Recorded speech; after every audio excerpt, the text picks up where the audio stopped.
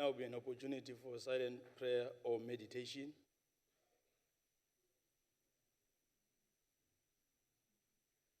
Please be seated.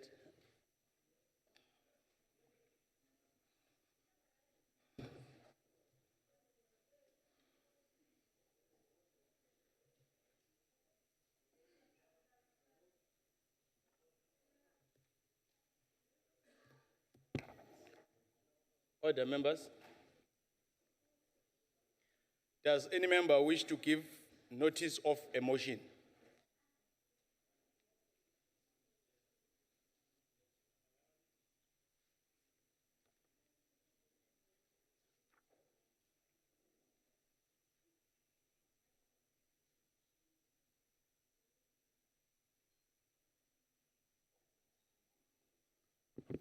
Honorable Labuschagne.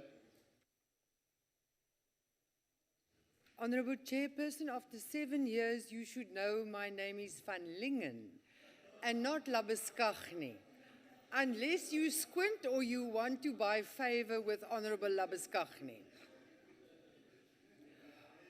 Very sorry, Honorable Van Lingen. Honorable Van Lingen. Honorable Chairperson, on behalf of the Democratic Alliance, I hereby wish to move with notice that the quarterly labour force survey revealed that 8.9 million people do not have jobs and have given up looking for jobs in South Africa. That unemployment has increased to a record high of 36.3%, or 8.9 million people unemployed in the first quarter of 2016, and that 355,000 people have lost jobs in the first quarter of this year, and that this House debates the government's ability to implement the structural reforms necessary to boost economic growth and create jobs in South Africa. I so move. Thank you. Honorable Mohai. Thank you, Chairperson. I hereby give notice that in the next sitting of the Council, I shall move that the Council knows that 20 years back on 8 May 1966, South Africa formally adopted the Constitution Act 108 of 1996. That this constitution marked the break of our country with its past of racial, gender, class, and all other forms of discrimination, and introduce a democratic form of government based on the will of the people. Further noting, the adoption of this constitution also gave birth to South Africa's second House of Parliament, the National Council of Provinces that replaced the former Senate. Therefore, join millions of South Africans united in diversity in celebrating the collective heritage of new struggle to build a new national democratic society envisaged in this constitution, and reaffirm our commitment towards protecting and promoting this constitution as a democratic platform to heal the injustices of the past. I so move. Thank you. Honorable Engelbrecht. Mr. Chair, thank you.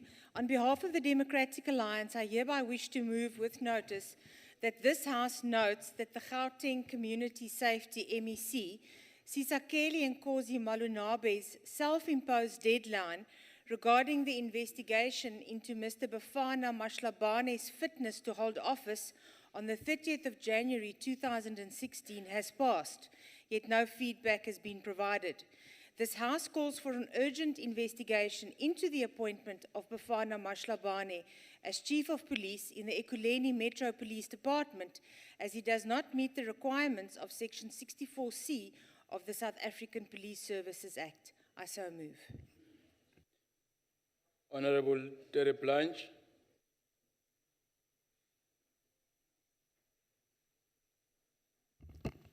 Thank you, Chairperson. Honorable Chairperson, on behalf of the Democratic Alliance, I hereby wish to move with notice that this Council debates the lack of sporting facilities and proper coaching opportunities available to the different communities of this country. The role that sport can play to unite the people of this country, the opportunities that the enhancement of sport can play to develop talented individuals to make a decent living and the benefits for all South Africans as a whole. I so move. Thank you, Honorable Prince. House Chairperson, I hereby move a motion with notice. First, Chairperson, I hereby give notice that the Council notes that in the next sitting of the Council, I shall move that the Council notes with utmost concern and debates persistent gang violence in many townships across South Africa. 2, further notes that despite several interventions, gang violence in many townships across South Africa continues to rise and spread, leaving behind a trail of dead bodies, including those of innocent victims such as children, community, and family members who are caught up in the line of fire by headless gangs who show no regard to human life and the rule of law. And 3, in the Western Cape alone, where it is estimated that there are 100,000 gang members in 2013, 12% of the 2,580 murders in the province were gang-related, which is an increase of 86% from 2012, and these cases continue to spiral. Thank you. I so move. Thank you. Honorable Smith. Thank you, Honorable House Chair. On behalf of the Democratic Alliance, I hereby wish to move with notice that in relation to the ongoing violence in Vuwani, Limpopo, that this House debates the disputed municipal demarcation process, the continued dishonesty with the local community, that the failure of service delivery in these municipalities, the plan to help rebuild schools, and condemnable failure by the SAPS and crime intelligence to respond swiftly to protect important infrastructure in the town. I so move. Honorable Engelbrecht.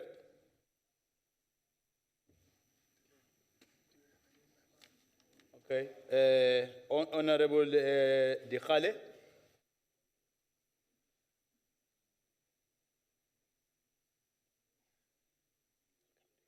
Thank you, Chairperson. It will be a repetition of what the Honorable Member Smith was reading, but I just want to condemn the violence. Thanks. Thank you, Honorable Dikhale. Honorable Makue.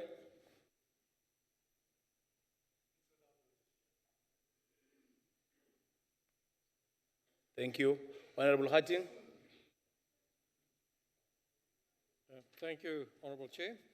On behalf of the Democratic Alliance, I hereby wish to move with notice that the House at its next sitting debates the transferring of title deeds to eligible beneficiaries and the economic development linked to it, in light of the fact that no title deeds have been transferred to eligible beneficiaries in the Buffalo City, Nelson Mandela Bay, and Johannesburg metros in the 2013-2014 financial year. I so move. Thank you, Honorable Nita.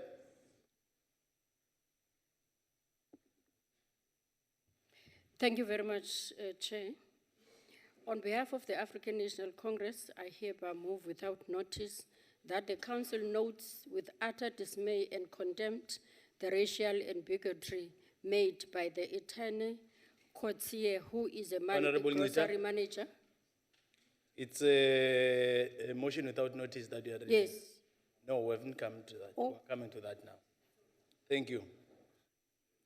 Does any member wish to move a motion without notice? I'll start with you, Honorable Nita. Thank you, Chair, again. My apologies. On behalf of the African National Congress, I hereby move without notice that the Council notes with utter dismay and contempt the racial and bigotry made by Etane Kotsie, who is a grocery manager at Checkers in Selcourt Towers in Springs, east of Johannesburg, who legged the store black cashiers and packers to baboons.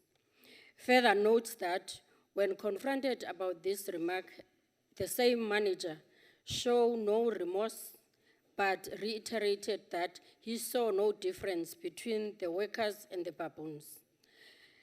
I take this opportunity to condemn in strongest possible terms the disperbrating of the bigotry remarks of Attorney Kotsie and warns other bigotry people as shallow-minded people like him that this kind of racist and repulsive utterances have no place in our country, society, as well to everything in our power to put an end to it and shun all those who continue to insult our people and call on checkers to take a stand to correct the action against the manager and to stop the shop steward of checkers to ensure that these incidents reported to the relevant authorities. I thank you, Chair.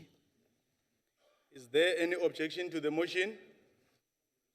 The motion is agreed to in terms of Section 65 of the Constitution. Honorable Van Lingen.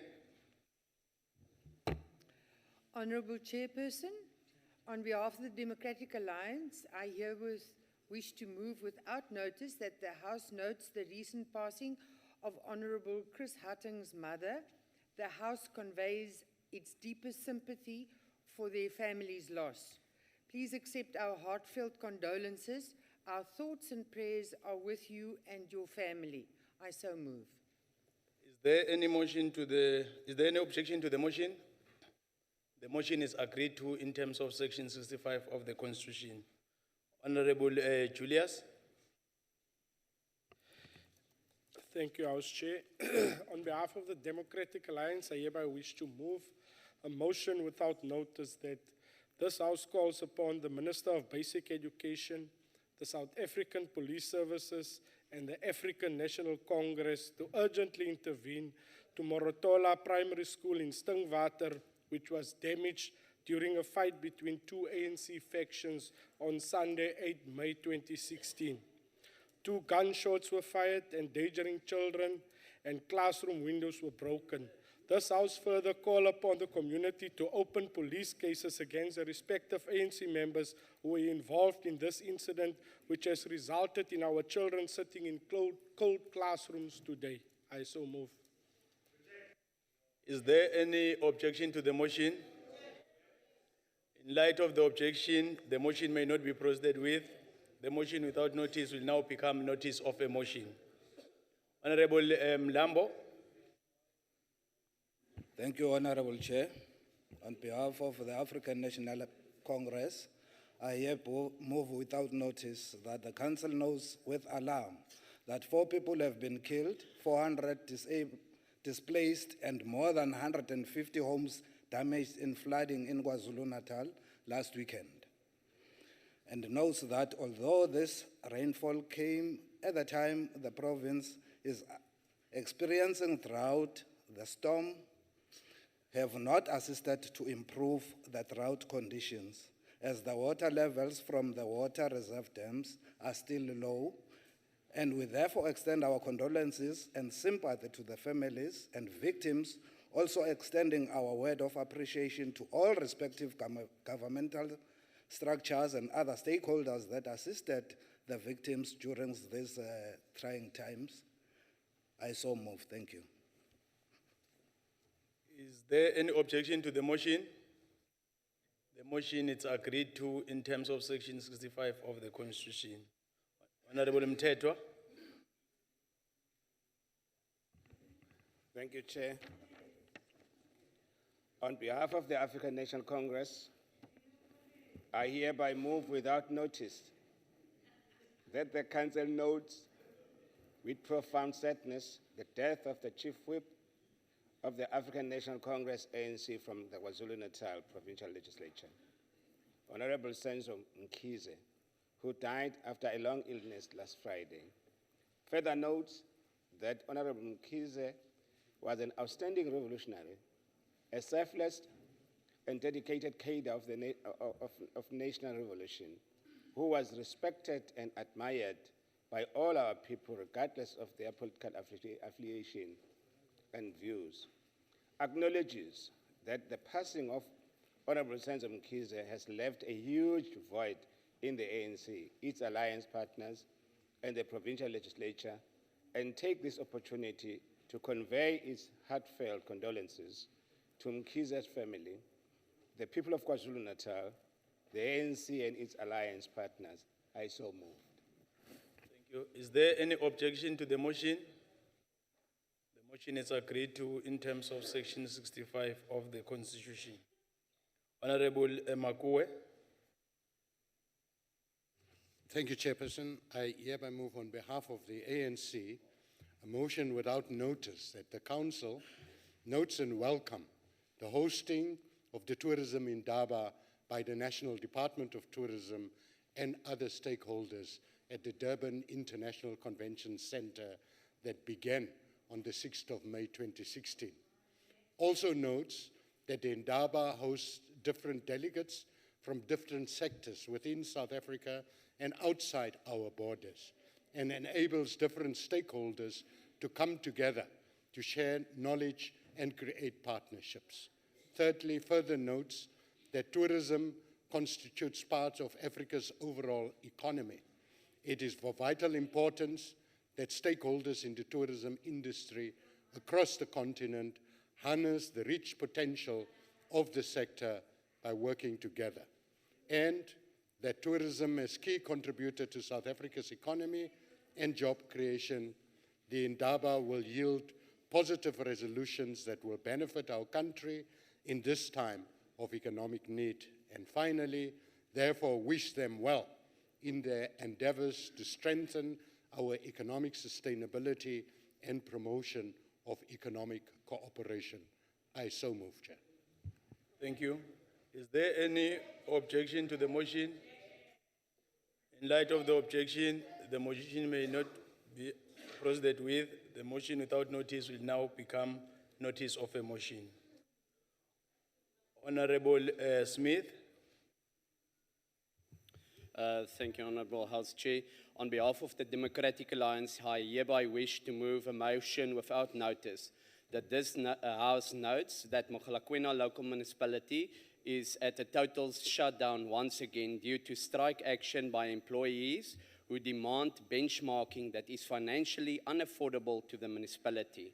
That both the Minister of Kokta, Minister van Rooyen, and the MEC of Limpopo, Koksta, have attempted to mediate a temporary solution at the cost of 16 million rand for a 4-month temporary solution that did not resolve the issue, that this municipality is in serious distress and needs serious intervention, that this House delegates the matter to the Select Committee of Kokta to urgently do oversight and recommend a solution as a matter of urgency. I so move. Is there any objection to the motion? In light of the objection, the motion may not be proceeded with. The motion without notice will now become notice of a motion. Honorable Singh.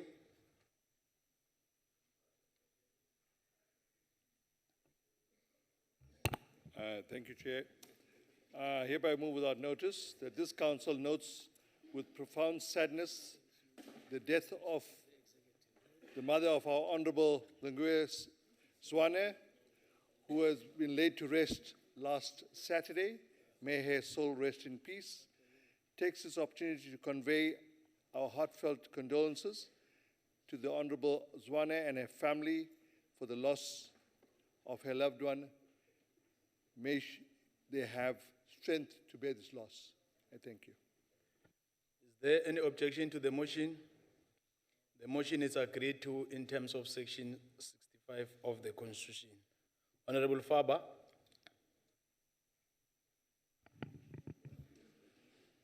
Thank you, Honorable House Chair. On behalf of the Democratic Alliance, I hereby wish to move a motion without notice that the House notes that Minister of Sport, Fikile Mbalula, has spent 110 million on award ceremonies in the last 3 years and only 25 million on the 3-year Olympic budget. The Minister needs to prioritize the sport budget on athletes and not parties. This is concerned given the South African will be competing in the upcoming Olympic Games in Brazil. The House condemns the reckless spending of the Minister and wishes our athletes well in the upcoming Games. I so move. Is there any objection to the motion? In light of the objection, the motion may not be proceeded with. The motion without notice will now become notice of a motion. Honorable Terry Planch. Thank you, Honorable Chairperson. On behalf of the Democratic Alliance, I hereby wish to move a motion without notice that this House forward a letter of appreciation to the Chief Judge, Judge Mogoeng, conveying our sincere appreciation for the way the judiciary upholds the Constitution of this country and the rule of law in general without fear, favor, or prejudice in the Nkandla Constitutional Court judgment. I so move. Is there any objection to the motion?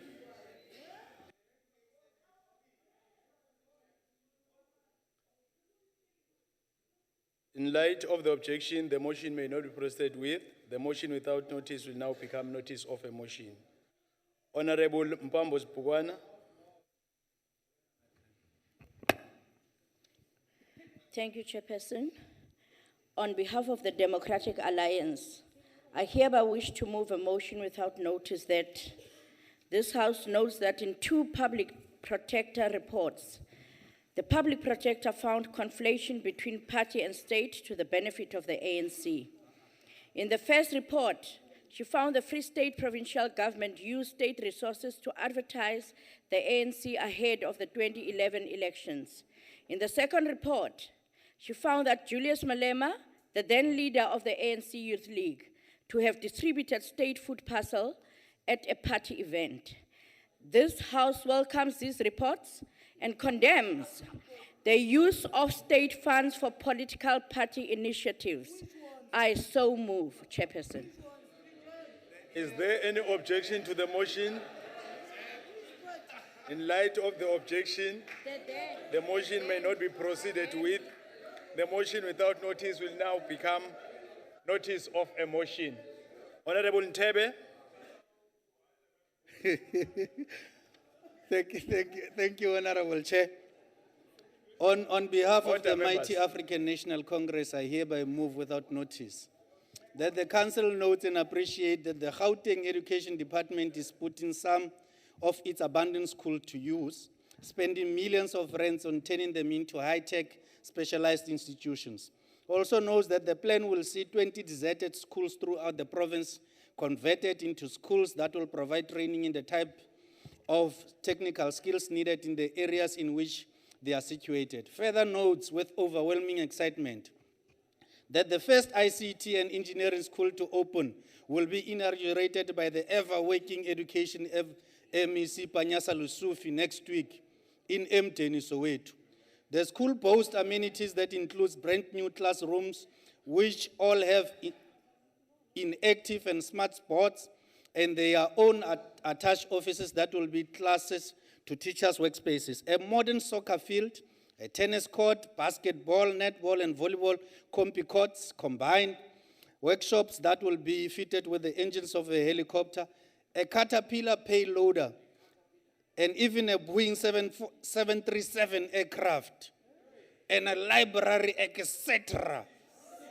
Therefore, applaud the ever-working ANC-led government for upholding education as key priorities as enshrined in the ANC manifesto. I so move with an overwhelming support. Is there any objection to the motion? In light of the objection, the motion may not be proceeded with. The motion without notice will now become notice of a motion. Honorable De Pierre. Honorable Chairperson, on behalf of the ANC, I move a motion without notice that the Council notes that the rating agency Moody's have affirmed the country's sovereign credit rating as Baa2, that means 2 notches above junk status. That the country is likely approaching a turning point after several years of falling growth. Notes the plans as stated in the State of the Nation address by His Excellency President Zuma and the Honourable Minister of Finance in the national budget for fiscal consolidation, and that this has been discussed with the private sector and the unions and were translated into action. South Africa can be placed on a different trajectory in the near term. We also, Chairperson, commend the ANC government for its relentless efforts to rally all sectors behind this common goal.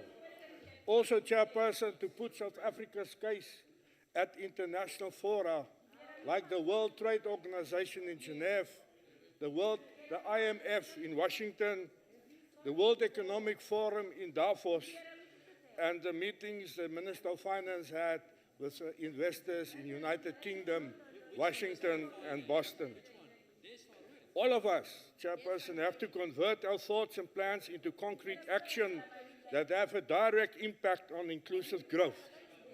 Reform government's position in terms of controlling debt and therefore expenditure, and to build investor confidence and undertake reforms, and to work towards socio-economic transformation. Honourable De Pierre.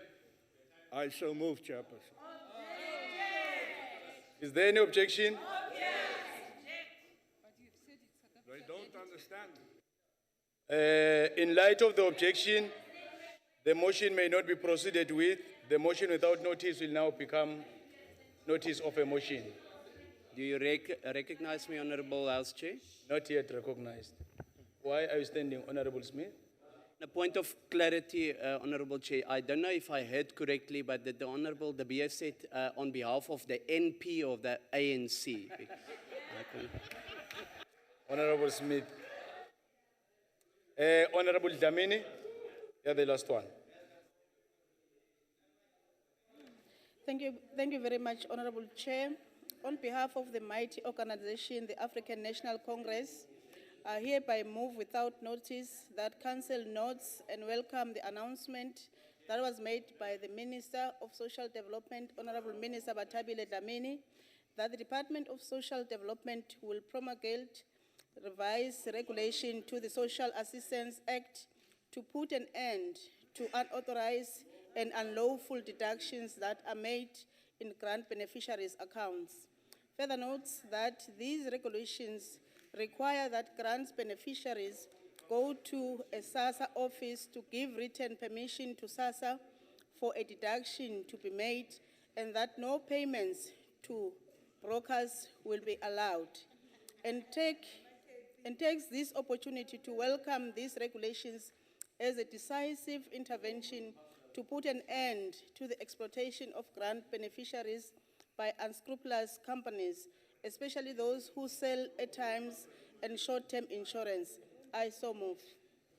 Thank you. Is there any objection to the motion? In light of the objection, the motion may not be proceeded with. The motion without notice will now become notice of a motion. Order, members. The Secretary will read the first order of the day. Policy debate on budget vote number 17, Social Development, Appropriation Bill B3 of 2016. Thank you. Let me invite the Honourable Minister of Social Development, Honourable Dlamini.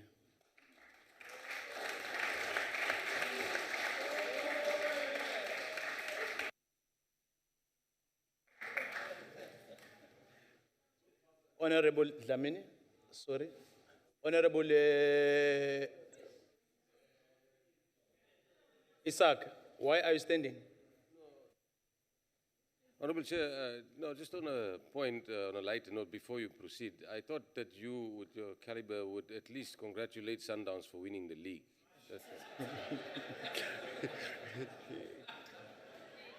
Honourable Mokhosi.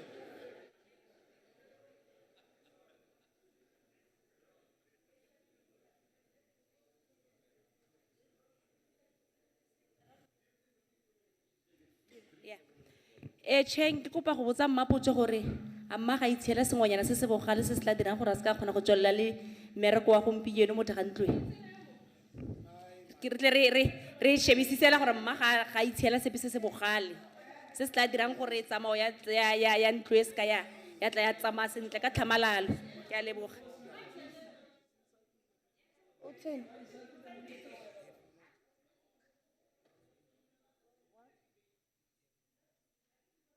No, Chairperson.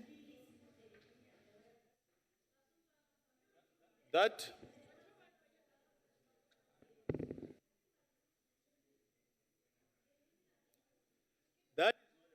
order. Continue, Honorable Minister. Chairperson. Chairperson. Honorable Muhai. Is on a point of order. The honorable member must withdraw the remarks she just made, makes very serious insinuation.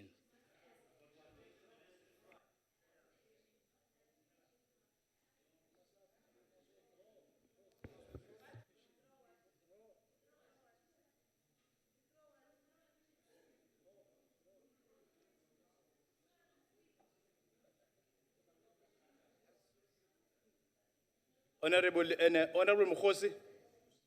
Honorable Mukhosi, let me address what you have said. Let me deal with Honorable Mukhosi first. Honorable Mukhosi, you know the rules of the National Council of Provinces. Can you please withdraw what you have said about the minister? I asked a question. I did not make any remarks. I asked a question. Honorable Mukhosi, Chairperson. can you withdraw what you have attributed to Okay. the Honorable Chairperson, Minister? if maybe you did not understand the language that I spoke, maybe the translators did not translate exactly what I did ask. Members, order. Don't assist me. I know what I'm doing. Honorable Mukhosi, Chairperson. I'm doing it for the last time. Okay. Can you withdraw what you have attributed to the Honorable Minister of Social Development? I withdraw the very true question that I just asked to the minister. Thank you. Can you take your seat? Honorable Mokwele. And you No, can you also take your seat? deliver them. I can't have two people at the same time. Deliver them. Honorable Mokwele. You do. Honorable Mokwele. You do. You also do. Must I speak? Am I protected? Honorable Mokwele, we are recognized. Okay, ke a leboga modulasetulo. Ka tlotlo le tlhompho modulasetulo wa ntlo. Potso e neng Honorable Mokhosi ai botsa. Honorable Mokwele. Honorable Mokwele. Ke batla go itse. No, Honorable Mokwele, let me assist you. Ga ke ise ke fetse go bua. Yeah, before you can even finish, I understand what you are saying. I know you don't understand. No. Honorable Mokwele, if you are challenging my ruling, there's a procedure. I've made a ruling about what was said by But I'm not Honorable Mokwele. challenging- but I'm not About challenging. what was said by Honorable But Mokhosi. I'm not challenging your ruling. Okay. No, Mtile, we are not recognized. I'm still dealing with Honorable Mokwele. Are you saying she must sit down? No, are you saying she must sit down? Assist you. No, man. Honorable Mtile, we are not recognized. Can you take your seat? Honorable Mtile. Honorable members, imagine if all the people can do what you are doing. There will be chaos in the house. Honorable Mukwele, make your point. Motlotlegi, ke ne ke re potso e mme a e boditseng.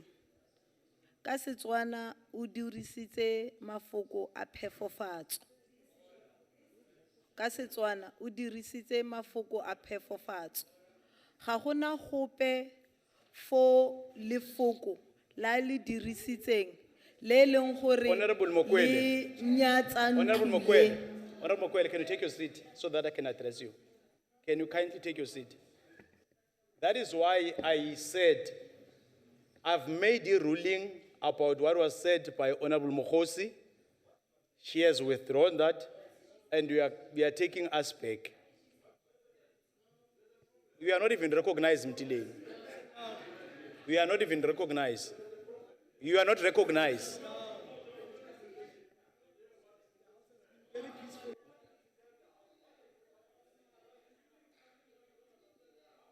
Honorable, can you take your seat? Can you take your seat?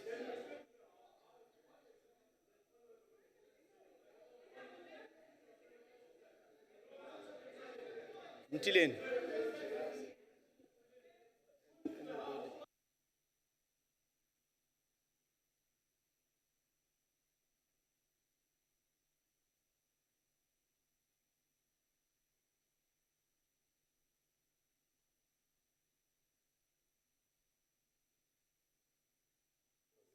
Honorable, can you put, all of you, can you put your hands down? Let me be very clear and do it probably for the last time. About the issue of Honorable Mokosi, I have made a ruling as a presiding officer. Any person who's raising a hand in relation to what was said, because I've even requested her to withdraw, and that was done. So I'm not even going to entertain any person that will take us to that one. Honorable Smith. Thank you, Honorable House Chair. Just also on the rules of this House, if we can apply it, that when other members are standing, that the Honorable Minister also sits down while during that process, so that you also implement that rule, please. Thank you. Okay. Yeah, thank you. Honorable Minister, can you continue?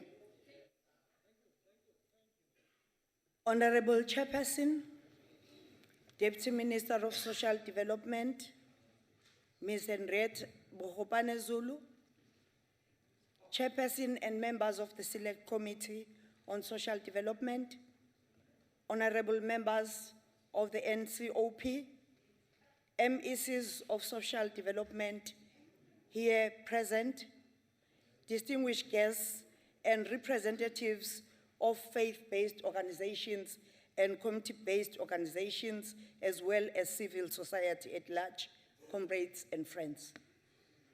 It gives me pleasure to present to this House Budget Vote 17, through which we remain firmly focused on fulfilling our constitutional mandate and the progressive building of a shared future envisioned in the National Development Plan Vision 2030.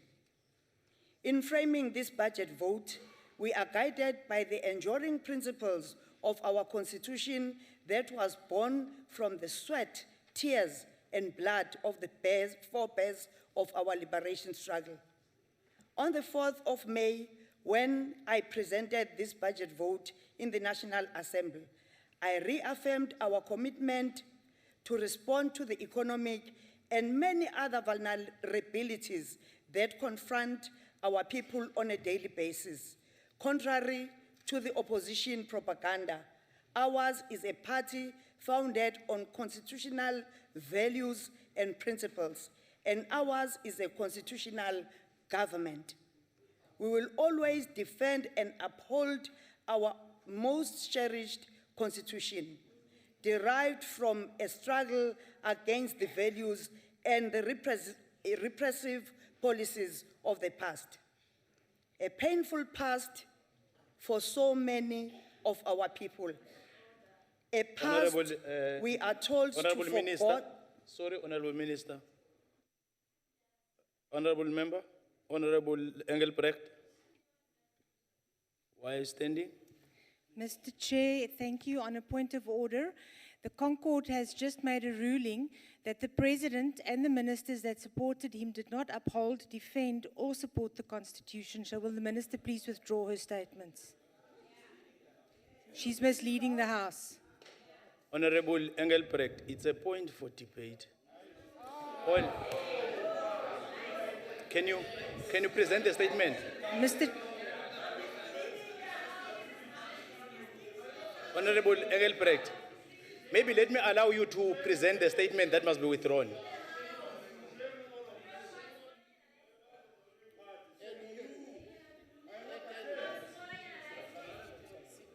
sit so lank. Honorable, can you take a seat? Can you take your seat? Yeah. Honorable Engelbrecht, the Honorable Minister has made a statement. And after making the statement, honorable members are going to have an opportunity to engage in debate the budget. Let's allow the Minister to continue. Continue, Honorable Minister.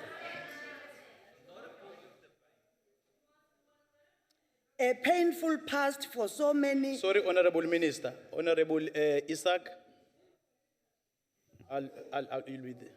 Honorable Chairperson, thank you. But just based on your comment, and you can check that on Hansard, are you, with due respect to you, Honorable Chairperson, and as Chairperson of this House, based on your comment made, are you suggesting that the constitutional judge's ruling is a matter for debate? Is that what you are suggesting, sir? Because that is what you said. At no stage I said that. That is what you said. You can go to Hansard, sir.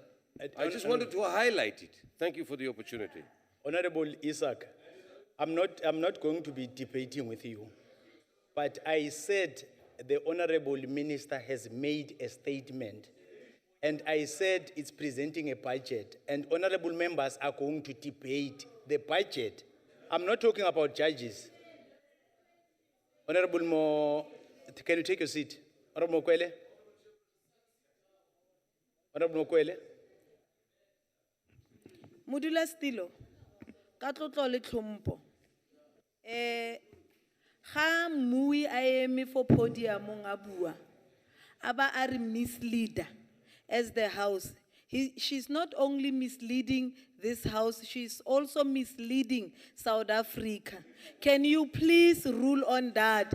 The Honorable Minister is misleading South Africa that the ANC government is upholding the constitution. That is a lie, according to the judge. Please.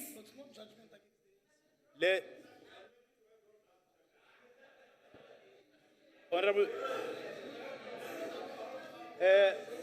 take your seat. Order.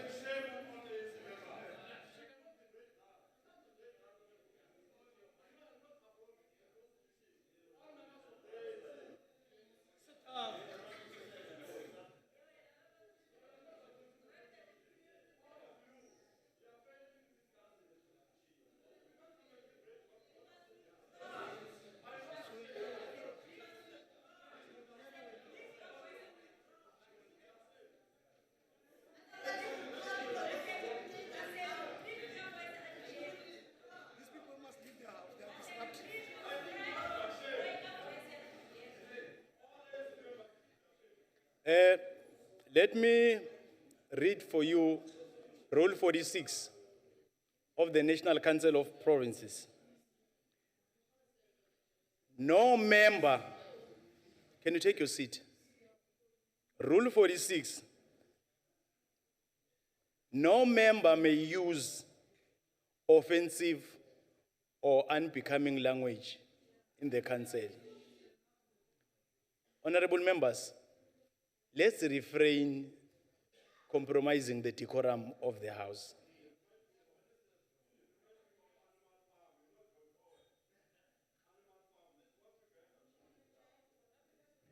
Honorable Mokwele?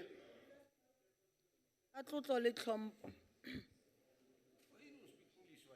Honorable Mokwele, Are you listening to me or are you listening to I advocate? recognized you. Now I'm dealing with Honorable Julius. So I must sit down. Yes, I'm taking Honorable Julius. Honorable Julius. Chairperson, for clarity, you are reading us a rule that is not pertaining to this issue. The issue is, can you make a statement that is misleading the House? That's the issue.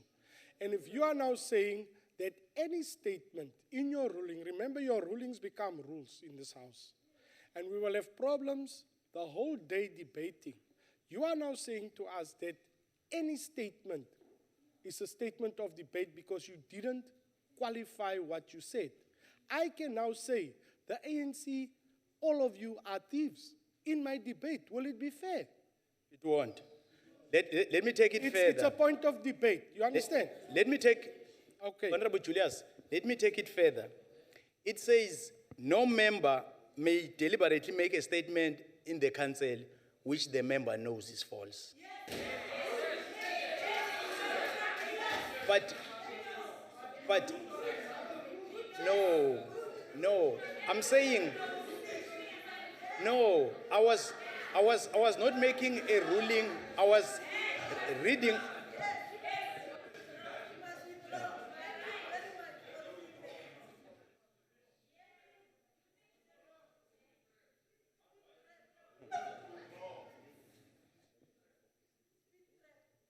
Honorable, take your seat, Honorable Mkwele. Honorable members, take your seat. Honorable members, let me repeat what I said when.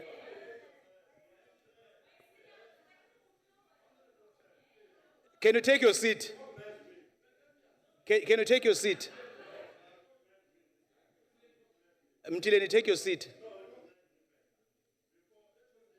Mtileni, can you take your seat? Mtileni.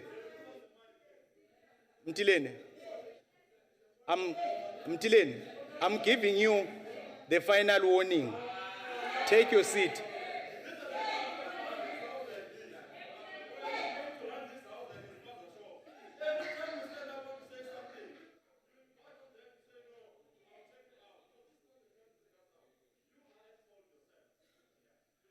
Mtileni, can you take your seat?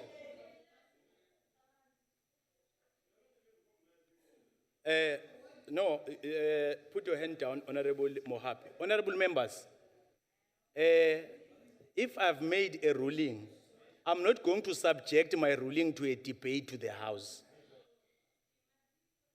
Let me repeat it. If I'm making a ruling, at no stage I will subject my ruling to the debate to the House.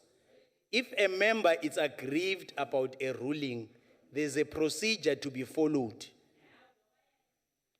Honorable Minister, continue. No, I never recognized you. Okay, let me recognize you, Honorable Mkwele. Ke a leboga. Modula still. Ka tlotlo le tlhompho wa itse gore ke a go tlhompa ka dinako tso tsotlhe. I respect you. O fetsa go bala molao wa ntlo e. O buang gore ga gona moleloko ope o tlo emang fa pele ga ntlo a bua statement kgotsa puo kgotsa tshwaelo ya itseng gore ga se ya nnete e leng gore e re gogel e tlhagisa ntlha ya maaka o fetsa go bua jalo wena ka molomo wa gago potso le boikuelo bo neng re ikuela mo bone ke gore sit down man ish sit down Mokwele. hey sit Mokwele. down I'm still Mokwele. speaking. Mokwele, it's not your responsibility to that. Yeah, Take tell your her seat, to- Honorable Manopedi. Conclude, Honorable Mokwele. Okay. Ka jalo, motlotlegi modula stilo. Re dirile boikuelo ba gore ministera o misleadile the country. Not only the country, even this house. You confirmed when you've got enough time to read those things it's alone to favor you. Untshitse ntlha ya rule 47 if I'm not mistaken. That ha gona motho o tlo emang fa a bua yaanong re kopa ka tswetswe gore ruling ya go e ska nna biased. O ska favor minister because she's the minister of ANC. Your ruling must be based on the very same rules that you have highlighted on. So re kopa ka tswetswe gore minister a withdraw. It's true gore ANC and its leaders are not upholding the constitution. It's true. You know that. Honorable Mukwele. Honorable Mukwele. Order members, put your hands down. Honorable Mukwele, I have made a ruling I even went further to clarify that I'm not going to subject my ruling to a discussion of the NCOP. Can you continue, Honorable Minister? Can you continue, Honorable Minister?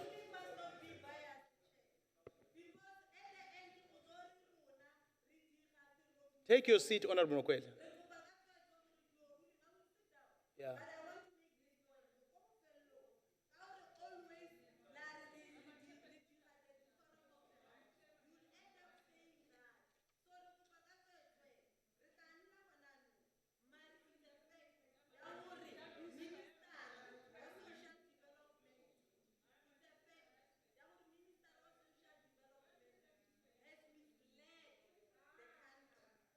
Honorable Mokwele, take your seat. Continue, Honorable Minister. A painful past for so many of our people, a past we are told to forget and to move on, but a past that so many on the opposition benches reminisce nostalgically about. In presenting this budget vote, I would like to reiterate a statement made by the founding father of our democracy, the late President Nelson Mandela, during the opening of the first democratic parliament in 1994. He stated that, I quote, "Freedom cannot be achieved unless women have been emancipated from all forms of oppression, and they must all stand for the rights of non-neighbor if they are committed to the Constitution." He further stated that, I quote, "Our endeavors must be about the liberation of women, the emancipation of the men, and the liberty of the child," close quote. This clarion call remains relevant to the struggles of women in this country. And this is what we aim to achieve through this budget, particularly during the tough economic times. Honorable members, in this financial year, the Department of Social Development received a budget of 148 billion rand. Of this amount, 140 billion rand goes towards protecting the most vulnerable households, older persons, people with disabilities, and children. Our primary goal remains the eradication of poverty. In addition, the budget allocation for the provincial departments of social development will grow from over 17 billion rand in 2016-2017 to just above 20 billion rand in 2018-2019. Following the recent approval of the ECD policy by Cabinet, an allocation of 810 million rand is allocated as a conditional grant to the 9 provincial departments over the Honourable MTEF Minister, period. Please take your seat. Honourable Mtileni. Is that a point of order? May I know, Honourable Chair, if the Minister is ready to take a question? Honourable Minister, do you wish to take a question? No. She is not prepared to take a question. Please take your seat. Not. Please take your seat. Honourable Minister. With this allocation, we remain true to our commitment and the resolutions of the 52nd ANC conference in Mangaung that declared ECD a public good. Posterity will judge us all harshly if we do not invest in the future of our children, because ECD is a cornerstone of any human resource development strategy of a country. I must emphasize that this allocation is directed specifically at investing in and increasing access to effective ECD services. We remain steadfast in our commitment to ensure that no child, whether in Manini or in Matatiele, is left behind.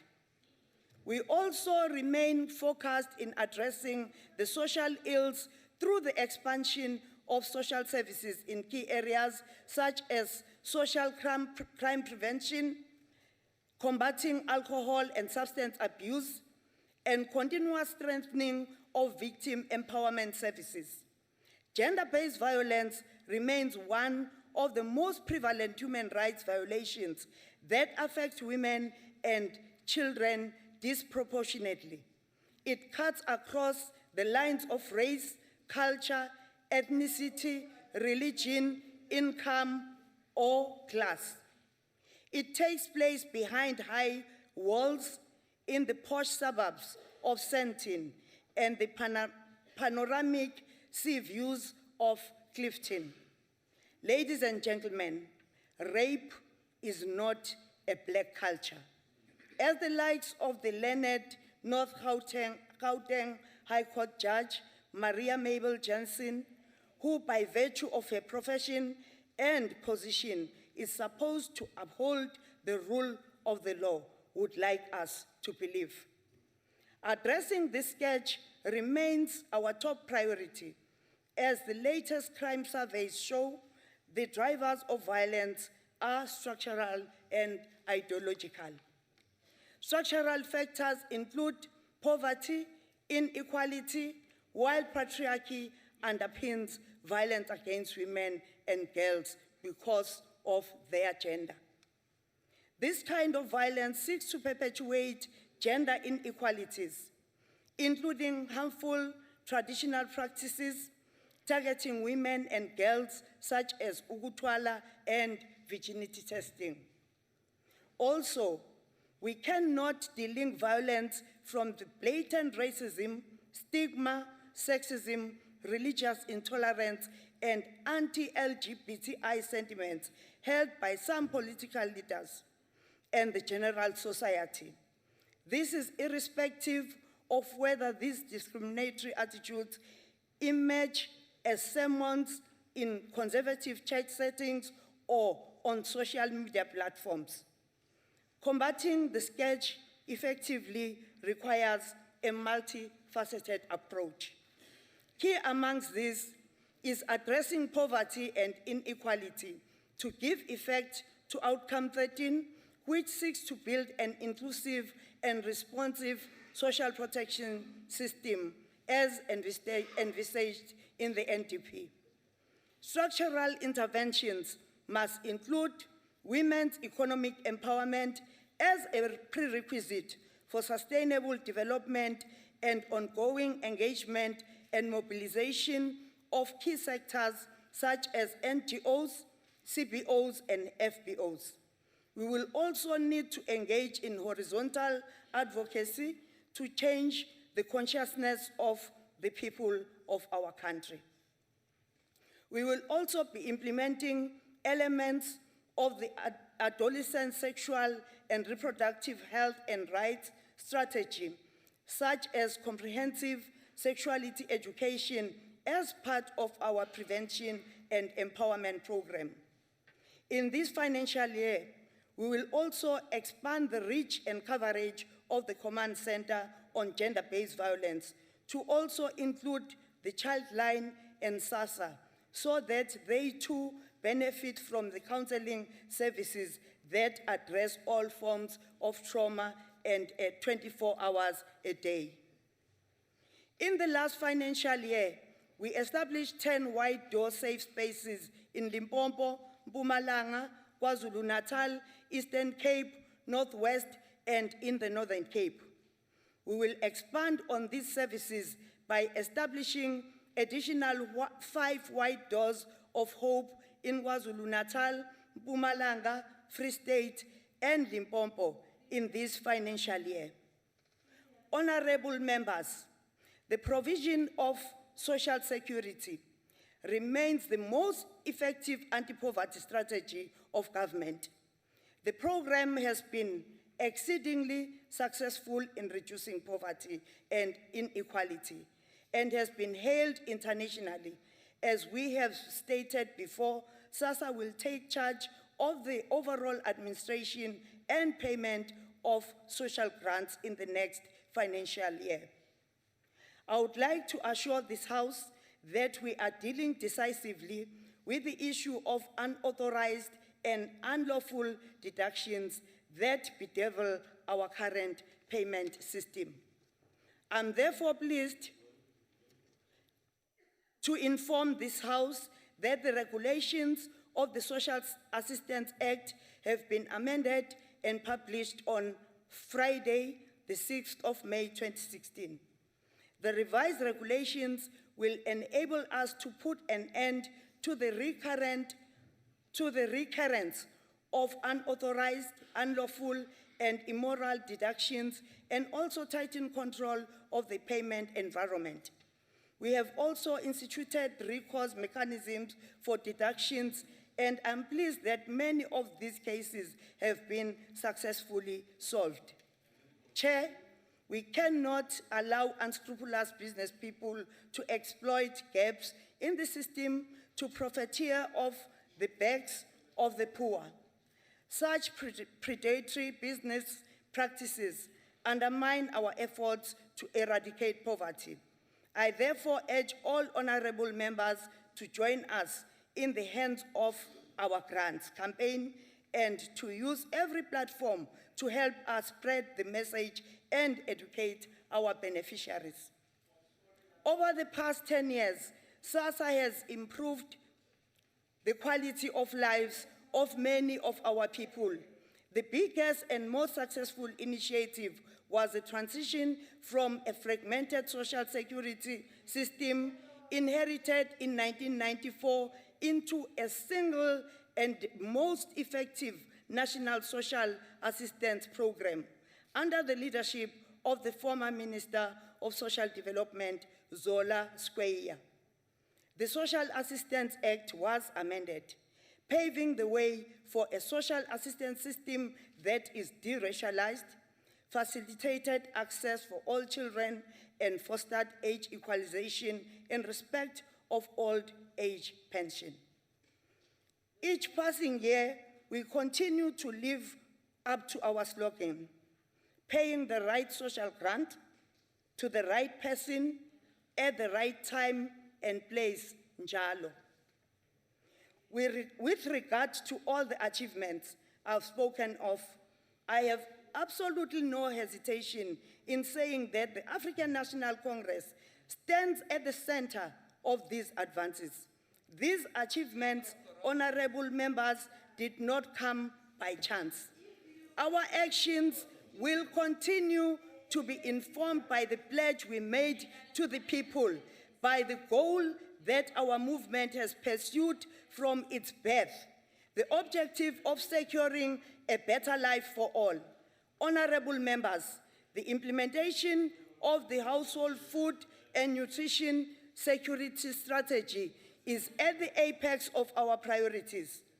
The approach we follow in the implementation of this strategy is a developmental one, in that the community nutrition development centers are run by cooperatives and NPOs.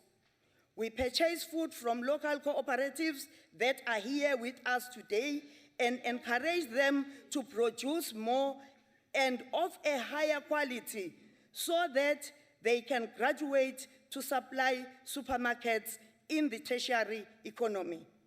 Together with NPOs, we have created a network of 166 community nutrition and development centers in targeted poor communities affected by high levels of food insecurity and malnutrition. In return, these centers have created over 600 jobs. We will increase these centers to at least 200 this financial year. If you want to know them, come and join us. Not in terms of membership. Go to our programs. You will see what I'm talking about. Chair, we are in the midst of a drought and an economic downturn. This has resulted in higher food prices, which means that poor people will have reduced access to nutritious food. The Department of Social Development is duty-bound to intervene in such instances. We cannot, in good conscience, stop our social relief of distress program because there may be an election taking place in the same region where people are experiencing undue hardship. We are looking at an intervention and recovery program for Malamulele, a particularly marginalized community. We are also going to host a conference in the second half of this year to develop a comprehensive implementation strategy to deal with challenges of food security and malnutrition. We should not politicize the hunger of our people. The constant link that is made by certain sectors of our society to the distribution of nutritious food through the SRD program and the issue of buying votes is an insult to the poor. But also, the very same people that are complaining about the ANC distributing SRD sabotage the programs of the ruling party and come with their paraphernalia. And we have photographs to that effect, so they are not innocent. But also, the DA lost a case in 2014 to this effect. And therefore, please, people must speak what they know, and they must understand what they are talking about. The committee has completed its work and has made a valuable proposals on the white paper. Honorable Minister, please take your seat. Honorable Engelbrecht. Madam Chair, the Minister is misleading this House. It has been found that the top 9 of the 10 best municipalities in South Africa come from the Western Cape, run by the DA. So once again, she's misleading this House. No. Order. Order. Honorable Engelbrecht. Order. The war cannot happen in the House. Honorable Engelbrecht, may I address you and the members? Honorable members, when you make a statement like a member is misleading, it's a very serious issue. I want to advise that when you do that, you bring in a substantive motion. Because, don't echo me, because when you do that, you actually bring a very serious accusation. So it must not be a willy-nilly thing. When members are debating, and the issue is debatable, members are on the speaker's list, or their party is on the speaker's list. If it is something you want to dispute, please avail yourself to the debate. But if you are very clear that this is a misleading of the House and therefore the public, bring a substantive motion. And I want to proceed, Honorable Minister. The report will be tabled to Forsat on the 11th of May before Cabinet, and we will then bring it through to Cabinet. Lastly, Chairperson, I would like to jump and all other issues and take this opportunity and thank Ms. Virginia Peterson for the sterling work she has done in the agency. Her term is coming her term is coming to an end on the 15th of May, and we wish her all the best in her future endeavors. Thank you. Thank you, Minister. The Honorable L.C. Dlamini, the Chairperson of the Committee on Social Services.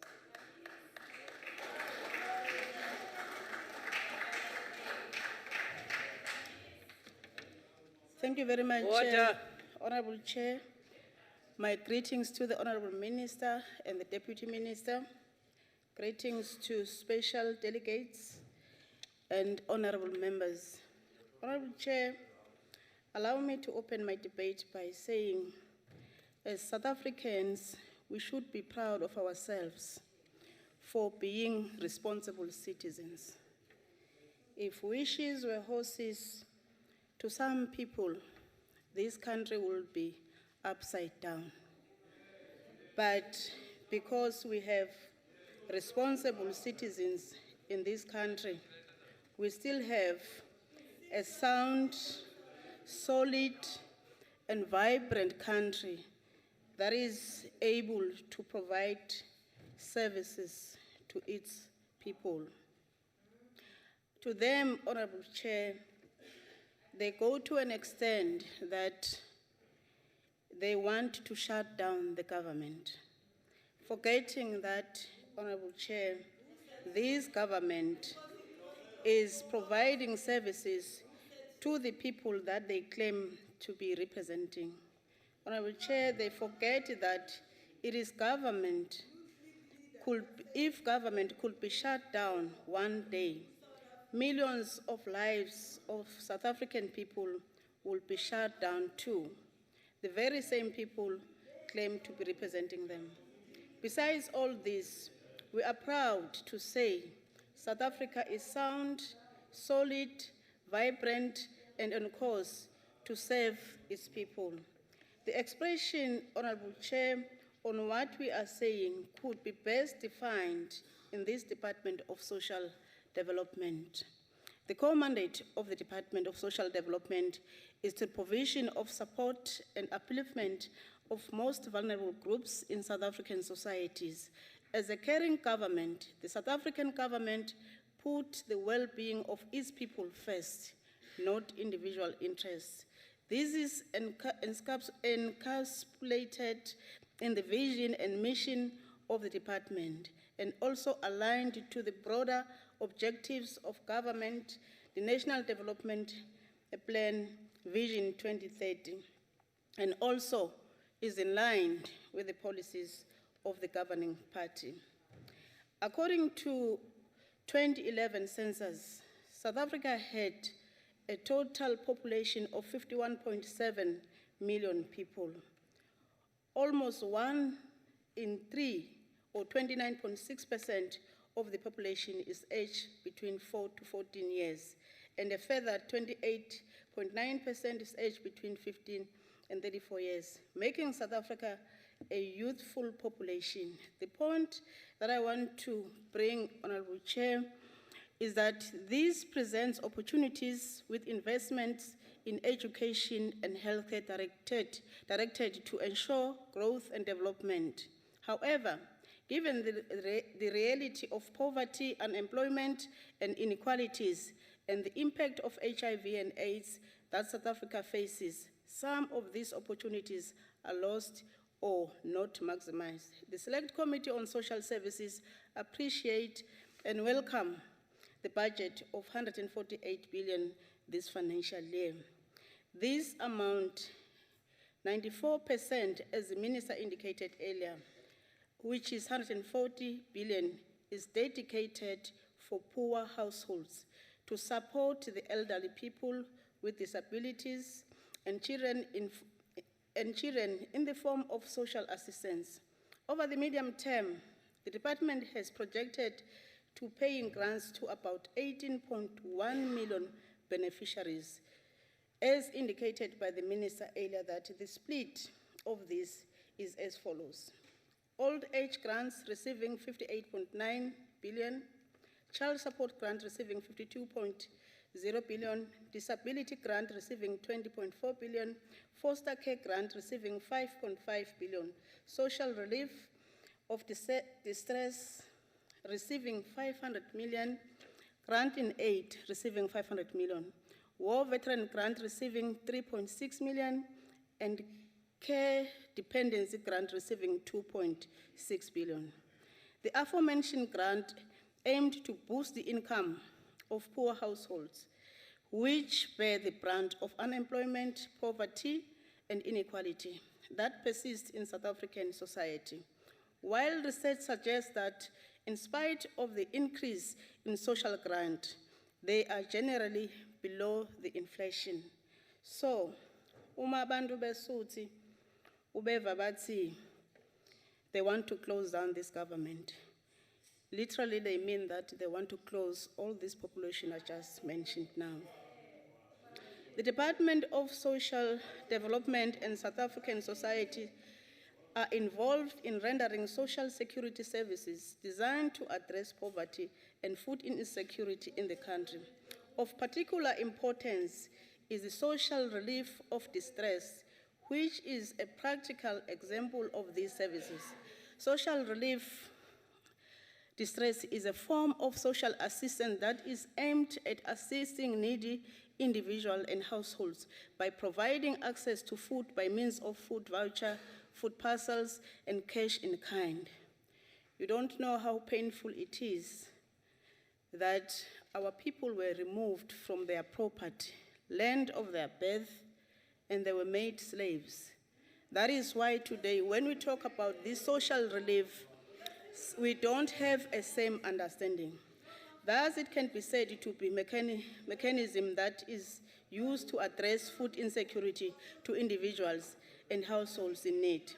Many of the poor households in South Africa rely on the state social grants as a means of income for their daily sustenance. And these households are mostly African and women and child-headed households. However, there are also people who still experience food shortages in their households, even though the government provides social relief of distress to needy households. The short-term nature of assistance compromises its effectiveness as a sustenance strategy for reducing food insecurity. This can be attributed to the resources limitation on part of the Department of Social Development.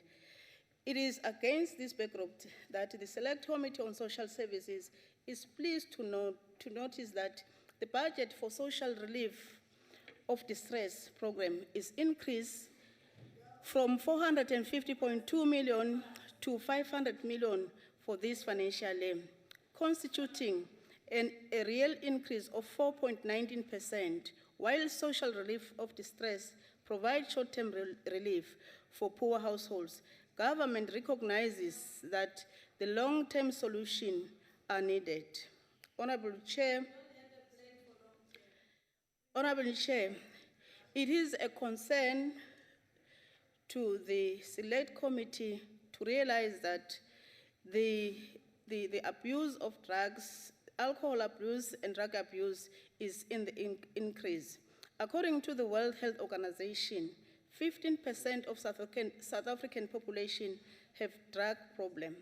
This high level of drug abuse costs South Africa over 20 billion a year. These statistics have earned the country the dubious reputation of being one of the drug capital of the world. The Select Committee on Social Services is pleased to note that the Cabinet approved additional allocation of 50 million each year over the MTEF period for the construction of substance abuse treatment centers in the Northern Cape Province, Eastern Cape, and Northwest and Free State. Honourable Minister, we are saying the issue of drugs is affecting all provinces. As much as we consider the limitations in terms of budget, we would like to see all provinces having these centers so that we accommodate all provinces. We want to recommend, Honourable Minister, that you consider strengthening on the following programs: gender-based violence, if we could have more campaigns on that, early childhood development, nation building. I know that this is a new mandate to the department, but we are saying there must be something seen being done by the department in collaboration with other departments that are involved in that. Also, strengthen your program on human trafficking. The Select Committee on Social Services welcome and support the budget allocation to the Department of Social Development for this financial year, and will continue its oversight on the National Department of Social Development and Provincial Department to ensure that money allocated to this department is spent well to benefit people of South Africa. I thank you, Chairperson. Thank you, ma'am. The Honorable Mpambo Sibukwana.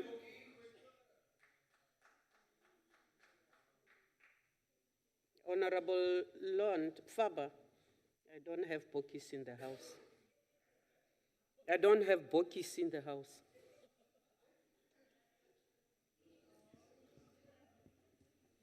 Sorry, Honorable Chair, that's just a metaphor way of speaking. I know, but he is here in Bokis. Please proceed, ma'am.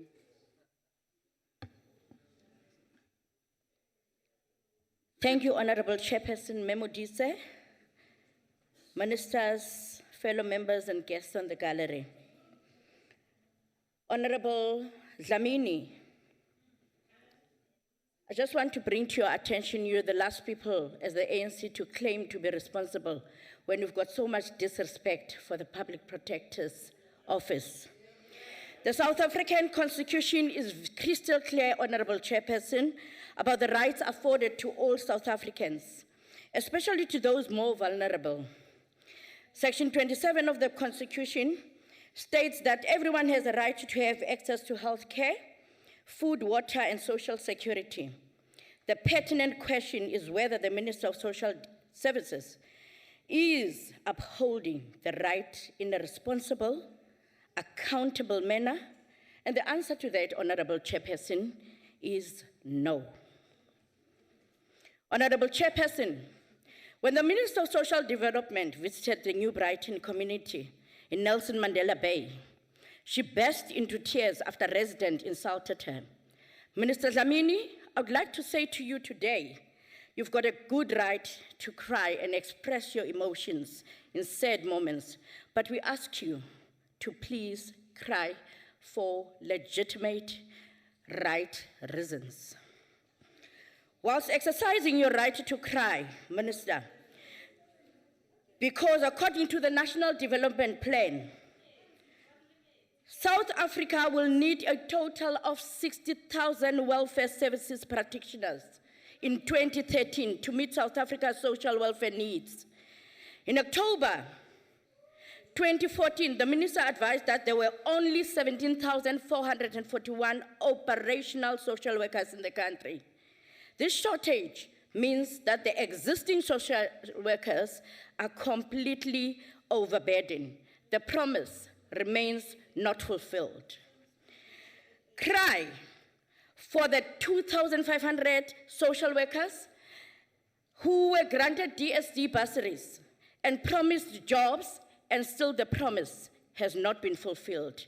On completion of their studies, but who are now without work because the department did not budget for them, despite their contractual agreements. Imagine the impact these social workers would have had on the vulnerable groups that we are faced with in all 9 provinces. This shortage of social workers is a major problem, Honorable Chairperson. In 2012, it has been shown that there have been numerous applications of qualified social workers that did not even receive the acknowledgement of their applications. Yet, this minister promises that there is justice that is being done by social development. Imagine how much damage has this caused and how much crime has been committed by unemployment in this regard. With the price of food inflation, the minister must cry legitimately for social grant beneficiaries who cannot afford to pay enough food to meet their most basic nutritional elements. The minister must also cry legitimately for the fact that her office has received more than 40,000 queries regarding illegal social grant deductions in the month of February alone. This supports the evidence of the DA that has been gathered. The DA thus welcomes the publication of the revised regulation to the Social Assistance Act announced by the Minister Dlamini on Friday, the 6th of March. And we are saying how much damage has been caused in this sketch. The revision seeks to address the problem of illegal deductions to social grants that the DA has fought on an ongoing basis. This is a victory for the most vulnerable in our society, Minister, who have suffered from the sketch far too long.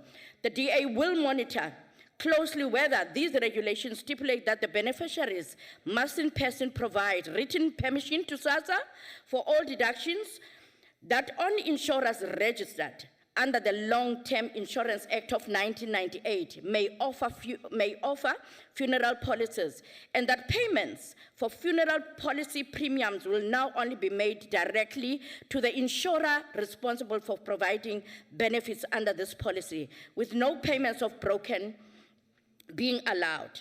Finally, Minister Dlamini, you must cry for the fact that the public protector found that the Free State government and Julius Malema, the then leader of the ANC Youth League, had both used state resources for political ends and gains. These state resources came from your department, Minister. You need to address Honorable them. Pambo Shibokwane, please take your seat, Honorable. I take it that you are on a point of order, Honorable Mtileni. I just want to, on a point of order, Honorable Chairperson. Yes, sir. I think Honorable Mpambo Subokwane, she's actually on a high-level gossip. She said it earlier on, and we cautioned that. Is that your point of order? Julius Malema is the Commander-in-Chief of the Economic Freedom Fighters, not Thank of the you very ANC. much. She seems to be mistaking the two. Thank you very much. You offered, Honorable Mtileni, you offered us your opinion. It is not a point of order. Honorable Mhapi. Thank you very much, Honorable Chair. Chairperson, I just want to request that the chairperson makes a ruling. The findings of the public protector, particularly around Free State, there was no finding that has made a determination that there was an abuse of state funds. There's no finding like that, Chairperson. Honorable Mhapi, let me have sight before I can make a ruling on what the honorable member is quoting, and then allow me to come and make a ruling, because both of you are members of this House. Honorable Mpambo Sibukwane. Thank you, Chair. In 2013, just to remind you, Minister, you yourself distributed food parcels in Tlokwe shortly before the by-elections because you knew that there was a high likelihood the ANC would lose to the DA. The public protector said, in an open quote, when a minister is in an event as a minister, not as a party representative, he or she cannot endorse a particular political party, close quote. Minister, stop undermining the public protector's office. Please stop. It's a warning, a warning, a warning. Furthermore, the public protector found that in late 2009, when the ANC Youth League had rallies near Cape Town, Malema handed over food parcel paid for by SASSA. Oh, shame, he had to fulfill the ANC mandate. This event, the public protector said SASSA abetted the ANC Youth League to achieve its political objective, thus creating a conflict of interest and favoritism. Yes, Minister, slowly but surely you are revealing that South Africans that the smaller skeletons of yours that you have in your closet. The DA, it's a promise, will be watching you very closely these upcoming elections, not to misuse the state funds at the expense of the taxpayer. Instead of wasting your time bribing people for votes, you should be investing in making a difference in South African communities and being able to be accountable to Parliament, Minister. To date, you have not answered one question for the year. And I quote, the question that was posed to you in 2015 has not been answered. You have no respect for this House, Minister. The DA national government would merge the Departments of Health and Social Development, and this is a model you should be following, because they have strong links to one another in terms of providing the standard of living of South Africans and providing those from disadvantaged communities with services. The administrative costs will save from disbanding the Health Ministry and merging it with the Social Development Ministry would amount to 28,854,000. Have your maths and work on it.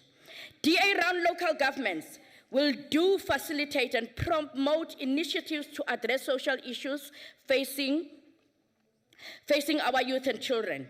Firstly, by partnering with provincial and national government, community faith, and non-governmental organizations to facilitate and support programs that promote responsible choices and reduce substance abuse. And in this case, we will urge the National Minister to deploy efficient police and not inefficient police to the Western Cape.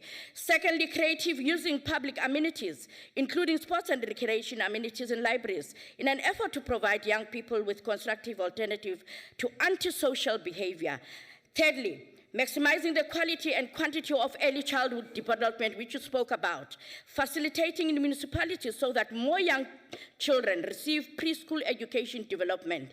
In the DA-run Mid-Val municipality in Gauteng, Minister, where the DA identified the gap in provision of quality childcare, we have provided primary schools with workers from the community work program to boost early childhood development initiatives. The intervention will provide children from disadvantaged backgrounds with quality aftercare, allowing parents to pursue much more time into their work. Thank you.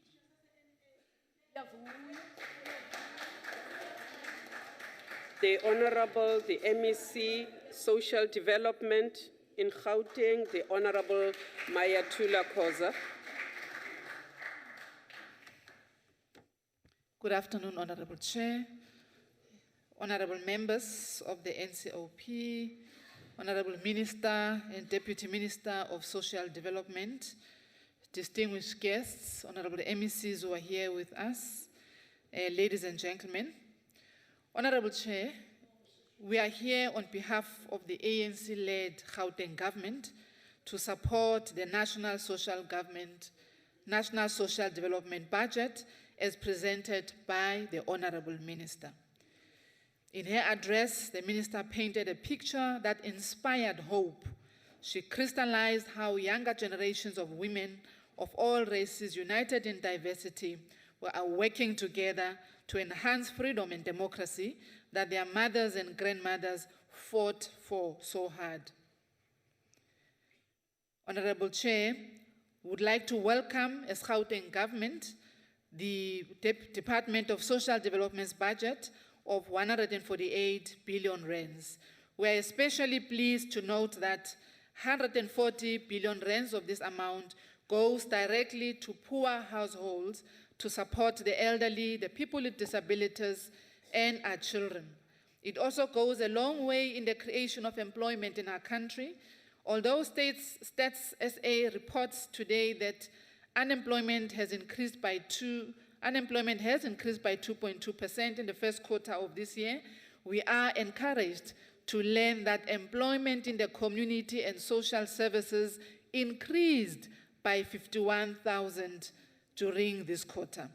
This brings hope that through this social development budget, more jobs will be created, especially for our young people and women, through various programs that the Minister has outlined. This budget, Chair, is therefore a cannon fodder that stands between our people's better life and a life of despair through a caring ANC-led government's effort of radical socio-economic development and implementation of intervention programs for and with the poor. Honorable Chair, the Gauteng provincial government is taking decisive steps to make Gauteng an integrated city region characterized by social cohesion and economic inclusion. We have a 10-pillar program of radical transformation, modernization, and reindustrialization. Whilst our department is located in Pillar 3 of the TMR, which concerns itself with accelerated social transformation.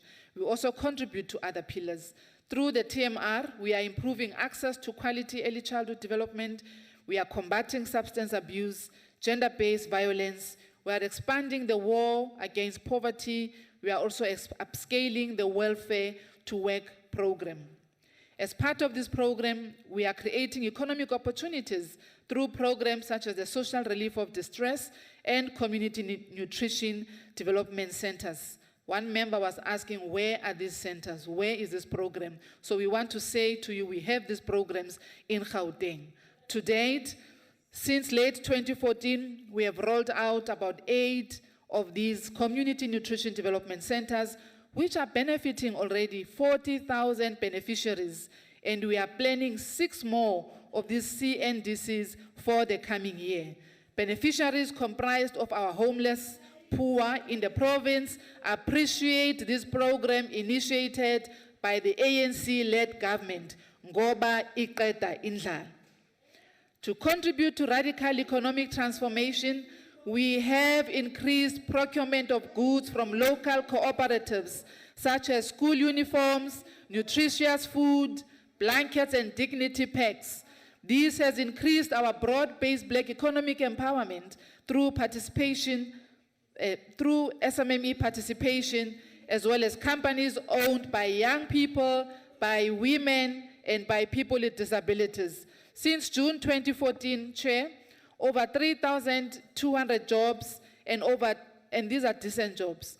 Over 367 cooperatives in Gauteng have benefited from the school uniform program.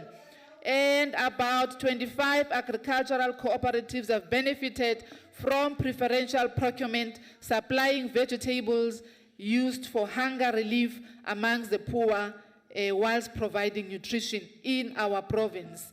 Come and visit us, we'll show you where these programs are happening. Our EPWP, coupled with 57 of our ECBND program initiated by this minister, are also contributing well towards employment opportunities and poverty relief. Since 2009, we have been able to absorb our 690 trainee social workers and deployed them throughout the province using our ward-based model to improve access to social welfare by the residents of Gauteng. These young social workers, Honorable Chair, have expressed their appreciation to the ANC government for the bursaries they have received and for the employment they have also received. We are implementing the Welfare to Work program that aims to either transit young people who are on welfare into permanent lucrative employment or to provide further education opportunities. To date, just since 2014, over 4,000 young women who are on the social grant system have benefited from the program. They are now in decent, sustainable jobs.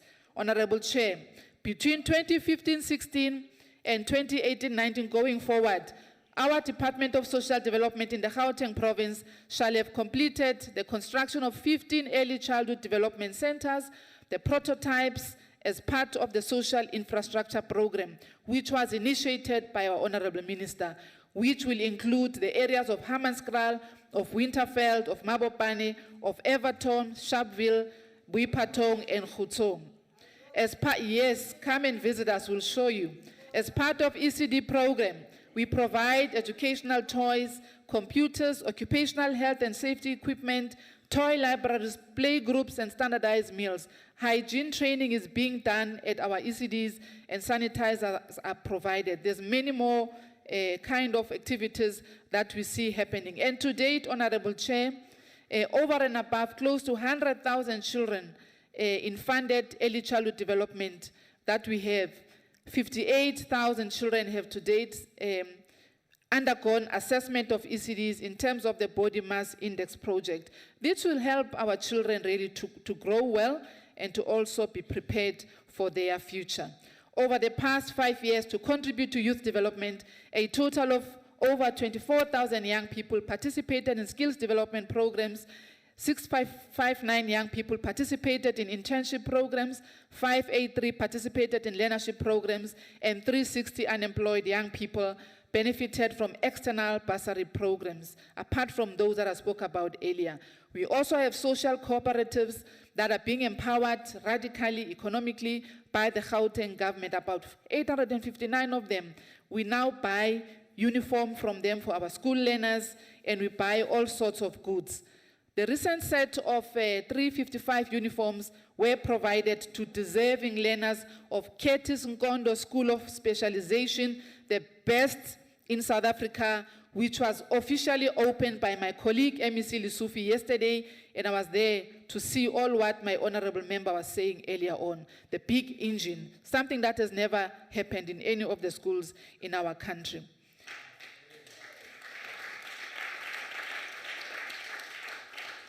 Our girl children continue to benefit from the school uniforms, from the dignity packs, and many other programs. In the interest of time, I will move towards a conclusion, Honorable Chair, and indicate that the Gauteng government definitely supports this national social development budget because it brings hope to the people of South Africa, especially the vulnerable in our society.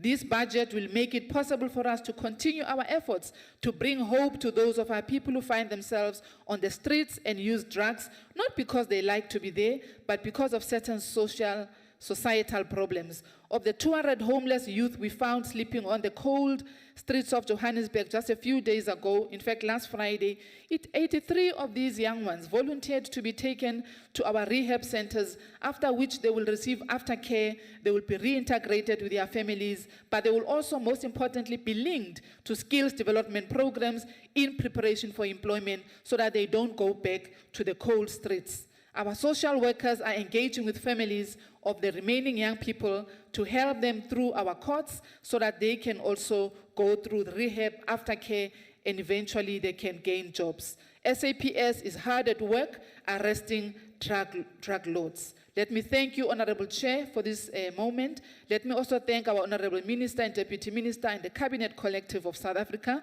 for your wisdom in crafting the social development programs and resource allocation that makes it possible for us to move our country, including our city region of Gauteng, forward.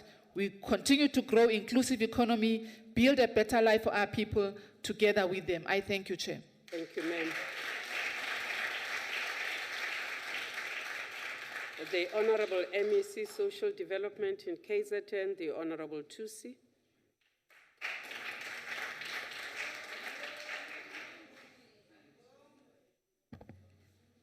Thank you, Honorable Chairperson. The Honorable Minister, Minister Barthabile Dlamini, Deputy Minister Henrietta Bogopane Zulu, my colleagues, the MECs, the DSD family, honorable delegates, distinguished guests and representatives of FBOs and CVOs, comrades and friends. Honorable Minister, we want to thank you for delivering such a comprehensive budget speech. KZN supports your budget vote. 20 years and 2 days ago, South Africa witnessed one of the most extraordinary moments of its history when the Constitution was adopted on May 1996. This well-respected document has, in the past 20 years, shaped how the Department of Social Development crafts its policies and programs aimed at transforming the lives of millions of South Africans. Based on constitutional obligations, the mandate of the department is to provide developmental social welfare services and community development interventions to vulnerable groups. Great strides have been made in changing lives, thanks to the mandate we derived from the Constitution. In 1996, only 3 million people had access to social grants. Today, we have more than 60 million people who receive social grants. These achievements would not have been scored were it not because of the ruling party, which is an ANC, which in its conferences consistently adopted policies that make it easier for us as the department to carry out our mandate. Today, the ANC-led government provides a range of social grants, which include the Child Support Grant, Disability Grant, Care Dependency Grant, Foster Care Grant, War Veterans Grant, Old Age Grant, and Grant in Aid Care. Honorable Chairperson, I would like to state that the journey we have traveled since the Constitution gave us the mandate that has not been like a walk in the park. Despite having to deal with enormous apartheid social conditions in our society, which left millions of our people in the state of abyss, we have had to deal with people who are totally against our interventions. We are aware that there are those among us in this House who are quick to say, we are building a society that is dependent on social grants. We want to say without any fear of contradiction that the provision of social grants remains one of the most effective strategic interventions of our government to addressing the plight of the poor in the short term and serves as a firm foundation for broader social protection to allow our people to seek other means to sustain themselves and their families. Our ultimate objective is to eradicate poverty, and social assistance program contribute significantly to this effort.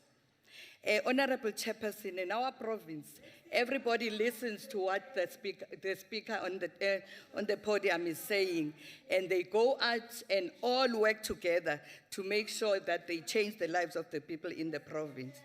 Speaking during the adoption of our Constitution, our icon, President Nelson Mandela, said, I quote, "The new Constitution obliges us to strive to improve the quality of life of the people. It aims to redress the centuries of unspeakable privations by striving to eliminate poverty, literacy, homelessness, and disease," I close quote.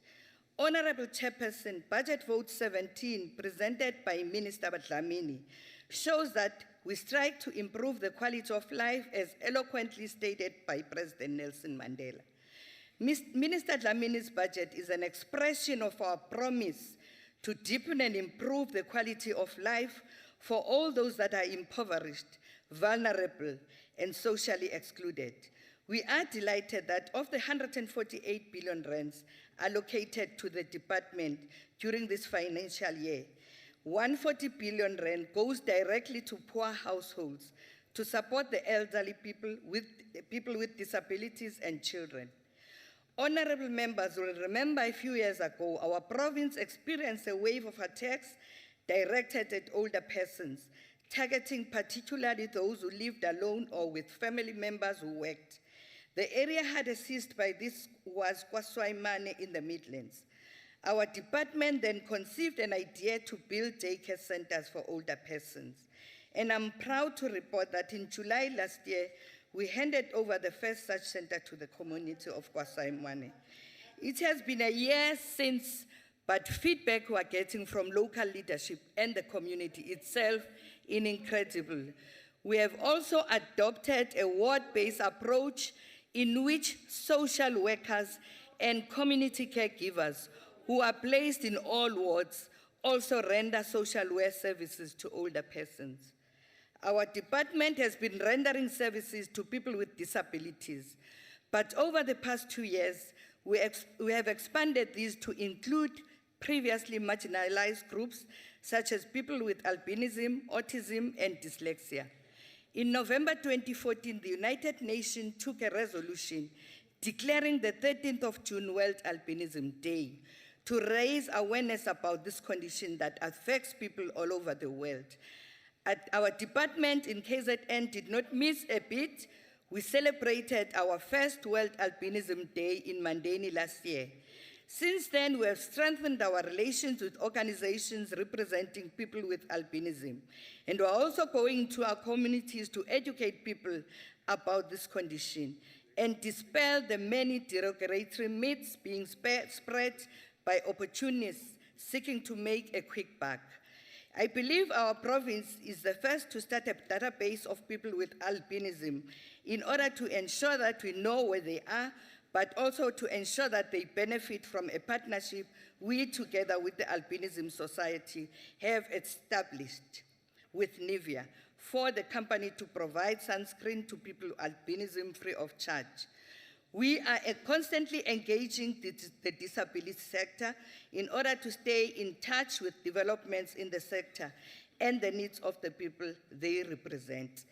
In the fight against HIV and AIDS, we're working with NPOs to enhance childcare forums in our rural districts, such as Umkanyakude, where we have capacitated 5 NPOs on organizational development. We have also trained 1,324 community caregivers in the Integrated Community Caregivers Foundation course, and they are due to complete this course this year.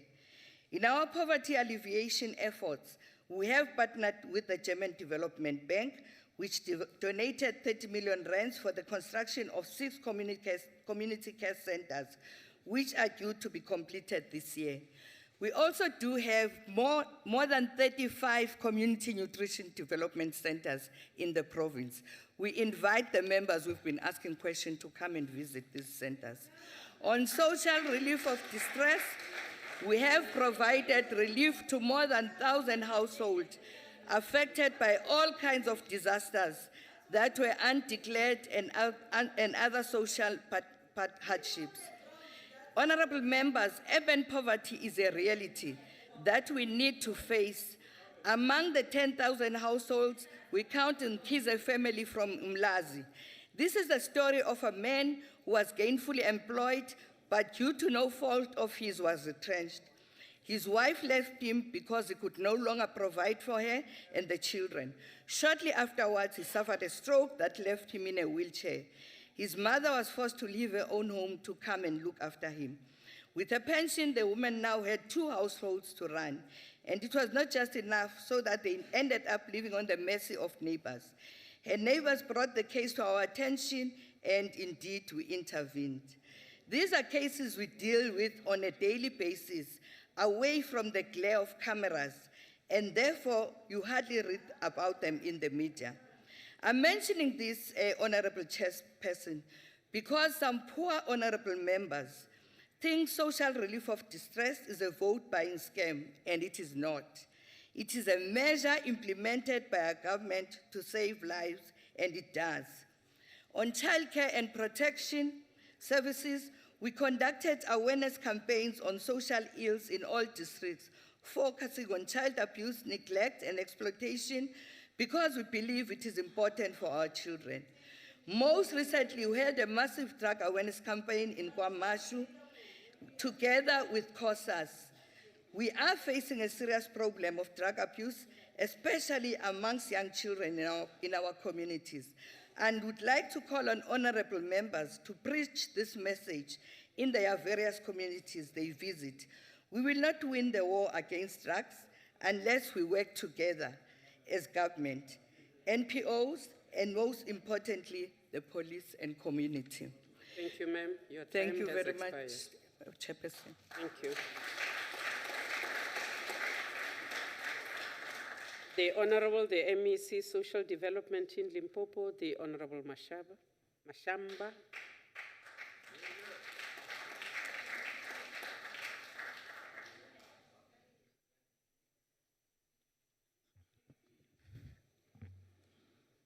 Honorable Chairperson,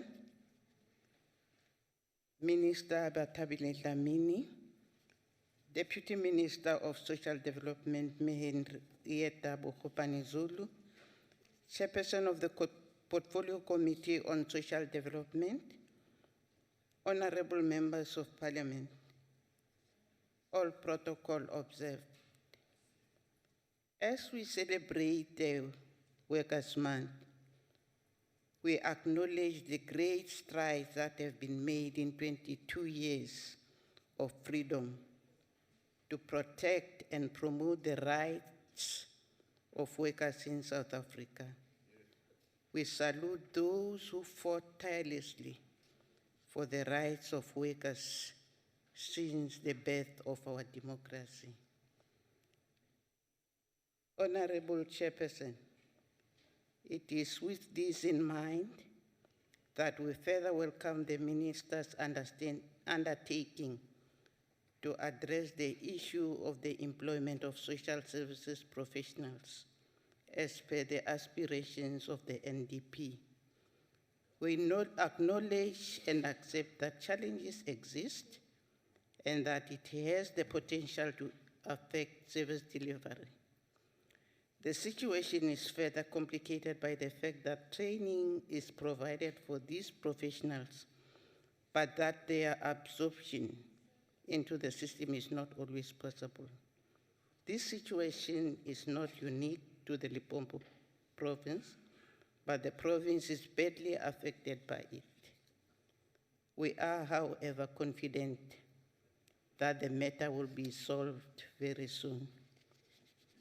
Honorable Minister, earlier on I said to you that your speech brings hope to some of us because we thought all was lost. Now we acknowledge the challenges we are facing regarding the recruitment and employment of social workers. And we say in your own words, indeed, if we can galvanize resources to ensure that the sector has the required capacity for personnel and programs, we shall have done a lot for the provinces. Honorable Chairperson, the youth remains our priority as the ANC-led government, and it is evident from the Minister's budget speech that meticulous planning and energy will be spent on uplifting the youth from the early childhood phase to those seeking employment after school. It is through these programs that will be able to support the youth in their endeavors to not only find employment, but to create opportunities to be self-sufficient and reliant and to plow back into their communities. An urgent sense of belonging and pride in community and culture needs to be instilled in our children from a very young age in order for them to become responsible and patriotic citizens. Our people need to become completely reliant on government in terms of grants and handouts, but it is imperative that South African communities learn to become self-sustained even under the most trying of financial circumstances at home and globally. We therefore need to heighten our efforts in terms of the proverbial teaching people how to fish instead of handing out fish. We are confident that the support of cooperatives will go a long way to achieve this. We once again call on all government structures to ensure that they support these cooperatives to the fullest when it comes to procurement of goods where possible. We further applaud the advances made by the department in terms of gender-based violence. With these innovations that the minister spoke of, we can ensure that the most vulnerable citizens are attended to immediately in their hour of need. Crimes against women and children continue to happen unabated, and the healing process starts with proper counseling and assistance, especially for successful prosecution of the perpetrators. We still need to encourage women and children and society at large to speak out and report violence against vulnerable citizens in their communities. Honorable Chairperson, we are still observing the trend of illegal, immoral, and unauthorized deductions on old age grants. It seems that some form of education is needed for citizens applying for grants in order to empower them with information and teach them to jealously guard these funds that is supposed to assist them. Unfortunately, there will always be people with ill intentions who try to exploit vulnerable citizens.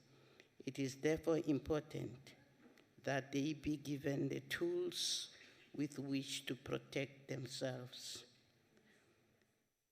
Honorable Chairperson, allow me in closure to indicate that there are many issues that they have been mentioned. I won't repeat them for the sake of repeating, but we say thank you to the Minister.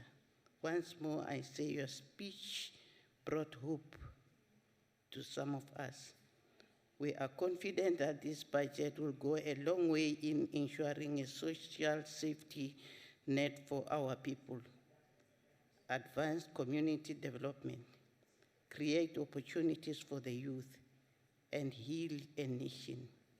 The fact that the bulk of the budget vote 17 is directed at the poor is indeed testimony to government's continued commitment to its people. You know what? I thought my daughters that side were going to make noise when I speak. And I thought I was going to have an opportunity of reminding them that, listen, you are the mothers, the grandmothers of tomorrow. Even Mtileni, he was thinking that I was going to talk to him. He's too old now, I won't talk to him. You know what? There's a difference between being a child and behaving childishly. So today, Mara, I just need to indicate that, yes, I know we need to make our business lively, but in a moderate way. Because for people sitting there, I don't know what they say. I mean, I'm not talking as ANC or talking to EFF and all that, but I'm talking to fellow South Africans. What picture are we giving? Can our people really want or aspire to become politicians if they see us doing what we are doing? But I'm just reminding you that yes, we can interject, we can do this and that, but in a dignified way. Thank you very much. Thank you, ma'am.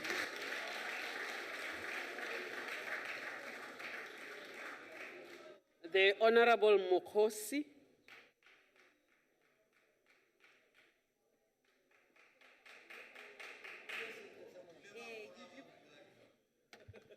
Ke a leboga motlhompegi modulasetilo ke tse tšhono e ke e dumedise maAforika Borwa diporofense ka bophara. Singumbutho we-Economic Freedom Fighters silukhaba ngawo mane olutlhatlho lwabiwo mali lwesebeleze ntlalontle. The EFF rejects budget vote 17 on social development. We reject this budget vote because firstly, number one, we do not trust the smaller nyana skeletons minister, Batabile Dlamini. The minister has a very nasty tendency of using government funds meant for social development for ANC political purposes, particularly during election years. She uses food parcels meant for the poorest of the poor as campaign material. We know that she will further entrench these nasty tendencies of hers because this is an election year and the ANC stands to lose a lot of municipalities to the EFF. She cannot separate her role as the president of the ANC Women's League. Honorable Mukhosi, please take your seat. Honorable Khai.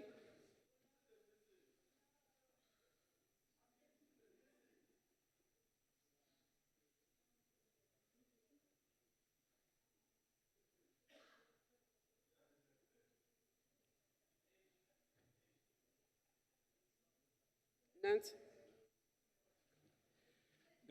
Thank you, Honorable Chair. Honorable Chair, rising on a point of order. Yes, sir. Honorable Mokhosi, is casting aspersion on the minister.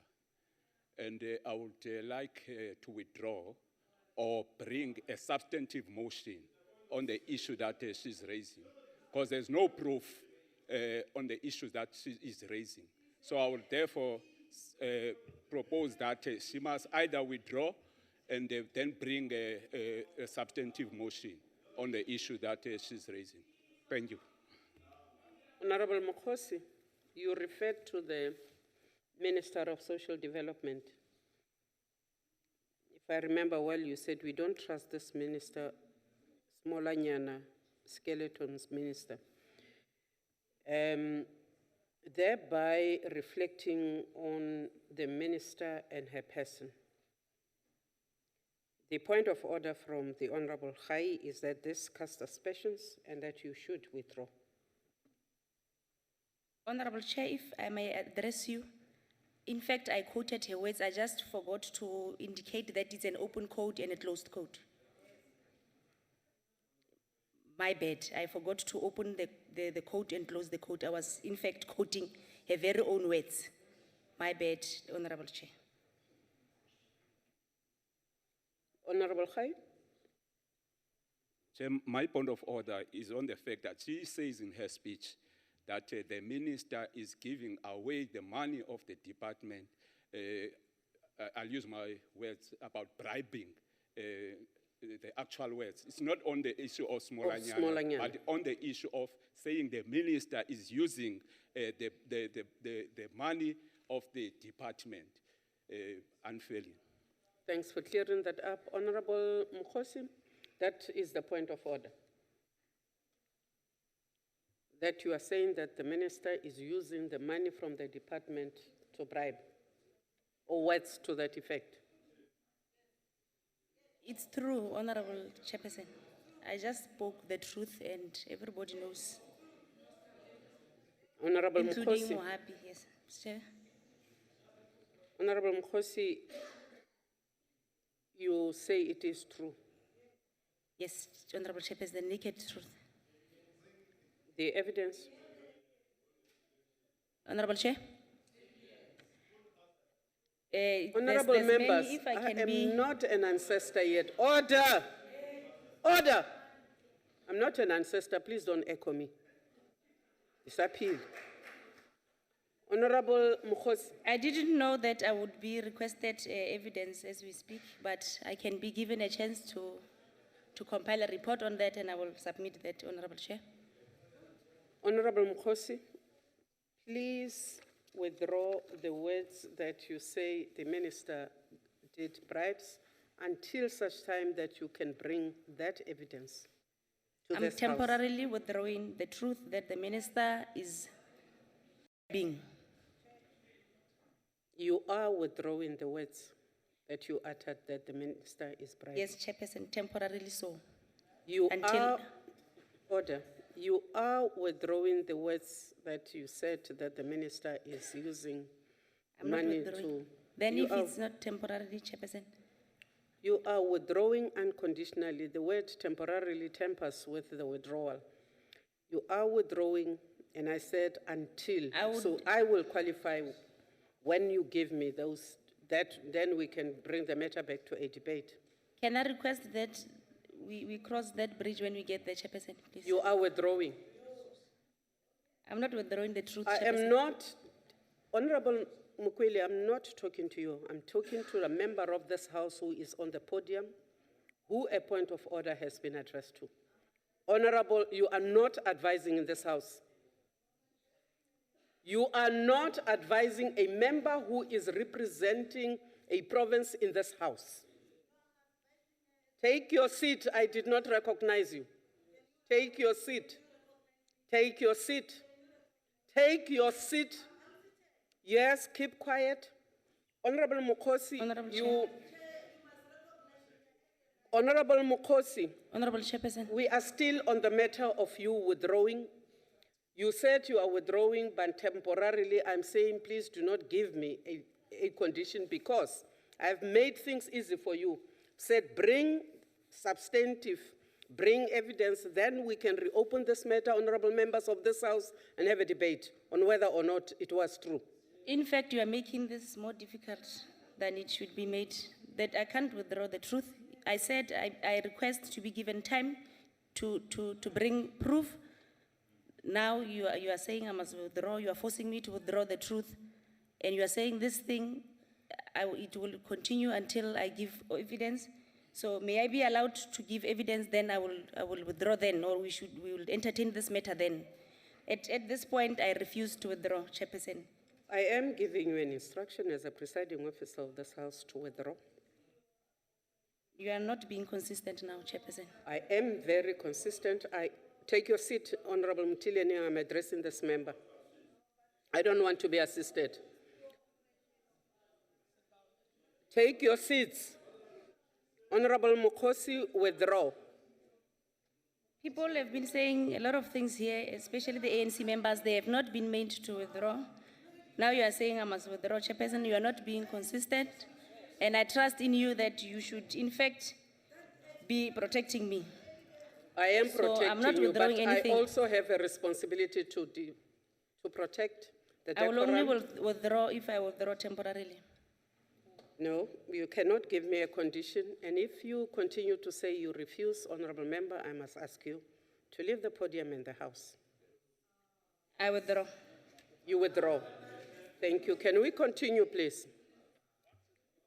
Honorable She cannot Mtileni, separate her role take your as the seat. president of the ANC Women's League from her role as a government minister. So how can we trust her with over 140 billion budget set aside for this department for the 2016-17 financial year? Secondly, this minister is not fit to hold the office of a minister for a portfolio as important as social development, which should be Honorable looking Nkosi. after the most vulnerable of our people. Not so long ago, she Honorable embarrassed Nkosi. herself and the nation when she was caught drunk by citizens of Port Honorable Elizabeth. Nkosi. How can we trust someone who cannot Honorable control her Nkosi. drinking habits? Please take your seat. I've got another point of order, Honorable Khaib. Honorable Chairperson, it's a similar point of order. She still continue with the speech that casts aspersion on the minister. Honorable, take your seats, please. Let me address Honorable Khaib.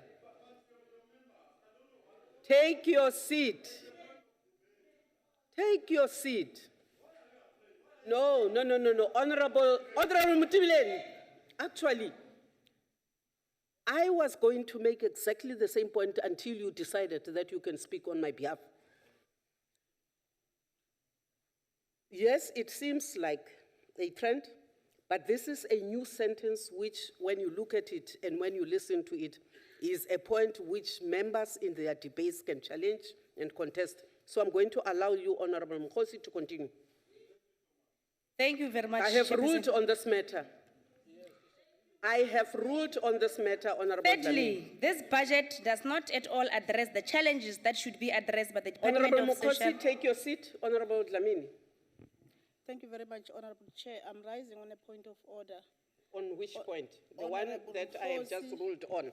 She said the minister was caught drunk in PE. Can he prove that?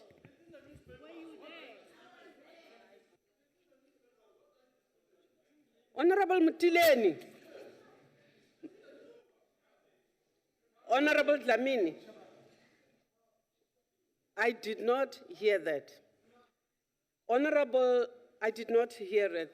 And honorable members, you make it very difficult for us to rule. Because if you make noise and I miss that part, I cannot then join. So Honorable Mkhosi, did you say that the minister was drunk? Can I repeat the sentence if I would, my time will be Yes, exceeded repeat with the 2 minutes? sentence, please.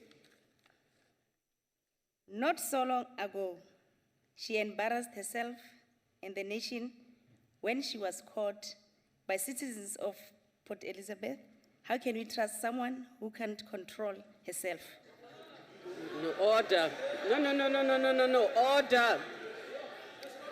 Order, members. So you want to put words in my mouth? Members, order. Honorable, order. That's dishonest. Order. Honorable Mkhosi, just repeat that sentence as you said it originally. Not so long ago, She Order. embarrassed herself and the nation when she was caught by the citizens of Port Elizabeth. How can we trust someone who cannot control herself? Honorable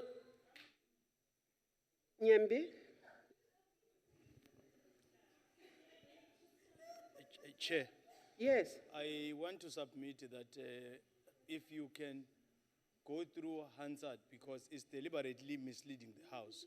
What was said initially is not what she's reading. When she said it was caught, she jumped that part that she read initially, and it's deliberate. If you can go to Hansard, you'll get the exact words that was uttered by her. Honorable members. Honorable Mtileni, what is your... Ma'am, that your co-chair, I think this time around,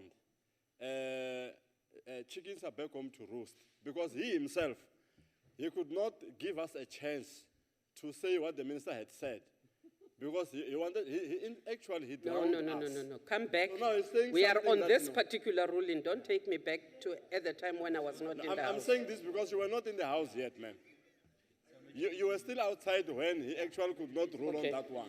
Honorable members, Honorable Mukhosi is being accused of not reading exactly what she said. I want to look at Hansard and come back to this. Now, Honorable Mukhosi, this is serious because if you have jumped words, you will be on camera having read that into the record. And that will be serious. My speech also will be on my support. Honorable members, I will look at Hansard and come back to the House. Please continue. Thirdly, this budget does not at all address the challenges that should be addressed by the Department of Social Development. This department used a lot of money to provide bursaries to train social workers, particularly in the Eastern Cape. Those social workers are now sitting at home without work, and it's true. Hey, wanna relax. If this is wasteful expenditure, then we don't know what wasteful expenditure is. The funds set aside for early childhood development are grossly insufficient for the challenges facing the early childhood development sector.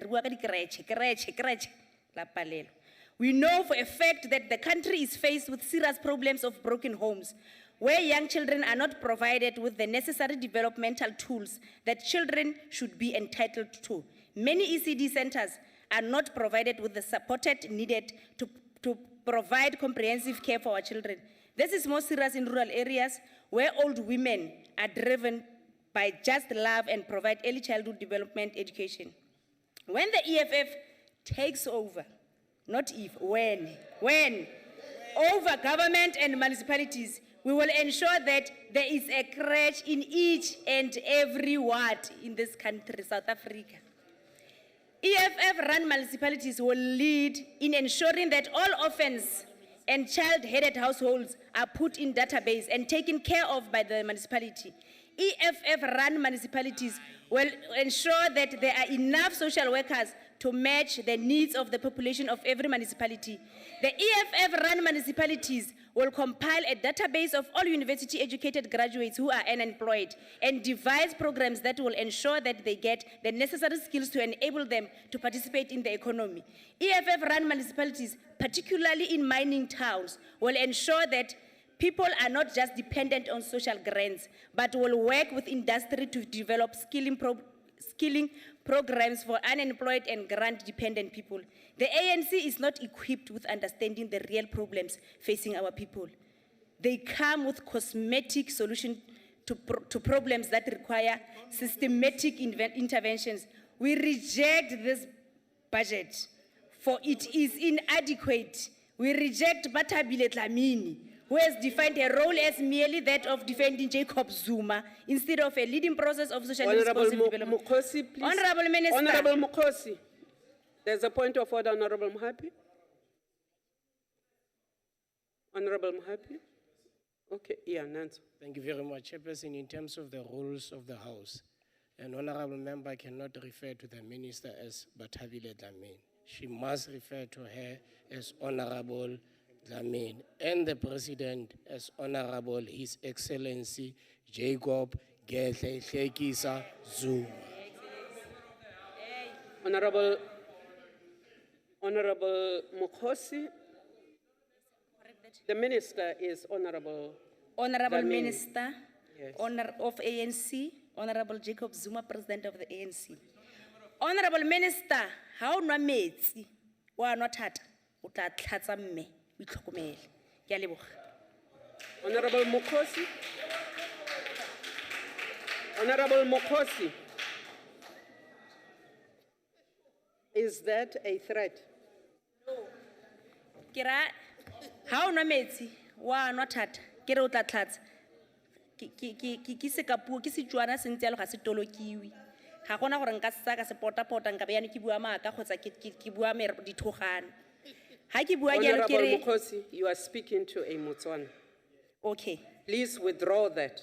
Mmaere ki boeletse gore o tlo No, no, no, no, no. No. Ha ke gone mmatla nka se busetse Honorable mafofa a Mokhosi. puo ya leleme la ga mme ko morago tle mme sa ntira ke ha o nwa Honorable metsi Mokhosi. thata o bo tlatsa dimpa di a thubega o ro ka tlhatsa so nkira minister gore a itlhokomele mo go nwe metsi thata gore dimpa di ka blasta ga se thogano e pela mma go bua nnete wena o Honorable ka Mukhosi. mpakela Honorable Mukhosi. ma What did you say? Just the last sentence? ha o nwa metsi thata No, no, no. We say honorable after me, ke ne ke rile ke re honorable mme and then? ke re le wena o ka mpakela Oh. eh Mamela ge aus. Wanaka, honorable member, take your seat. ke a leboga mme. What you did was to use a simple Setswana word which says beware. No, no, no, no, no. Honorable members, it does not matter how you couch your language. A threat, soft, hard, is still a threat. Please desist from using whatever mataitai to issue threats. Literally speaking, what the Honorable Mukhosi said is, if you drink too much water, you will become bilious and you will throw up. If you look at it literally, it just means that it is nothing. But in fact, it says that if you pile too much on yourselves, you will be injured. So desist from issuing threats to members in this House. Where you issue the other threats is none of my business, but in this House it is. I have ruled on this matter, do not issue threats in this House. The Honorable Samka.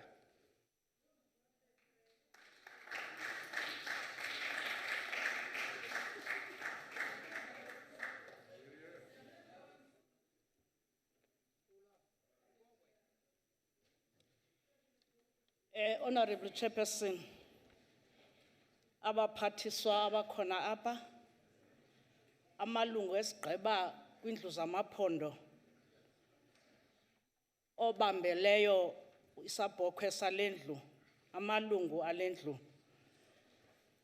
Ladies and gentlemen, mandinibulise ngalemva kwemini ngegama le-African National Congress. Mandibulele le nyweba ndifumanayo ngokuthunywa yi-African National Congress umbutho wesizwe. Ndibeka umnwe kuhlahlo lwabiwo-mali lwesebe lezenhlalakahle nophuhliso. Honorable Samka, please take your seat. There is no translation. No, there's nothing difficult about Xhosa. What we need to get fixed up is the interpretation. Is there interpretation up there?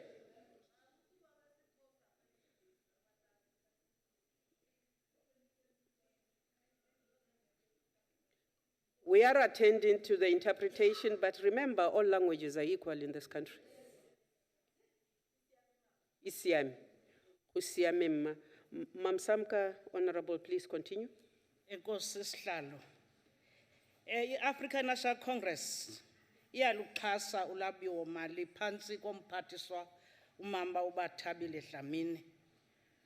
Ndicela ke sihlalo khe ndivumele khe ndikote pha ku-Isaya umprofethi isahluko sesokuqala ivesi yesibini.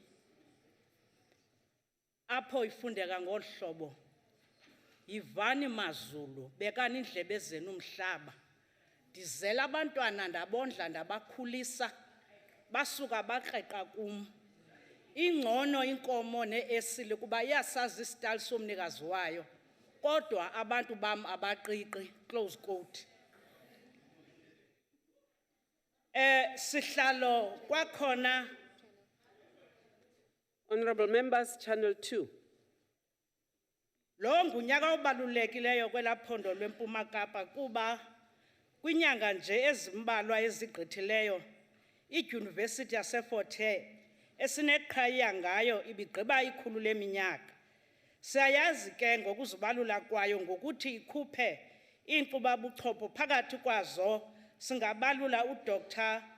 Mangosuthu Buthelezi, omnye wenkokheli ezisadla amazimba. Ngoko ke sithi halala no college, halala. Sihlalo walendlu abantu baseMzantsi Afrika baza kundingqinela xa ndisithi namhlanje iyabonakala indima edlalwe ngurhulumente ekutshintsheni impilo zabantu, ingakumbi ekulisaneni nokusetyenziswa kweziyobisi ukwakha izimilo zabantu ngakumbi kulutsha lwezwe lakokwethu. Urhulumente ebambisene namacandelo azimeleyo ukwazile ukubeka imali bucala eqinisekisa ukuba amaziko okulisana nalo bhubhane ayakhiwa yaye ayanonelelwa kwindawo esihlala kuzo, ingakumbi kumatyotyombe. Loo nto ibonisa ukunakekela nokubambisana kukarhulumente kunye noluntu jikelele. Simbonile uBhosasa kwingingqi esiphuma kuzo engena ephuma eqokolela ulutsha oluthe lwahlangabezana nale ngxaki. Lungena olu lutsha luphuma kumakhaya luncedisa abadala abathe bangamaxhoba okuxhatshazwa nokuphathwa gadalalwa ngabantwana. Sithetha nje apha kule nyanga yeSilimela ngomhla wama-23 urhulumente kazwelonke ebambisene nowephondo leMpuma Kapa baza kuvula iziko lokuqala apho kuza kuthi kunyangwe amaxhoba eziyobisi kulaa mmandla waseNelson Mandela e-Eastern Cape. Masincome ke sihlalo loo nto kuba kwimbali zeli lizwe akakho urhulumente owakhe wazibophelela ekuziseni inkonzo kwiindawo esihlala kuzo neendawo ezihlala abantu abantsundu ngaphandle kwalo rhulumente ukhokeleyo we-African National Congress. Simothulela umnqwazi ke ngendima ayidlalayo ekuzameni ukuncothula nayiphina into ezama ukutshabalalisa ikamva lomntwana. Kwakhona sihlalo ndivumele khe ndithi tshe kwisigaba somntwana ukusuka ku-0 ukuya kwiminyaka emine. Ndikhe ndithi phaa kwelaa phondo nje lilodwa laseMpuma Kapa ezi zigaba zomntwana ukusuka ku-0 uyoma kwiminyaka emine. Kunyaka ophelileyo sihlalo xa ndingakhe ndithi gqaba nje amanana, ukwazile urhulumente welaa phondo okokuba aqinisekise into kokuba i-early childhood ezithe zafandwa ngurhulumente zili-162, kanti kulo nyaka mali ukwazile into yokuba azongeze ibe li-161. Abantu abaxhamlayo ke kwezo ECDC ngabantu abangama-53 kunye nama-27. Loo nto ibonakalise mhlophe into kokuba urhulumente uyinikile ingqwalasela yokuphuhlisa umntwana ukuqinisekisa uba umntwana ngamnye umnika imali engange-15 leesenti ngosuku ukuze kube nento ayisa phantsi kwempumlo amxhobise nangolwazi. Ngelo xesha Ngelo xesha ungena esikolweni abe exhonxiwe wafunjathiswa nangolwazi oluphangaleleyo. Yonke lento urhulumente uyenza ebambisene nenkonzo ekuhlaleni. Umzekelo ophilayo singabalula inkonzo ephaya eMnxeba kuNtabankulu nenye inkonzo ephaya eBhayi eNew Brighton kunye nekwanonqaba eMossel Bay ezithe zona kwizishumi ezingeniso baqinisekisa ukuba kubantwana abathesa ezitratweni bayaqokolelwa babanika into etyiwayo balungise nengqondo zezompulakalujaca. Simbonile ke umphathiswa ngaxesha linye endwendelwa ezindawo ezama ukuqinisekisa into kokuba uyabancedisa ekubeni aba bantwana bayakwazi into kokuba balale betyile njengoba senditshilo. La maphulo ke asincedisa kakhulu kuba kuvela amathuba emisebenzi ingakumbi kubantu abangamanina. Sisithi ke i-department mayibe ngathi iyaqinisa ekubeni ibancedise abazali kweza ndawo kuba ngaxesha linye iwawuphawula into kokuba ngenxa yokuswela kwemisebenzi abantu abaninzi babona kufanelekile into kokuba makube yeyona nto le abazawuthi bazuze kuyo yenze ke ngoku into kokuba bayenze bengakhange bawujonge umthetho balandele umthetho nqakasana. Ifuneke into kokuba isebe eli malisondele kufutshane liqinisekisa into kokuba bayafundiswa ngendlela nenkqubo apho urhulumente anokuthi abancedise ngayo ukuze bakwazi ukuxhamla kuwo lo msebenzi. Kwakhona sihlalo walendlu kukho lento kuthiwa kukuselwa kotywala eyandileyo apha eMzantsi Afrika. Yona engubhubhane ufumaniseka into kokuba abantu abaninzi bangamaxhoba otywala, bangamaxhoba engozi ezindleleni. Ifuneke into kokuba njengabemi baseMzantsi Afrika abajonge into kokuba eli lizwe libheke phambili masibambisaneni ekubeni silwisane nawo lo mkhuba wokusela utywala kuba abantu abangomama ngabona abantu bangamaxhoba wokusela utywala ukuze ekugqibeleni abantwana bangabi nayo imbeko phambi kwabantu naphambi kwabazali babo. Sicela ke si-African National Congress into kokuba ingaske ikhe iqwalaselwe lento i-department yenze amaphulo azawuthi aqinisekise into kokuba aya kweza ndawo ingakumbi ezilalini ukufundisa abantu okokuba utywala abuso siseko, utywala asinto umntu angadlalela kuyo, utywala kwakhona akuyonto engaze ilithathe elizwe ilise phambili.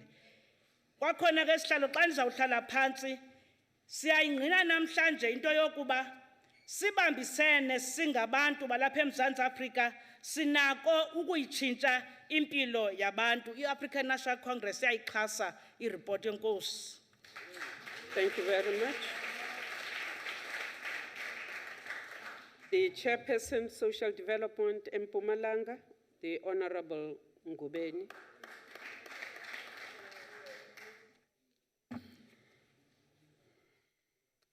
Thank you very much, Honorable Chairperson, Honorable Minister Batabile Dlamini, Honorable Deputy Minister, Honorable Members of the House, our distinguished guests, ladies and gentlemen. Let me first support or congratulate the Honorable MEC for the well-delivered speech. We really support the budget, Honorable Minister. We humbly accept the responsibility to participate in this debate under another wave of racist spat. We can only rely on the Judicial Service Council for its wisdom. Chairperson and members, we bring to you warm and fraternal greetings from the Mpumalanga people of Mpumalanga legislature. Our province remains the hub tourism for the people of South Africa and globe as we continue to boost the fourth largest number of local arrivals.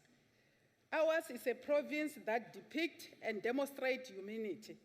If you have not been to the place of the rising sun, you have not yet experienced nature, tourism, and humanity.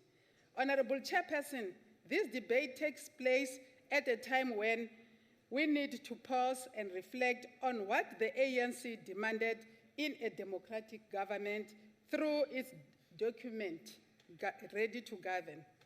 Our budget policy statement reflects the aspiration of the ANC to strive for the achievement of the right of all South Africans as a whole to political and economic self-determination in a united South Africa, to overcome the legacy of inequality and injustice created by colonialism and apartheid in a swift, progressive, and principled way, to develop sustainable economy and state infrastructure that will progressively improve the quality of life of all South Africans, and to encourage the flourishing of the feeling that South Africa belongs to all who live in it, to promote a common loyalty to pride in the country, and to create a universal sense of freedom and security within its borders. Honorable Chairperson, let me also indicate that this budget of 148 billion will really assist our people down there, because the Honorable Minister indicated what he's going to do with that budget. Let me indicate that as people of this country, before 1994, we have experienced that our grandparents, our little ones, were never receiving any grant. Our grandparents were receiving an old age grant once after 3 months. But now we are seeing that this government is providing grant every month for the children, for the disabled, for the grandparents, and all the people who have lost their loved ones. They are receiving this grant. It's only this department that can provide and assist. We appreciate that, Honorable Minister. I don't have any problem, because I know that people do have eyes, but they can't see. They can't see what is happening. We know that for this period of 21 years, we have seen that the government of the ANC has provided houses, has provided pension and everything, that a person can just say, I can't see what the ANC is doing.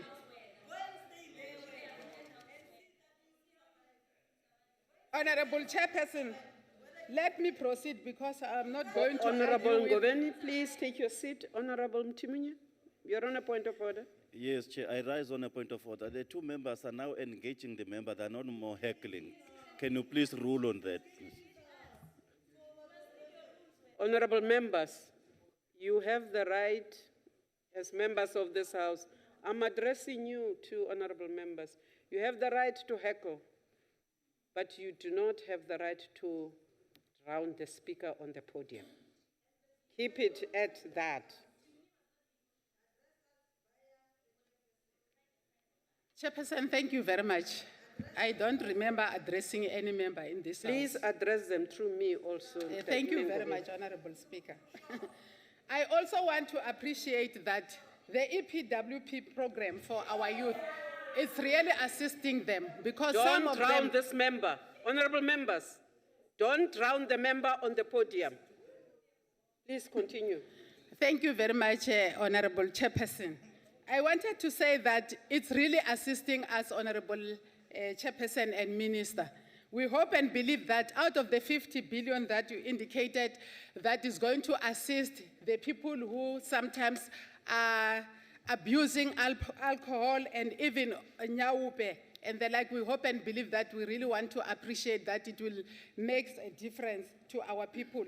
As Mpumalanga, we really support the budget. And also to say that, Honorable Minister, your program of visiting our old ones during or towards December time, just to go and eat with them the lunch. We really appreciate that because they feel very much happy.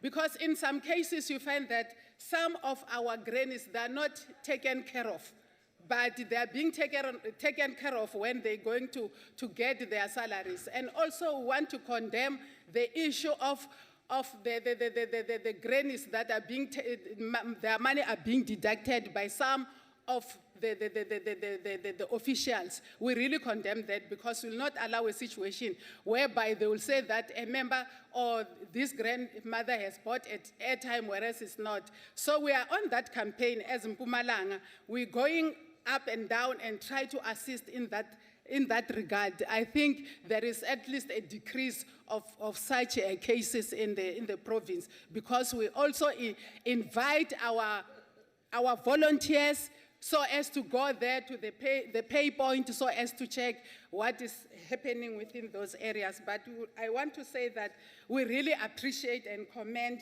this budget, Honorable MEC. We hope and believe that since you indicated that all the provinces are going to benefit in relation to that one, and at the end of the day, we really appreciate that. And ni karhi ni yimela ku na government leyi nga vulaka swa ku yo loko se yi ta nghena la yi ta endla yini a swi kona sweswe. As ANC we have done a lot, a ku na lexi va nga ta xi endla, va ta va endla yini because we have done a lot. Vele swilo swi nge lungi hi siku rin'we na n'wana. A baby can't be born today and then started walking, started talking and the like. We need to go step by step. That is why I'm saying I'm supporting this budget of the Department of Social Development. Thank you very much. You can see, Honorable Khaila.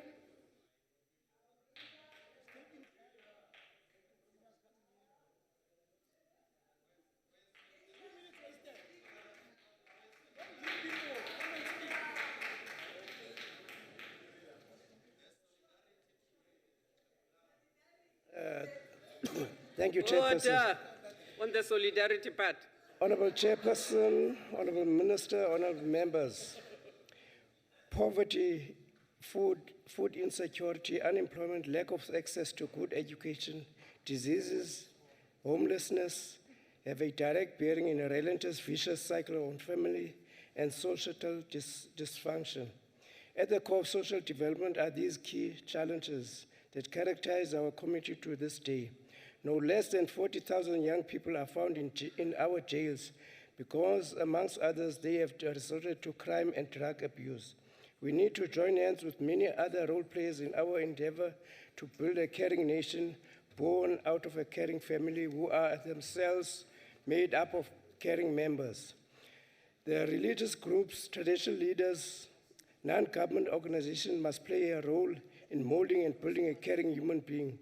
The historic contribution that they have made and continue to make will help us to address this challenge. Many a time there is a feeling of desperate hopelessness for families dealing with drug and alcohol abuse in their home.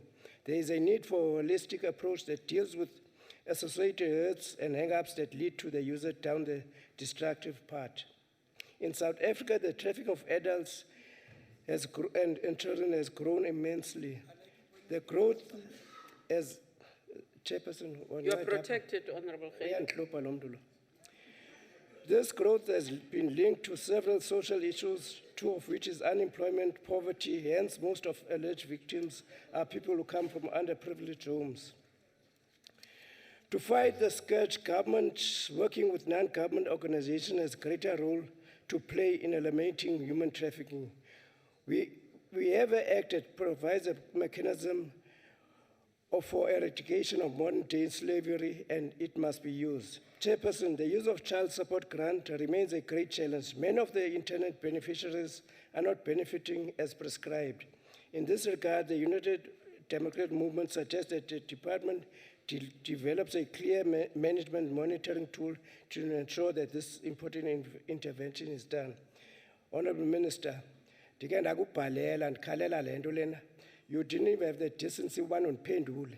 ndithetha ngabantwana abangayi esikolweni abarhola igrant zange undiphendule okanye ndithetha nawe le nto lena yingxaki when the Eden District during school days apho sifumanisa abantwana bengayi esikolweni but barhola igrant karhulumente into ethetha ubana ezi mali ziyamisuse siyakucela ke ngenelela kule nto minister okokugqibela le nto uyithanayo mhlekazi. The UDM is concerned about the unauthorized deduction made from pensioners' monies under the disguise of airtime. We therefore call on the department to set up a commission to investigate these illegal deductions so that all these monies can be refunded to the affected beneficiaries. We call on the department to have a commission for inquiry.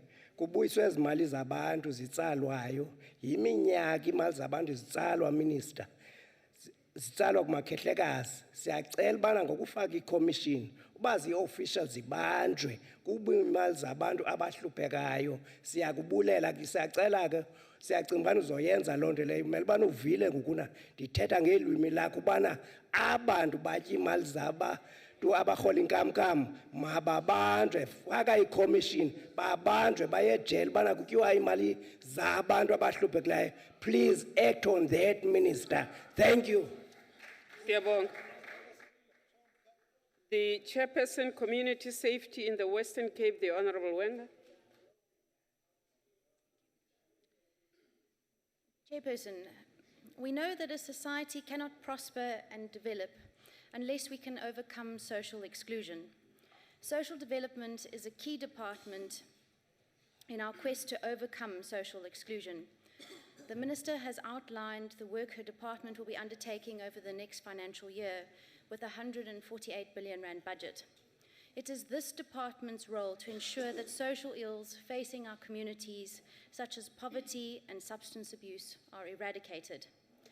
The focus of this budget by the department on ECD policy and its implementation is one of government's most important policy interventions over the next 20 years in relation to the overall enhancement and well-being and development of South Africa's children.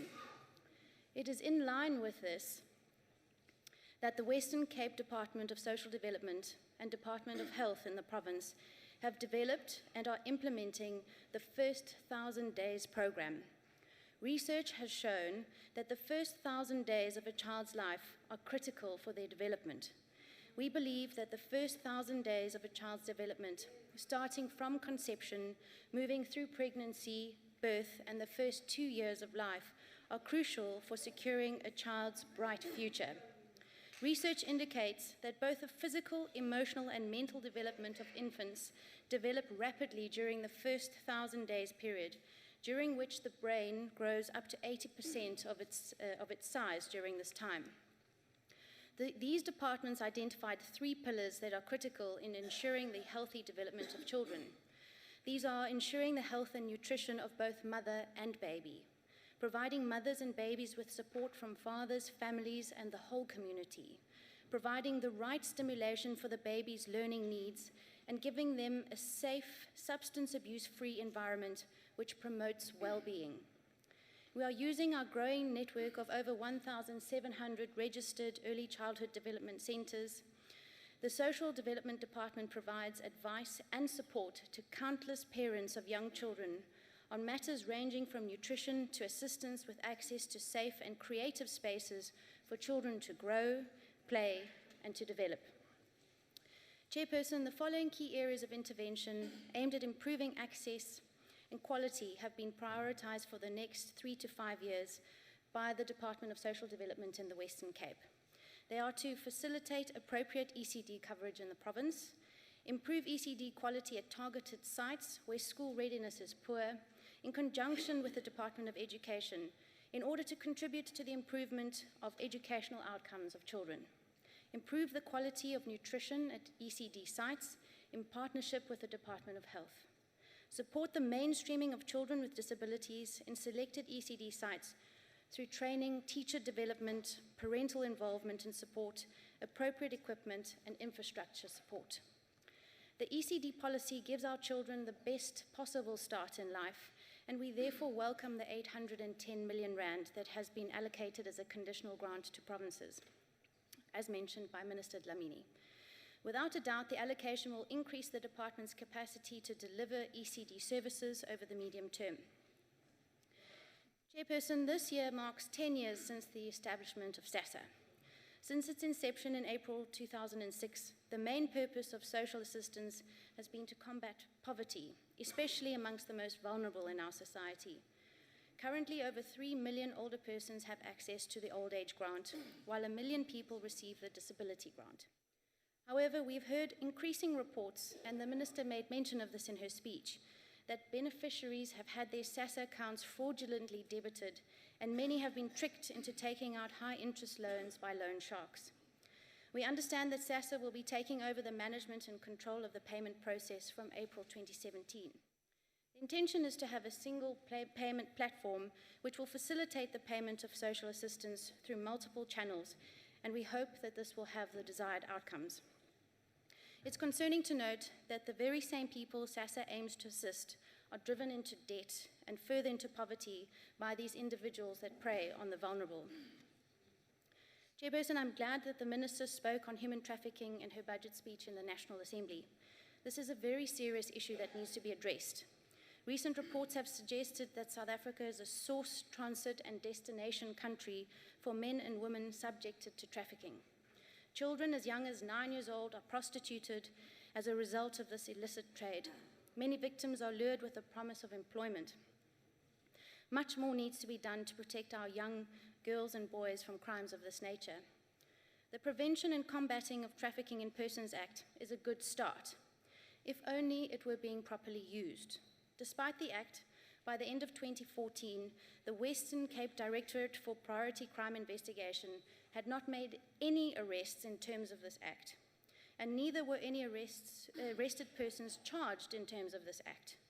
All the persons arrested for human trafficking related offences were arrested and charged in terms of sexual offences legislation, which begs the question why the legislation is not being used to convict criminals, because 39 cases of human trafficking were reported to the SAPS in the Western Cape between 2010 and 2014. Chairperson, we have also noted that our communities and families continue to be torn apart by the scourge of violence, abuse, and discrimination, and it appears that the department is taking these issues seriously. We will engage with the Minister on the Victim Support Bill that is aimed at strengthening the protection, care, and support services for victims. We welcome any intervention that will eradicate crimes against children and women in our society. One of the biggest challenges facing not only the province, but South Africa as a whole, is the scourge of crime in our communities. The reality is that substance abuse is among the top drivers of crime in the province, and youth make up the biggest social group involved in both. The Western Cape has plans to ensure that over 12,000 individuals benefit from substance abuse services that include prevention and rehabilitation.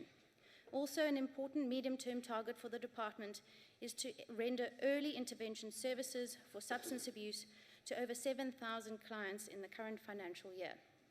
In this regard, we welcome the announcement by the national government of the reintroduction of the specialized police units.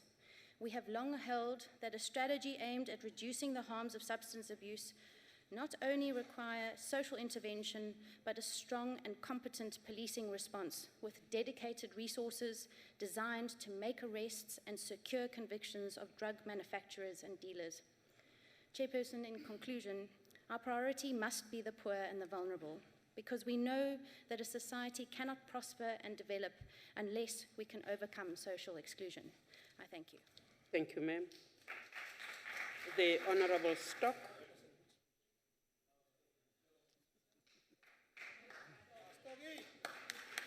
Honourable Chairperson of the NCOP, Honourable Minister, the Deputy Minister, Honourable members of the NCOP, special delegates, ladies and gentlemen.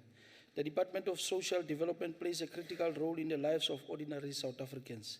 The department is also at the center of the fight against poverty, unemployment, and inequality.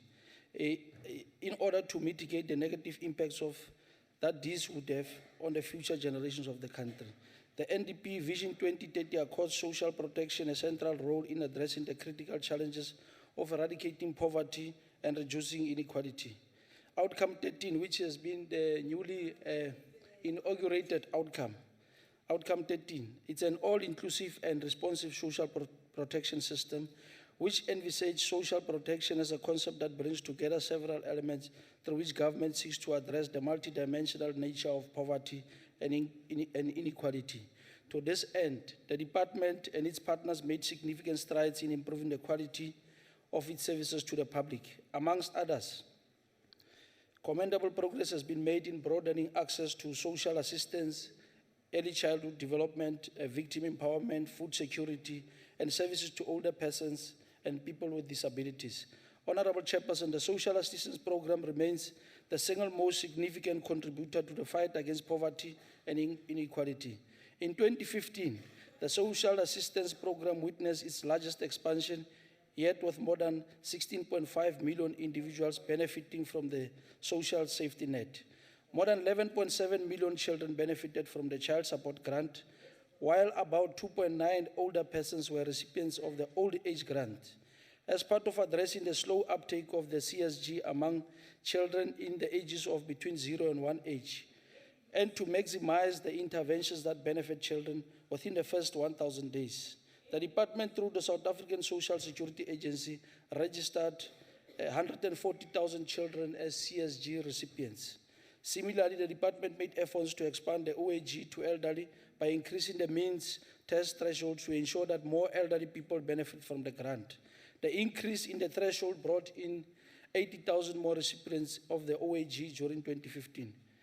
The levels of violence directed at vulnerable groups, especially women, children, and older persons, remain stubbornly and unacceptably high. In response to the high levels of violence against women and children, the department launched a command center on gender-based violence during 2015. The command center attended to more than 3,500 calls in the first 12 months of existence up to the end of March 2015. The center works in partnership with the South African Police Services and as a referral system to the police service for all cases that have been reported through that center. It is worth noting that the command centers won 2 national awards, namely the Innovation Awards from the Contact Center Management Group and the Changing Lives Award from the AFRICOM Awards. Honorable members, with regard to the services to older persons, the department promotes a holistic approach to active aging and well-being among the country's senior citizens. A number of initiatives have been rolled out by the Department of Social Development and other stakeholders as well to promote general well-being of ordinary South Africans. In 2014, the Minister of Social Development as well opened the National Older Persons Golden Games at the Bombela Stadium in Mpumalanga. The games were hosted in partnership with Sports and Recreation South Africa, which saw older persons participating in sports and recreation activities such as the dog walk, the dress-up race, football, athletics, and others. The Department of Social Development is tasked with facilitating and monitoring the implementation of Food for All program.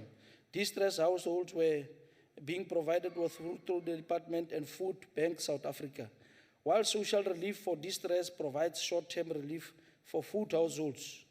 The government, the ANC-led government, recognizes that the long-term solutions are needed. Honorable members, the project in Mikonzo compels office-bound officials from the Department of Social Development, the NDA, and SASSA to join frontline officials to interact with the communities in a bid to tackle social problems such as poverty, unemployment, inequalities. The project includes an audit of ECD centers and the setting up of a command center with a toll-free hotline, which is actually open 24 hours a day, 7 days a week. It also includes a substance abuse awareness campaign, targeting sports and music events.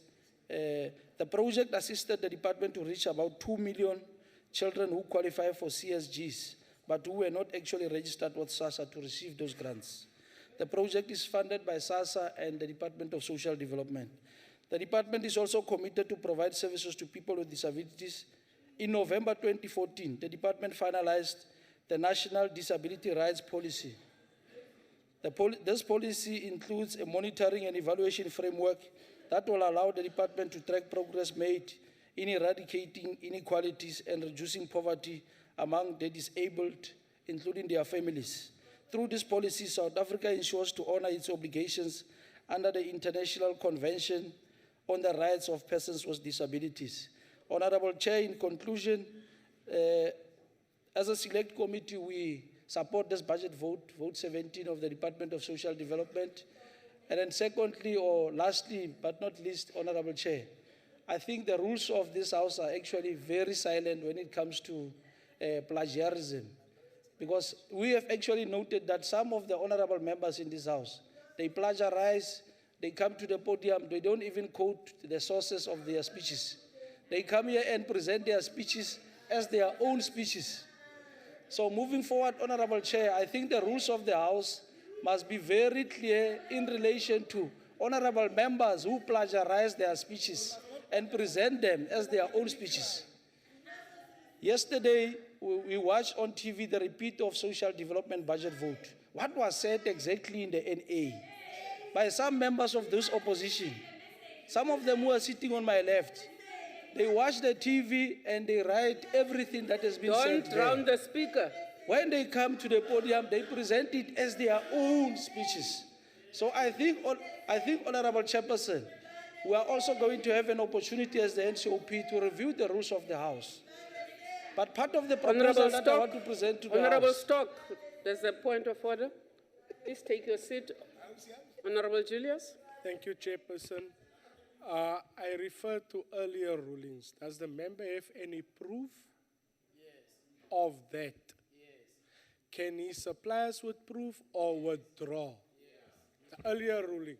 Let's go with that, Chairperson, because I really have a problem with today's rulings. The previous ruling, when you were not in the House, of Honorable Nyambi, saying that you can make any statement as long as it is in your budget or in your debate whilst you are debating. And you overturned that ruling, and I'm very glad you did. Or I perceive that you actually overturned it because I became very worried. But now, let's draw a line in the sand to say that an earlier ruling was made, a member of this House made a statement, and Honorable Chair, you said withdraw or bring proof. If this member cannot bring proof that other members are guilty of what he says, they took someone else's and read it here. Until he brings a proof, Chairperson, he must withdraw unconditionally. Thank you, Chair. I think you've made your point. Honorable Stock. The point of order is that you are saying members are plagiarizing, and Honorable Julia says if you cannot prove that, withdraw. I can provide proof to that effect, Honorable Chair. I can provide proof to that effect. And one of the proof that I can provide to the House here is that yesterday, the Portfolio Committee, the debate on vote 17, was live on TV. So some of the members, exactly what was said and what were done in the NA has been presented here today. So that's the proof. I'm not thumb-sucking, I'm not misleading the House, so that's the proof. Okay. Can I make a ruling? Order. Order. Order. Honorable Julius, the members say that, in fact, if I paraphrase the honorable members of the EFF, that it is a party line, that they are propagating the same manner. Honorable Stock says they are plagiarizing. They say we're not, it is a party line. So I'm going to leave it as open as that. Yes, I am. Because the members you sought to protect are saying, we are saying it, and it is what we are saying as a party. Those members there. Which members? He referred to the Western Cape member that spoke loud. He referred to okay, Honorable Julius, please take your seat. Honorable Stock, did you point a finger at the members of the Western Cape? No, I didn't, Honorable Chair. No. Honorable Julius, let us concede that a finger. Order, Honorable Mukhat. Let us concede. I am addressing the House, Honorable Mukweli. Honorable Julius, the point you are making is that members should not plagiarize. The point we will accept is that our rules are silent on plagiarization, that members, when they do quote, will quote. But in this instance, the members of the EFF say, very freely, we are quoting what we are saying over and over because we are sending the same message. In that case, there is no plagiarization. Can we continue with the debate? Continue, Honorable Stock. No, thank you very much, Honorable Chair. Within the same spirit, in terms of the context of plagiarism, I mean, the ANC-led government here in Parliament has made a serious intervention for members of the Parliament. There's libraries here, members can go to libraries, search their speeches, they can attend committee meetings, they can also sit down and write their own speeches. So members are not supposed to, Honorable Julius, Honorable Chair, sorry through you, members are not supposed to come to this house and present their speeches as if it's their own speeches. They must always quote the sources where they get their information from. I think in that regard, Honorable Chair, as a select committee, we support this budget Honorable vote. Stock, Thank I've you got very a much. member on the floor. Please take your seat, Honorable Mukweli.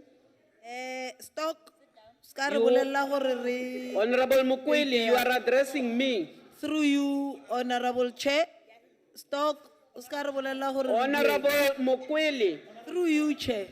Honorable Mukweli. Honorable Chair. Honorable Mukweli. Honorable Chair. Honorable Stock. And through me. Mr. Stock. Honorable Honorable Mukweli. Stock. Honorable Stock. Through you, Chair.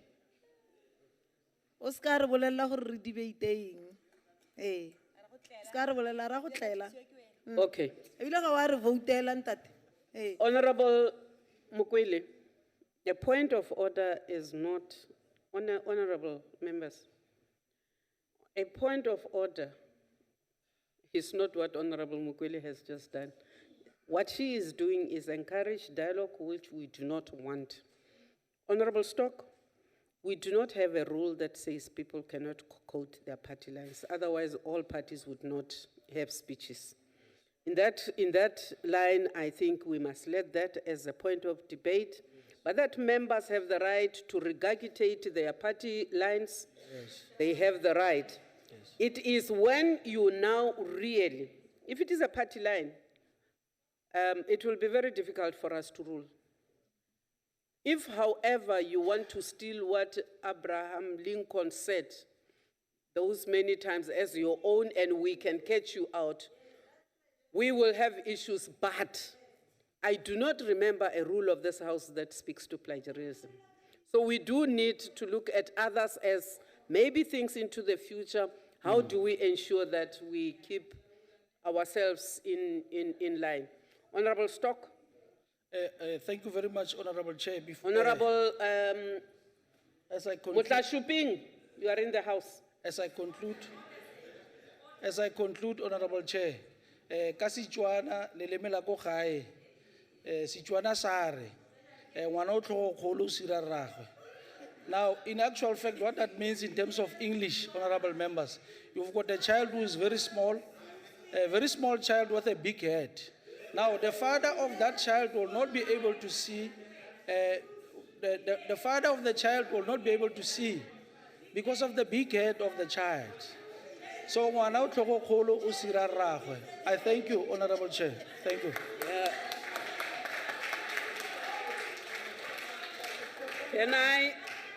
Can I ask Batswana le diane tsa bona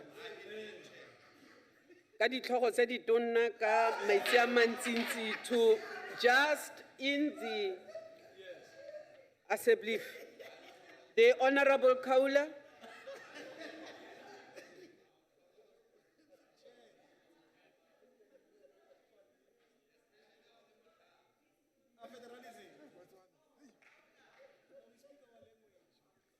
Honorable Chairperson, Honorable Minister, allow me, Honorable Chairperson, to start by expressing the condolences of the IFP to the family of the late Honorable Senzo Mkhize, the Chief Whip of the Legislature of KwaZulu-Natal, City Lala Upumule Kabazela. Social protection in South Africa is faced with surmountable challenges which require close attention from the department. Social protection does not only rest with the Department of Social Development. The municipal indigent programs are social protection. The energy indigent program is social protection. The EPWP program is social protection. The social grants administered by the Social Development Department are social protection and social security. But there is no coordination in respect of identification of beneficiaries by all these different stakeholders. Each one of them has their own individual criteria of how they identify beneficiaries. And these are stakeholder guidelines which are not an official poverty line commonly adopted by government for all of them. As a result, someone may be indigent with the municipal social protection policy, but not qualify for social protection with the social development security programs, or the housing program, or any other social protection program. The annual increases which are put to the grants every year by the National Treasury into the social grants are not inflation informed. These increases are somewhat thumb-sucked. The National Treasury needs to explain when CSG or care dependency grant or any other grant goes up by 10 rand per annum, for example, what is it that informs that increase? The means test administered in order for an applicant to qualify for any grant requires documents that may be difficult to acquire at times, especially to the rural communities. Means tests for qualification must indeed ensure that the programs are not easily open to fraud and corruption. But at the same time, the department must assist those who end up falling in a wrong program because of difficulty in accessing necessary documentation for a relevant grant.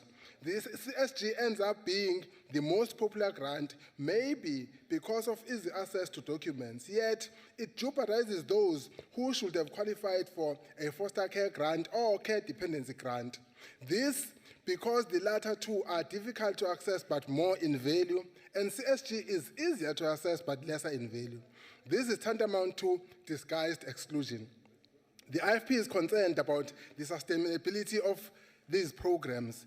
If DSD does not devise quality programs of self-help and self-reliance as exit programs for some beneficiaries, whilst administering social protection programs is good relief as a relief measure, citizens also need to be gradually assisted to can be able to stand on their own. With the economy sliding downwards each year, there might be a time when government may not be able to honor some commitments. South Africa continues to suffer from moral decay, which results in continued incidents of children and women abuse and increased incidents of substance abuse. The department needs to intensify its programs in these areas.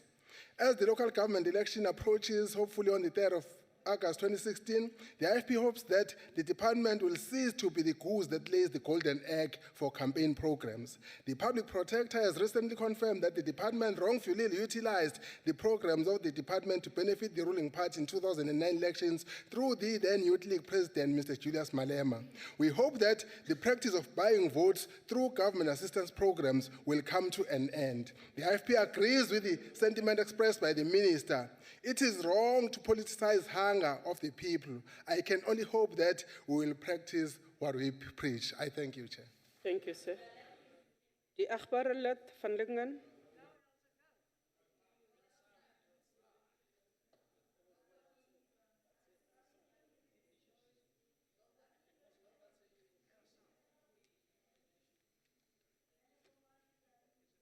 Honourable Chairperson, Honourable Minister, Honourable Members. We often speak of departments operating in silos. I'd like to ask the Minister, the Honourable Minister, what she has done in forward planning for the responsibilities of this department, the current economic situation, and the growth rate predictions for South Africa. With an economic growth rate of 0.9%, which is most likely to drop below zero, the economy cannot grow. Economic growth of at least 5% as per the National Development Plan is required to decrease unemployment. The World Bank estimates that 34% of South Africans are poor. How is this department going to make a difference in the lives of 8.9 million unemployed people when there's already 16.9 million state grant recipients? This department has suddenly embarked on social distress relief, a campaign towards the end of the financial year in March in the Western Cape, where literally queues of people stood waiting for a 750 Rand cash payout. This happened not because of a critical disaster, but because the department didn't do its work throughout the year. In how many other provinces did this happen? Chairperson, the social development grant payment system has many illegal deductions, and now, after 6 years, it forbids any deductions, not even funeral insurance policy deduction, without consent, and it should be like that. But until now, the very poor and vulnerable have been exploited with airtime and electricity deductions, the luring sales speech. If you take this easy pay card, you can have an instant loan of 1,000 Rand on your SASSA grant. The consequences, of course, is that the loan has to be paid back over 6 months, which will just dump the poor in a spiraling dungeon of debt. This has happened because the Credit Act has not been applied and the Honourable Minister allowed it. It is necessary that the Honourable Minister explains to us how the new regulations will actually stop the deductions, because it is now from an easy pay card, and we need to know for sure that the umbilical cord between the Minister and the department on the one hand and the Net 1 CPS on the other side has been cut altogether. Then, Minister, I have a whole lot of inquiries here for you today where people are complaining about illegal deductions, and when they get to the SASSA offices, they refer to CPS, and then CPS says, you must phone that number, and that number on the back of the card is never answered. So, we look at the services on the ground for the SASSA beneficiaries. Is there an MTN or office for Grindrod Bank that can attend to the queries? No, there isn't. So the question is, are we actually looking after the poor in this particular case? And then, of course, one final question, Honourable Minister. Your department stops using the CPS system in 2017. So where are we? Are you going to buy the Net 1 CPS system, or are you going to devise another one?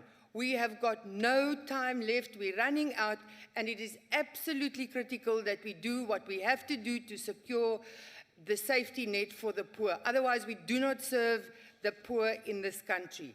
I thank you. Thank you, Mr. The Honourable Nyembi.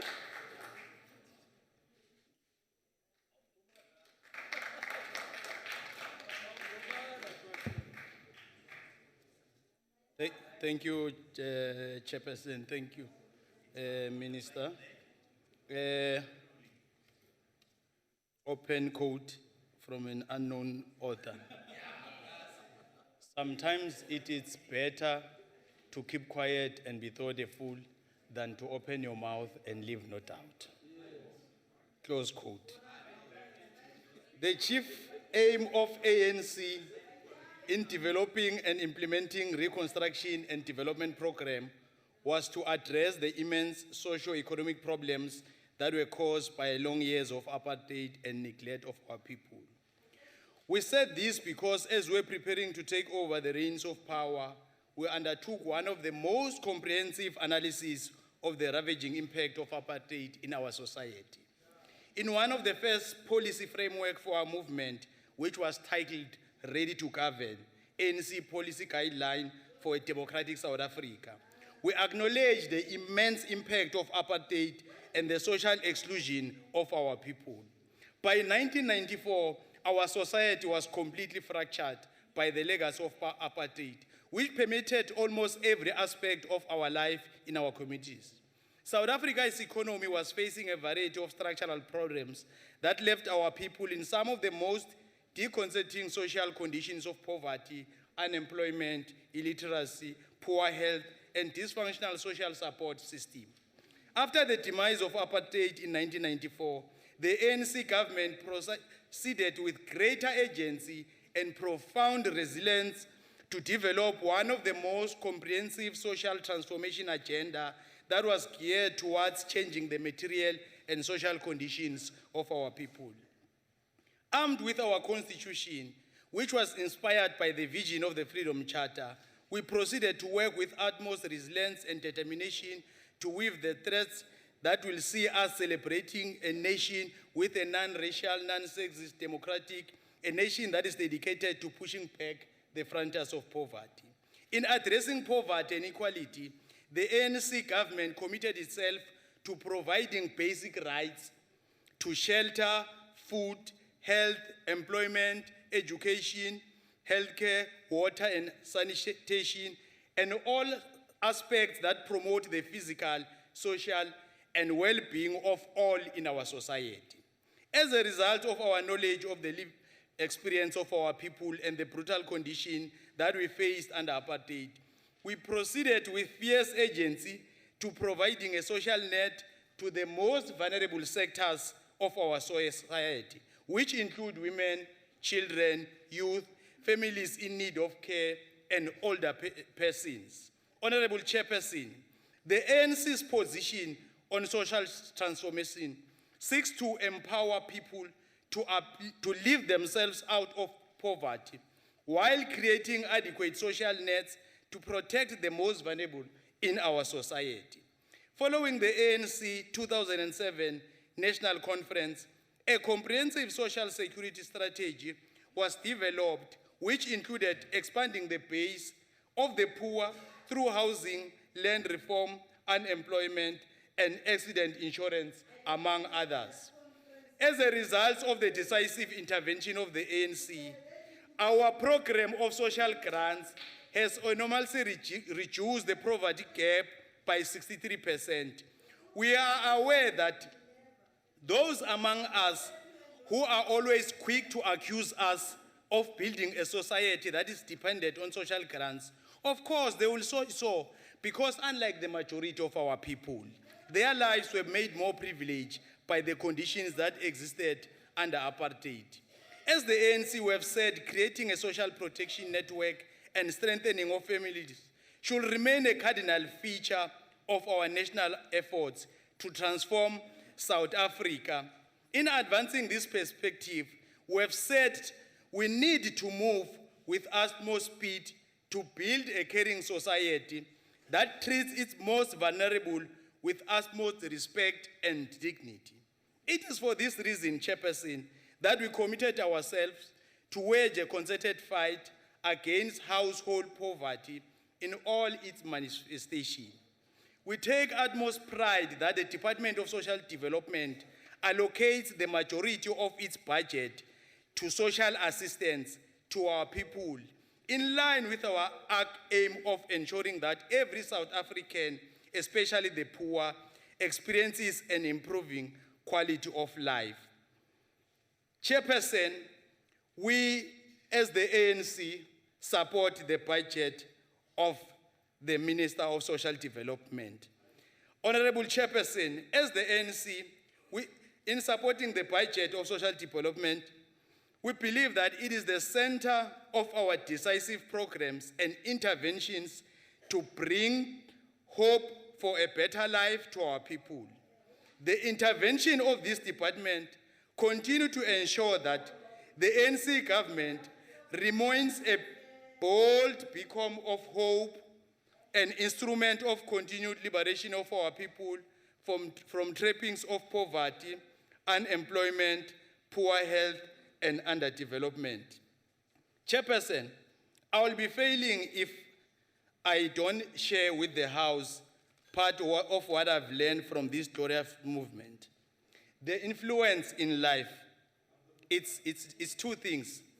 They said the influence in life, it's upbringing and it's education. Education can be both informal and formal. Honorable Chairperson, if you speak in this House and you compromise the decorum and you show sign of disrespect, ngesiswati, angibuki wena, ngibuka umtali wako. Ubohlale wati kutsi uma uthola litfuba lekute ukhuluma la, awutikhulumeli wena. Uma ngibuke wena ukhuluma, ngibuka ekhaya lapho uphuma khona.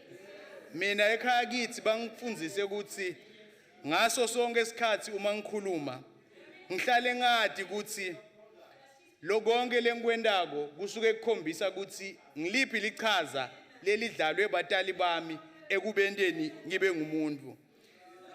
Let me hasten to say that some of you are even quoting the public protector, the state and party bloodlines. It's only 40 pages. Go and read it. So that you must not do selective quoting.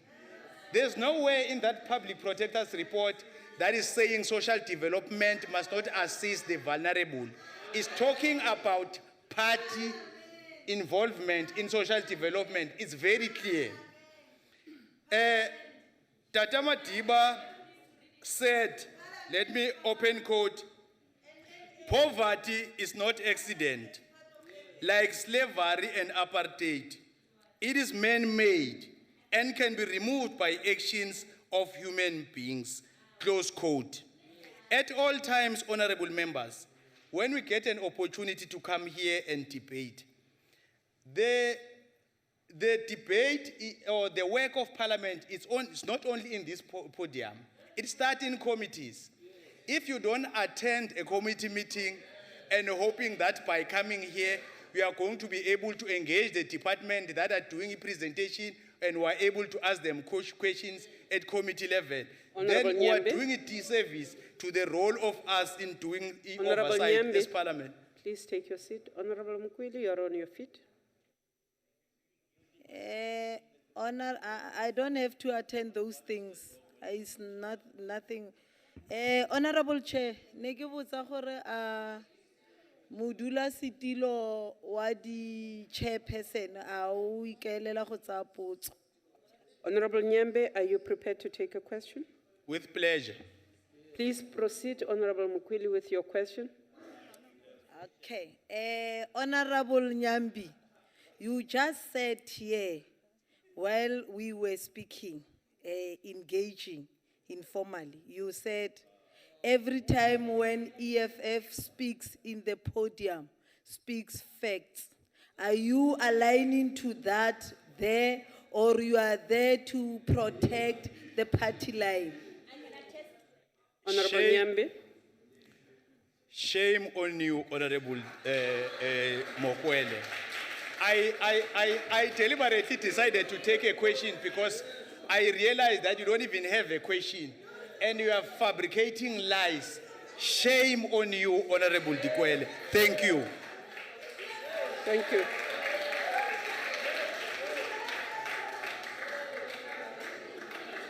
Order. Honorable Mtileni. Order. Honorable Mtileni. Honorable Chairperson, I just want to check, is it parliamentary for Honorable Nyambi to say, shame on you, when he knows he exactly, was exchanging words with the two beautiful ladies there? What was he feeling when he exchanged that with the two beautiful ladies? Order! Order! Honorable Mtileni. Honorable Mtileni. Shame on you is parliamentary. Honorable Minister, Social Development.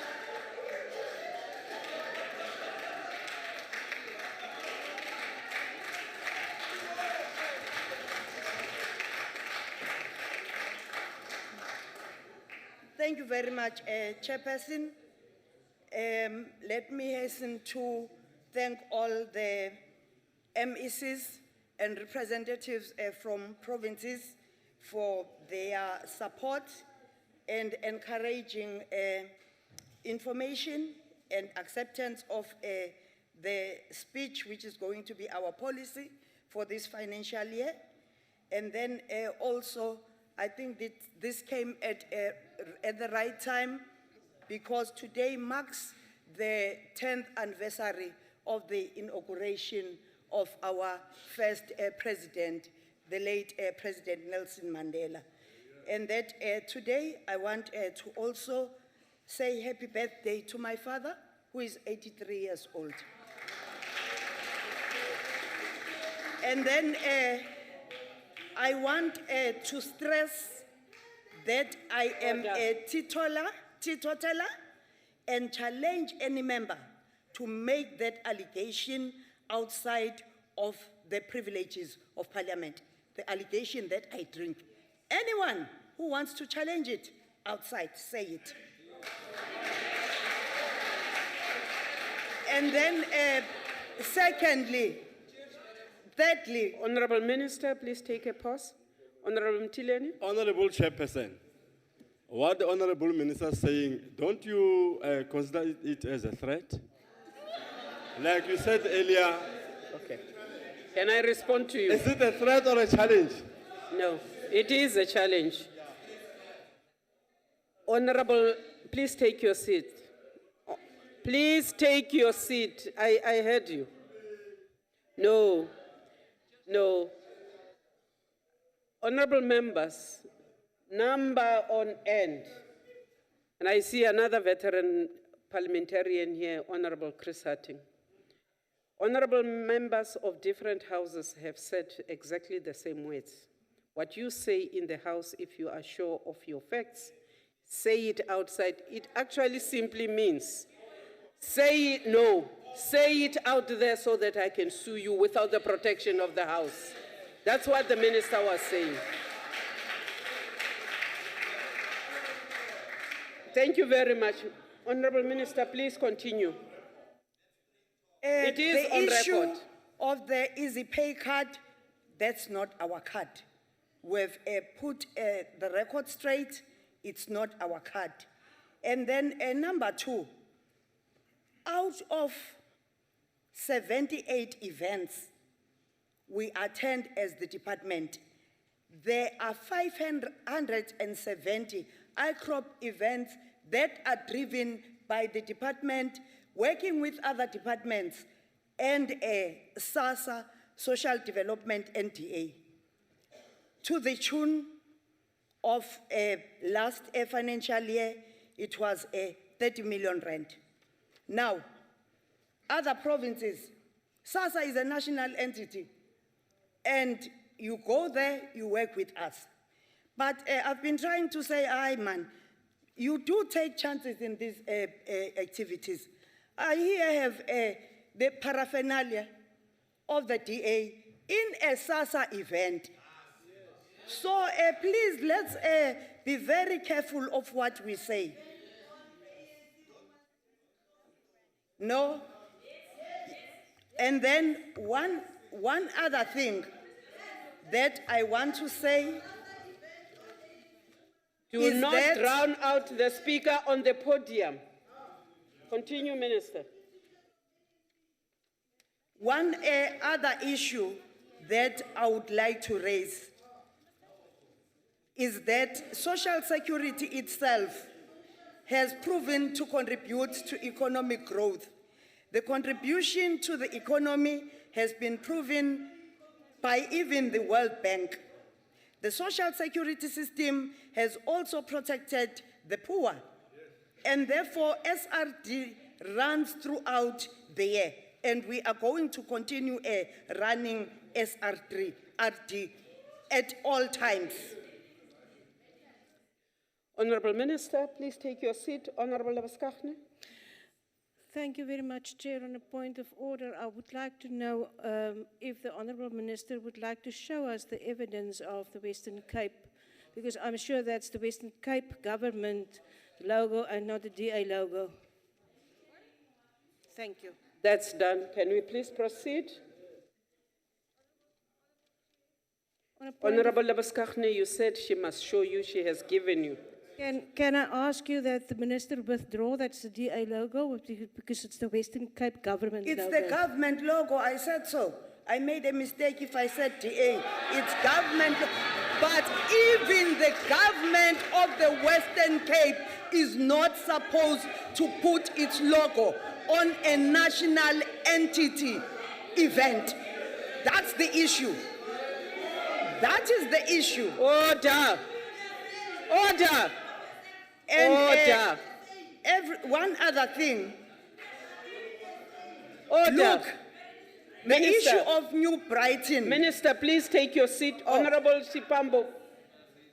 Honorable Mpambo. Thank you, Chairperson. I'm Pambo Subukwana, Chairperson. And it's a double barrel.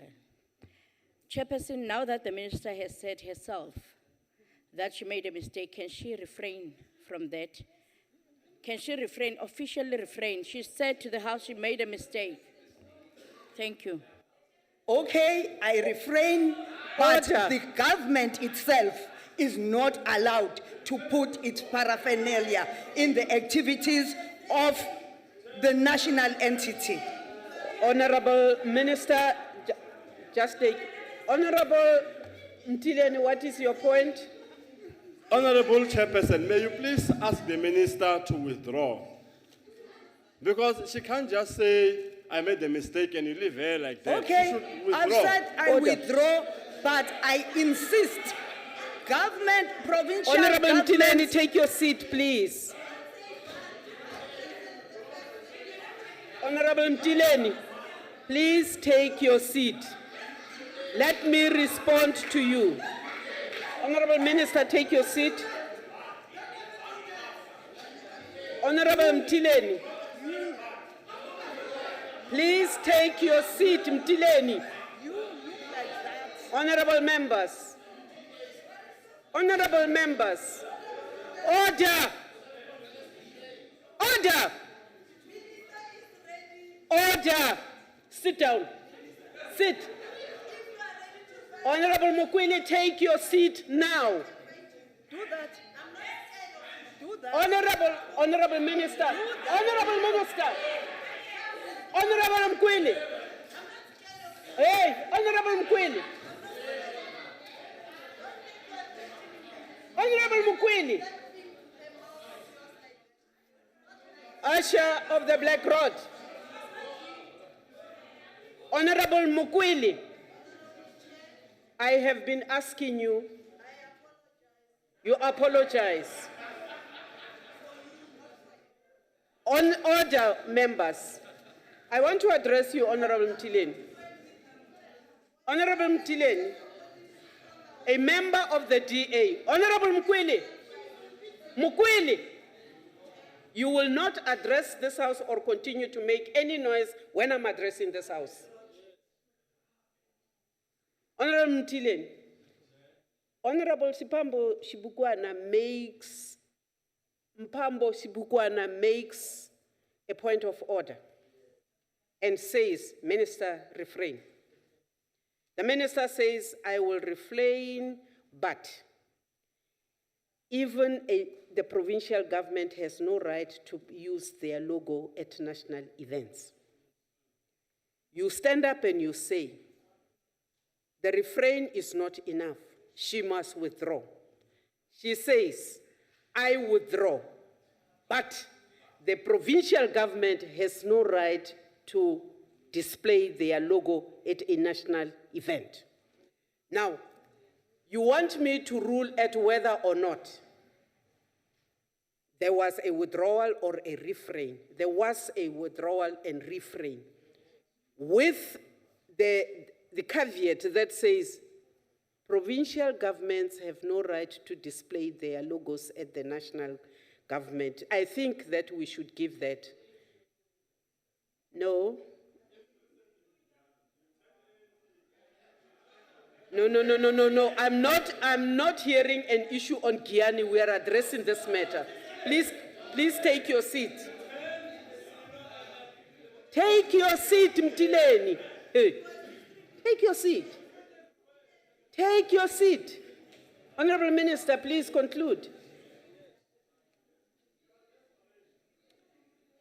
Please conclude. Chairperson, lastly, I would like to address my issue of expressing my feelings. I have a right to express my feelings. And actually, I get very disappointed if women who cry behind their closed doors when they are abused laugh at the abuse and patriarchy I faced in PE. It is a disgrace, it is embarrassing, and it means we have a lot of work to do as South African women to Honourable try and Minister. educate the nation about the issues of violence against women. Honorable Minister, I've got a point of order. Members in the gallery, you are not to clap your hands. You are ningwini, anitini. You are here as observers, and that's it.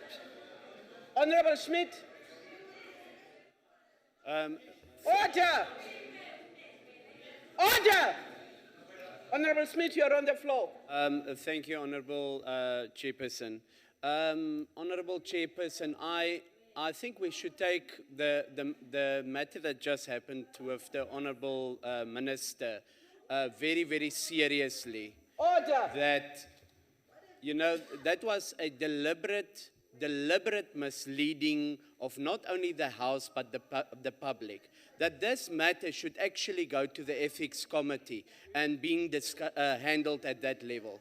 Because if we have a minister that is misrepresenting information in front of the whole of South Africa, saying that there's the DA logo while it was the Western Cape Provincial Legislature's logo. I mean, with the dog, it's a very serious allegation, and she has acknowledged that it is wrong. And I think this matter should go through the Ethics Committee. Honorable Smith, order. Order.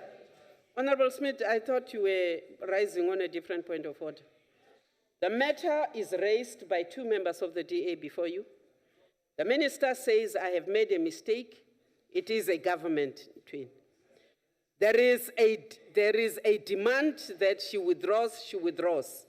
If you wish to insist that this matter be taken further, please put a little letter, a substantive motion to my office, and let us proceed. Honorable Minister, please proceed. Thank you very much, Chairperson. I would like to thank everyone who's supported us, and we call upon South Africans to continue supporting us in our fight against the eradication of poverty. Honorable Thank you very much. Mokosi, behave yourself.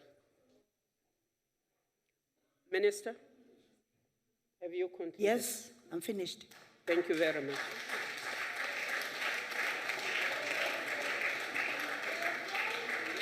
Honorable members, that concludes the debate on vote 17, social development. Thank you very much for participating in this debate. Will the secretary please read the second and third orders of the day?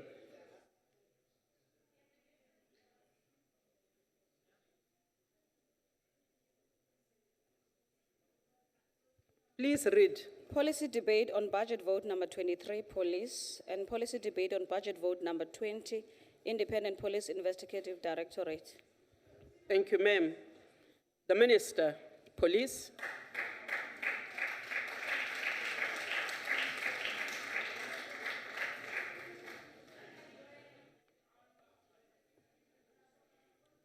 Honorable House Chairperson, ma'am, the MBCs present in this particular budget vote. Honorable Minister, please take a seat. Yes, Honorable Mtileni. I'm seeing What are you seeing? I'm seeing after the conclusion of the speech by the Minister of Social Development, I'm seeing a lot of people who filled those chairs. I wanted to know... That is not a point of Did they order. accompany her and where's the taxpayers' money? Honorable Mtileni, that is not a point of order. Any member of cabinet is accompanied, can be accompanied to any house. No, I'm addressing you. That is not a point of order. Take your seat. That is not a point of order. Take your seat. You are wasting the time of this house. Take your seat. Honorable Minister. Thank you very much, Madam Chair. The chairperson of the Select Committee, Mr. Klimbi, and the Select Committee members, the Acting National Commissioner, Lieutenant General Patlane, and your management team, the head of DPCI, Lieutenant General Tlemeza, and management team. Members, there's too much noise in the house. Acting Executive Director of IPID, Mr. Khamanyane, the Acting Secretary for Police, Mr. Rapia, the Chairperson of the PCRA Board, Professor Mazibu, and the Director of PCRA, Mr. Chauke, the Chairperson of the Firearms Appeal Board, Mr. Mongwe, members of the South African Police Service, esteemed guests, ladies and gentlemen. There is a convergence of views in articulating the future of our society, at the center of which is education. The former President Nelson Mandela advanced that education is the most powerful weapon. I've got a member on her feet. Please take your seat, Honorable Mkwele. Chair. Yes. Minister o buela ko tlase ne go na le noise maybe if you can move fela 5 minutes gore batho ba ba kwale ba kgone go move a re mo buela mo menong tata. Okay. The point is taken, but in fact, the point you are making is no longer relevant because the people have left. Therefore, you should be hearing. Honorable Minister, you do have a very wide tone. Can you just crescendo a little bit? There is a convergence of views, Madam Chair, in articulating the future of our society, at the center of which is education. The former President Nelson Mandela, advanced that education is the most powerful weapon which one can use to change the world. Abraham Lincoln stated that the philosophy of the schoolroom in one generation will be the philosophy of government in the next. The great philosopher Plato suggested that the direction in which a man starts will determine his future in life. We raise these particular matters today precisely because the fundamental question we ask is how people could decide to burn down 25 schools, destroying the future of our children, just because of a dispute over municipal, not even national or provincial borders. Essentially, this is an act of blatant, utter selfishness. It represents a situation where a backward-thinking human being only think of their narrow interests and disregarding the interest of others.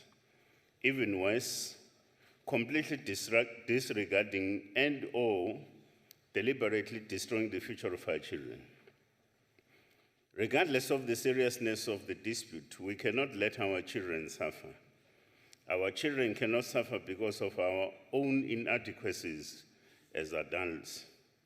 In this regard, Madam Chair, ladies and gentlemen, we speak for the African National Congress, its supporters, and the majority of other people who still remain in their sober senses in condemning the acts of thuggery that have manifested itself in Vuwani, Limpopo, where schools have been torched ostensibly in the quest for municipal boundaries, which is just simply nothing else but a disgrace, a despicable act which we, all, the ANC and opposition parties alike, speak out against and shun upon. This despicable behavior, a behavior that encourages anarchy and chaos as a form of addressing grievances, was under a different occasion and circumstances, actively encouraged by others in this legislative house. Worse still, we have heard some among us deliberately speaking out to our people, publicly claiming to want to settle their political scores and disrupt this democracy through the barrel of a gun. Indeed, this is a shame and essentially sad. Certainly, there can never be any justification for burning down a school. Never. Even during the evil days of apartheid, we always understood that education was vital for our liberation, that education was essential for the development of an African child, for the African child to take their rightful place as worthy human beings of our society, that our collective future depended on us improving ourselves. It cannot be that as we commemorate Africa Month, we see actions that contribute to keeping the African child under growth deprivation. We have consistently argued that making our country safe is a collective effort that involves all stakeholders, communities, government, and business. Now we need this collective effort and conscience more than ever. We salute the brave and wonderful parents of Bungeni village who have taken upon themselves to guard their school from these louts. This is the true meaning of being a responsible member of society, putting the interests of children first, even if it means spending sleepless cold nights. I also take this opportunity to congratulate our police members for handling the situation in the most responsible manner under the circumstances, especially the arrests that have been effected. We earnestly appeal to the community of Vuwani and anywhere in our beautiful land to reject the criminal elements, the inhumane beings who use the genuine grievances of our people to commit such dastardly acts. I also take this opportunity to thank Minister Mahlobo, who was acting Minister of Police in my absence, Minister Van Rooyen, and Deputy Minister Sochu for showing leadership in the interventions that they made in Vuwani. Since my assumption of office in 2014, we have visited every province in our beautiful country to interact with citizens, but also to acquaint ourselves with the prevalent conditions and learn what improvements could be made to reduce crime and its scourges from our communities. We are encouraged by the good men and women who defy the odds and their circumstance in the fight against crime. We have heard our people complaining about the easy and ubiquitous availability of alcohol and drinking places that are taking over communities and are a precursor to other crimes. Drugs like nyaube have turned family members against each other, and children rob their homes and parents for a fix. We have heard during our visits people complaining about the lax or non-compliance with municipal bylaws, which at times sees taverns in close proximity to schools. And this is what the community of Kwaduza in KZN and a community in Secunda in Mpumalanga told us. We had similar tales also from other provinces. Every day we are confronted by tales of a hijacked building in central Johannesburg, cable theft that brings industries to a halt, tax violence, mushrooming settlements, to undocumented foreigners, especially in provinces like Limpopo and Mpumalanga, the abuse and rape of the elderly in the Eastern Cape, stock theft in Free State, and illicit mining.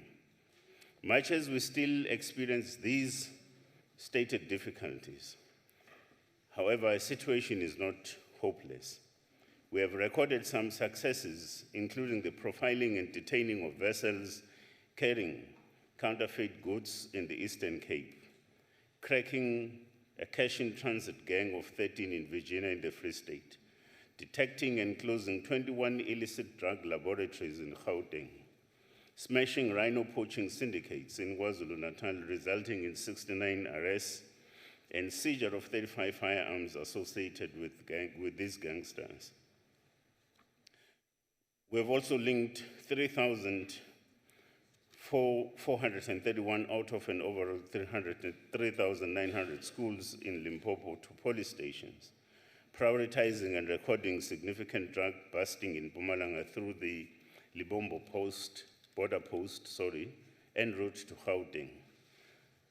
In the process, recovering 596 livestock worth 303.3 million in Northwest, linking via DNA a serial rapist to 34 cases in Northern Cape, and piloting the Mobile Client Service Center for localized service delivery in the Western Cape. Crimes against women and children continue to bedevil our society.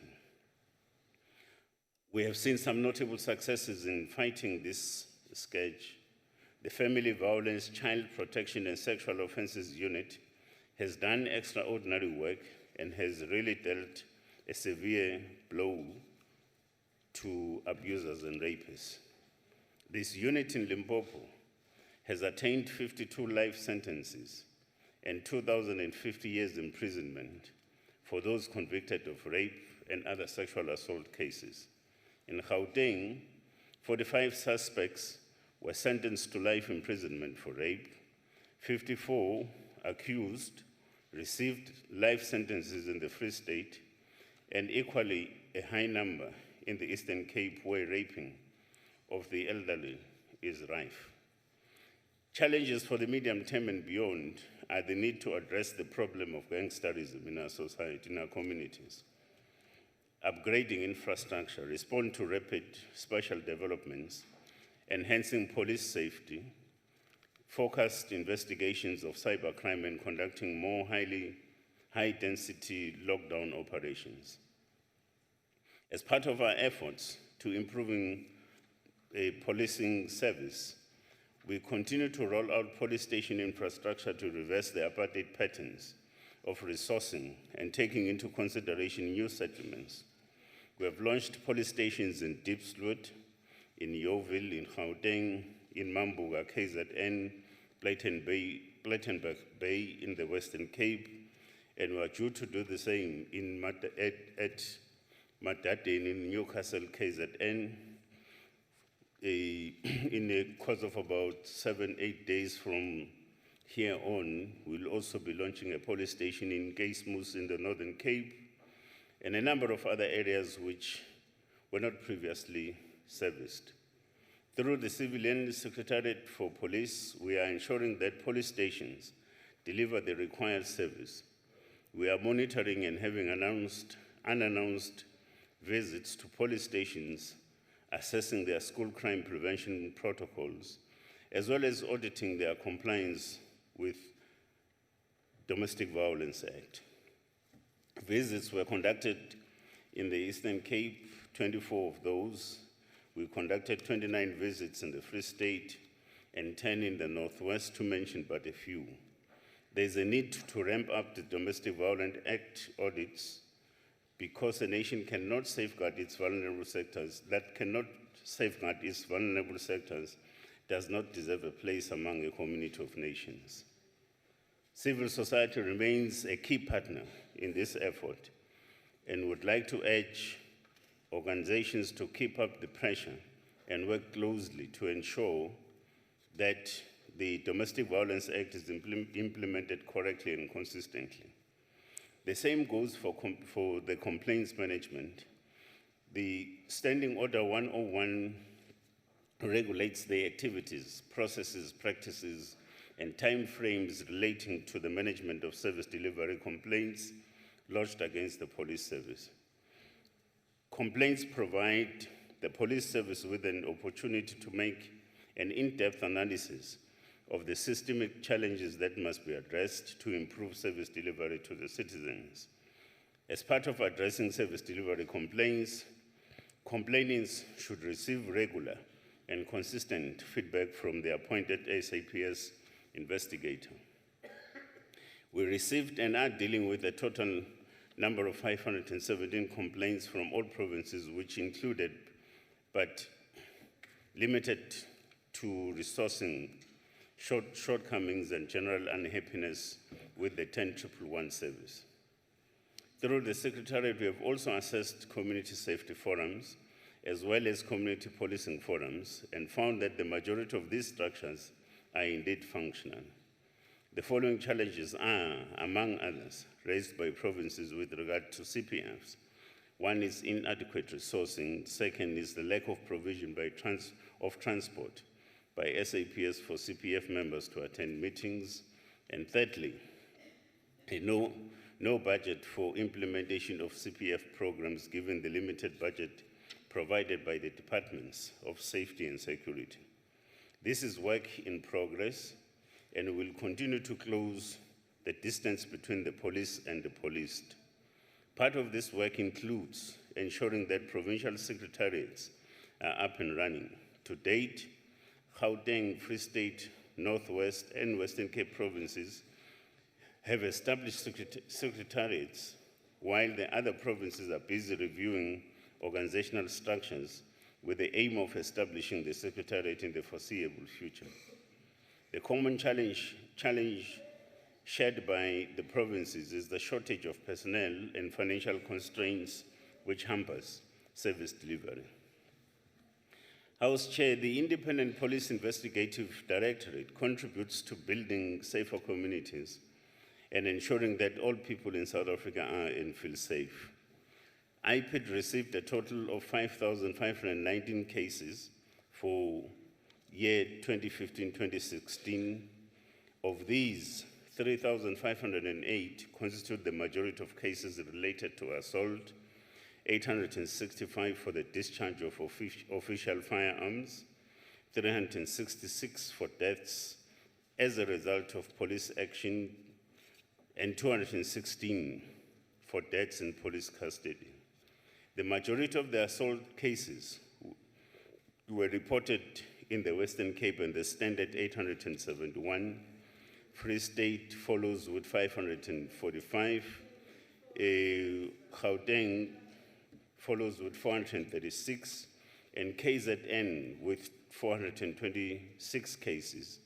Most of the assault cases are classified as common assaults. For the period under review, 3,050 matters have been closed and archived. Please take your seat. Honorable Mukwele. Honorable House Chair, I was suggesting that we have the report that Minister is outlining now. We can read for ourselves. Let him come up with something for debate, not reading the report, please. Honorable Mukwele, please take your seat. This is not a point of order. Continue, Honorable Minister. Thank you very much, Chairperson. For the period under review, 3,050 matters have been closed and archived. The majority of these cases, which stand at 1,036, were declined. 888 were unsubstantiated cases. 416 were cases referred back to the South African Police Service. IPID has forwarded 1,297 matters to SAPS and 939 matters to the National Prosecuting Authority for decisions. The Directorate achieved 177 convictions, of which 26 received verbal warnings, 66 written warnings, 27 dismissals, 10 suspended from the service, and 1 with a suspension of a salary, and 47 were fines. The Directorate received 83 convictions, and in one particular matter, a member received a life sentence. It should also be noted that IPID has an additional mandate of implementing the recommendations of the Falam Commission of Inquiry. This additional mandate has implications on IPID's staffing and financial resource needs. The Directorate has started with implementing elements of the recommendations that do not have budgetary implications.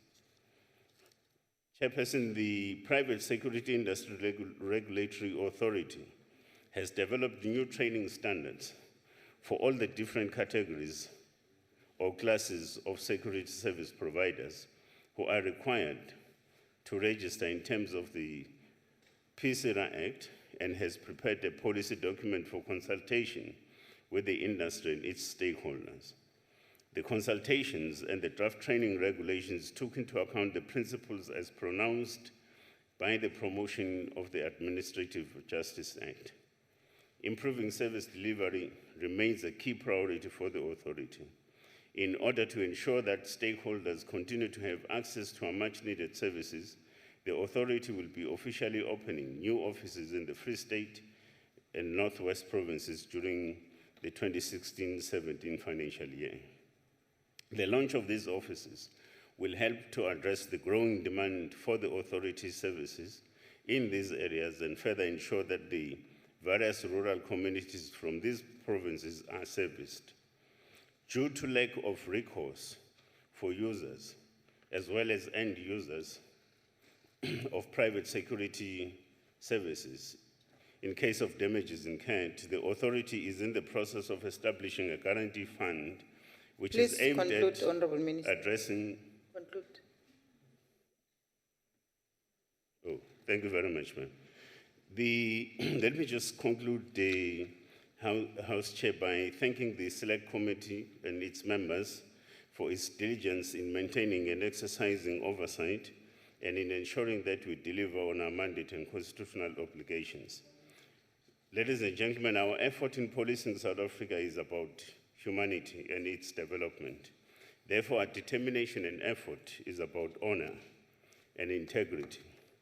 And it is all about upholding the ethics and values of our forefathers in creating a humane society. And in this regard, we shall not fail our people. Thank you. Thank you very much, Honorable Minister. The Honorable Member, D.L. Timpi, your time, sir.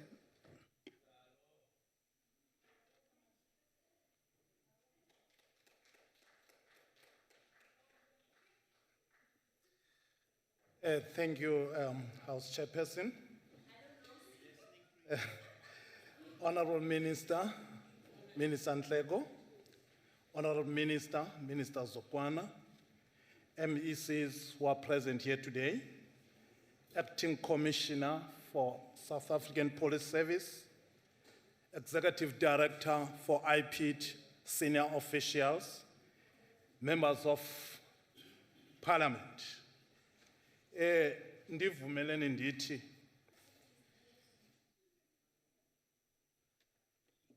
ithi incwadi endandayifunda beka uyihlononyoka uze imihla yakho yolulwe emhlabeni ngamazwi okuqala lawo athi wesibini hambani nina nisindle exeleni ningemi athi wesithathu okugqibela uthi Yesu kubafundi bakhe niyabona nihamba phakathi kwamangcwaba athethayo awumselayo ukuze ningawamameli kuba niyufika apho niyakhona. Chairperson, the police that we have today are more better, far better than the police that we had before 1994. Chairperson, 2015 saw a rise in public violence incidents in South Africa involving student protests as well as an alarming increase in the killing of our police officers. Appropriate police action involves finding a balance between saving the state, saving the public, and police professionalism. Honorable Mukwele, sorry, Honorable Chairperson. Honorable Mukwele, please lower your voice. Continue. Thank you, Chairperson. The NDP speaks to ensuring this balance and states that by 2030, all people in South Africa should feel safe and not fear crime. One of the MTSF targets are to ensure that SAPS reduces the level of contact crime. Chairperson, during his 2016 SONA, His Excellency, the President of the Republic of South Africa, Jacob Zuma, noted that The South African Police Service is undergoing a turnaround and has adopted the back to basics approach to management to rebuild the organization and to improve performance at all underperforming police stations. The back to basic approach is therefore aimed to returning SAPS to dealing with its core mandate of prevention, investigation, and combating of crime. Chairperson, these include discipline and the manner in which police officers conducted themselves as a distinctive characteristics of policing. Enhancing police visibility, which implies more police officers in uniform, thereby minimizing opportunity to commit crime, and to targeted, informed deployment of operational resources to ensure the optimal utilization of the limited resources that the police have at their disposal, ensuring that they have applied for maximum effect. Chairperson, the South African police budget is 80.9 billion and incorporates the following over the medium term, and it will be utilized for: 1, addressing the current fixed establishments, professionalization the police service through skills development, continuing strengthening of the criminal justice system by contributing to the criminal justice sector revamp and modernization program, investing in capital assets consisting of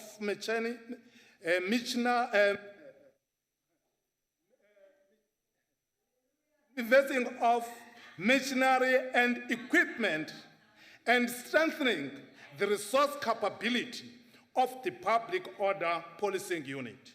Chairperson, in the select committees interaction with the SAPS on their budget and apps, the following were raised as key issues for SAPS to focus on going forward. 1, ensuring that every police station have sufficient vehicle and resources. Ensuring that there are sufficient forensic laboratories.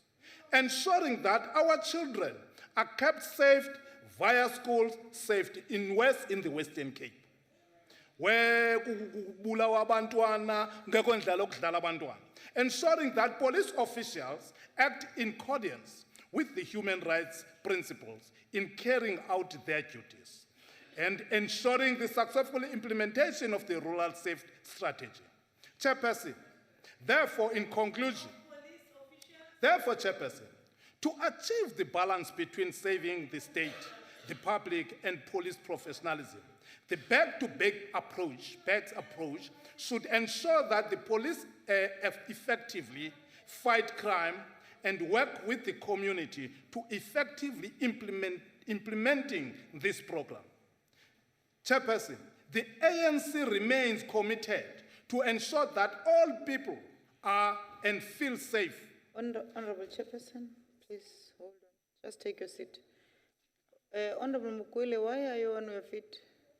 I just want, we are here to work, Mama Kathy. Ne? This is time for work. Talk to me, Honorable Okay. Mukwele.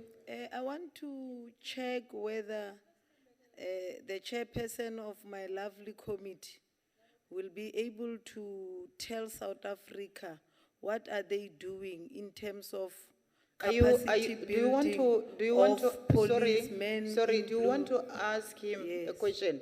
Yes. Can we check with him first? Yes, capacity building. Honorable but Mukwele, Why do you Honorable reduce Mukwele, Honorable Mukwele. the duration Honorable Mukwele. training? Thank you. Honorable Mukwele. Chairperson, andinalo ixesha lokuthatha umbuzo walo 6. Chairperson, allow me to speak with IPID. When we talk about the Independent Police Investigation Directorate, we talk about an important body responsible for ensuring a system of internal and external checks and balance, aimed at ensuring that police carry out their duties properly and are held responsible if they fail to do so. Chairperson, the IPID Act gives effect to provision of Section 206 of the Constitution, ensuring independent oversight of the SAPS and municipality police. The IPID plays an important role in professionalizing the South African Police Service through conducting investigations and making appropriate recommendations. The core mandate of the IPID contributes towards the realization of outcome 3 of the MTSF, which mirrors that of SAPS, all people in South Africa are and feel safe. Chairperson, in achieving this, IPID will focus on the following. The Directorate will expand its investigative methods and system to respond to cases of police misconduct and the abuse of police power. The Directorate will strengthen its investigation capacity through the newly established National Specialized Investigations Team. The team's mandate is to conduct specialized investigations and facilitate the training of investigators on systemic corruption and other specialized investigations. The percentage of investigations into police conduct that are decision ready is expected to increase as a result of the implementation of the above investigating initiatives. The primary goal is to ensure that the police service is rid of corrupt and non-professional officials.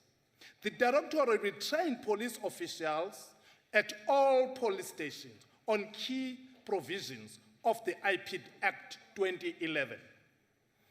The training is aimed at ensuring that police officials are fully aware of and compliant with the provisions of the Act in relation to their reporting obligations on crimes committed by police officials. Implementing recommendations referred to the police service by the Directorate and cooperating with the Directorate during investigation. Chair, in 2016-17, the IPAD received a main appropriation of 246.1 million. The key focus over the medium term is to strengthen its investigative capacity, including by improving the quality of training to investigators and the guidelines, systems, and procedures used for investigations and reporting. Chairperson, in a meeting between the Select Committee on Security and Justice and IPID, the following were raised as key issues. Awareness, raising of IPID service to the public needs to be improved. To improve the quality and effectiveness of police, it is vital for the public to understand the services of IPID and to be able to lay complaints with IPID.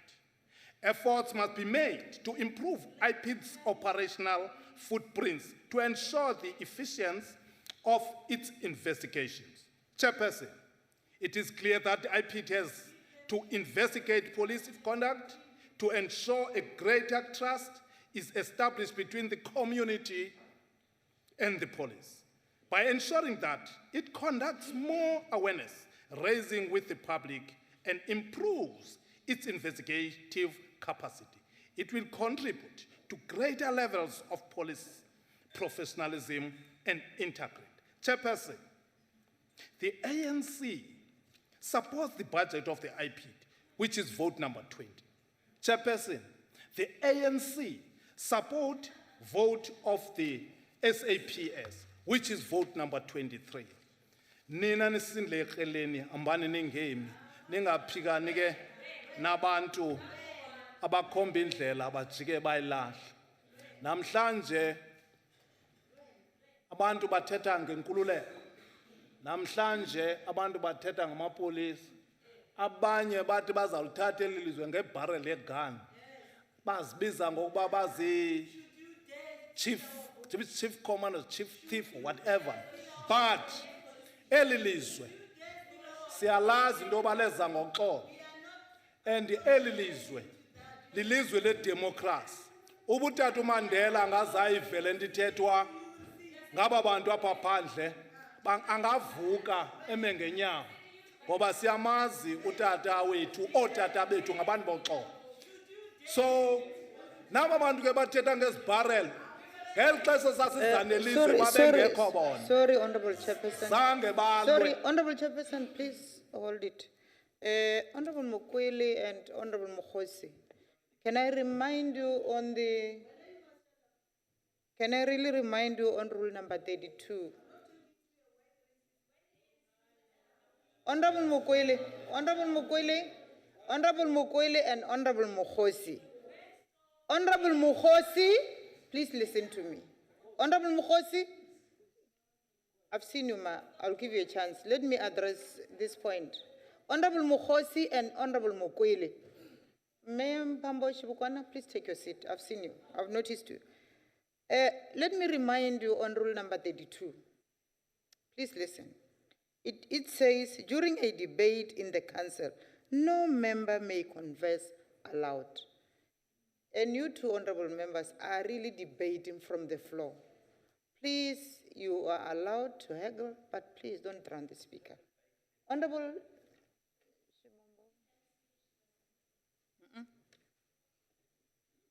Thank you, Chairperson.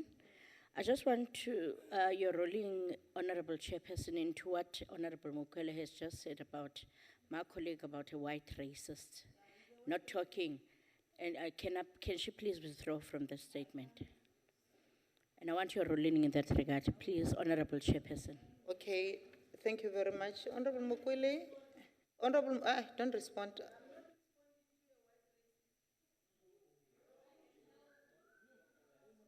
Honorable Mokwele, Honorable Mokwele.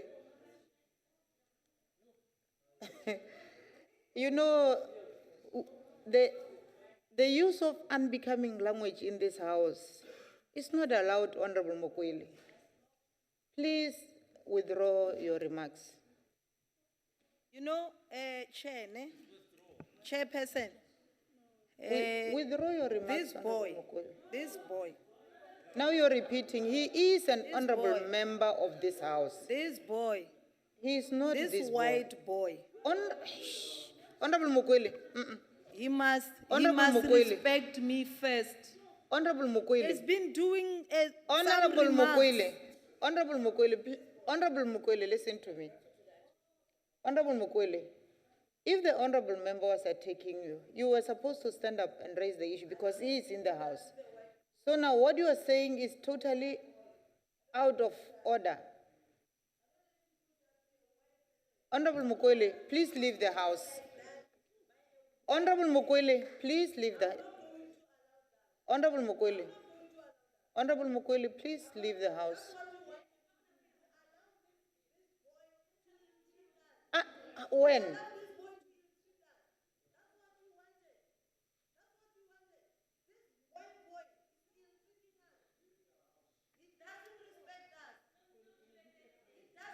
Let me, Honorable Mokwele. Leave.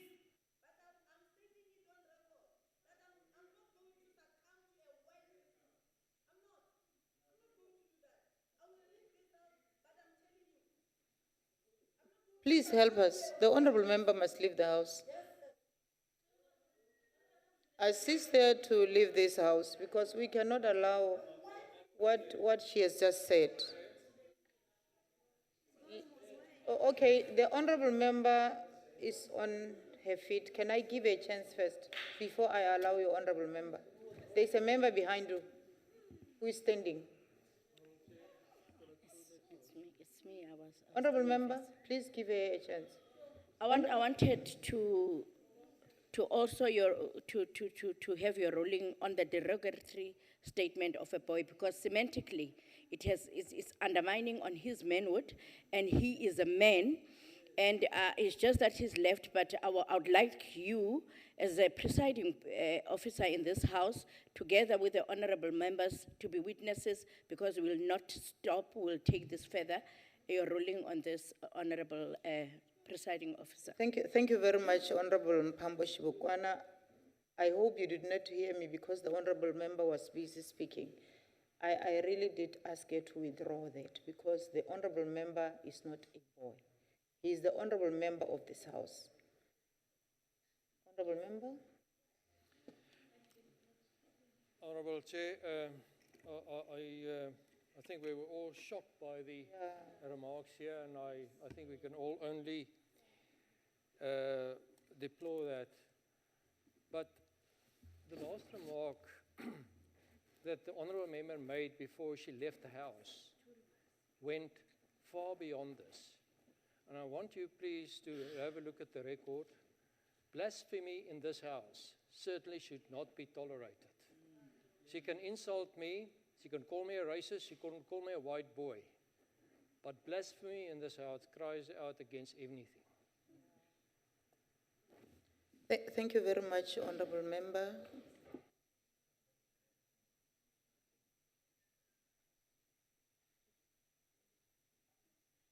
Yeah, thank you, honorable member.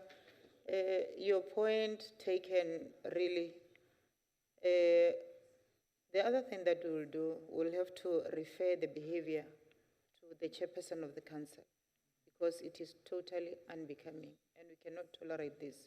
But anyhow, we did ask her to leave the house. Thank you very much. Can we continue, honorable members? Continue, Chair. Thank you, Chair. Chairperson, I think we need to address abantu boMzantsi Afrika. Ba bendisecawe mina ngizothi lifikile ixesha lomgwebo. Lokokuba abantu boMzantsi Afrika ba-addresswe ngabantu abathi bazawuphatha eli lizwe.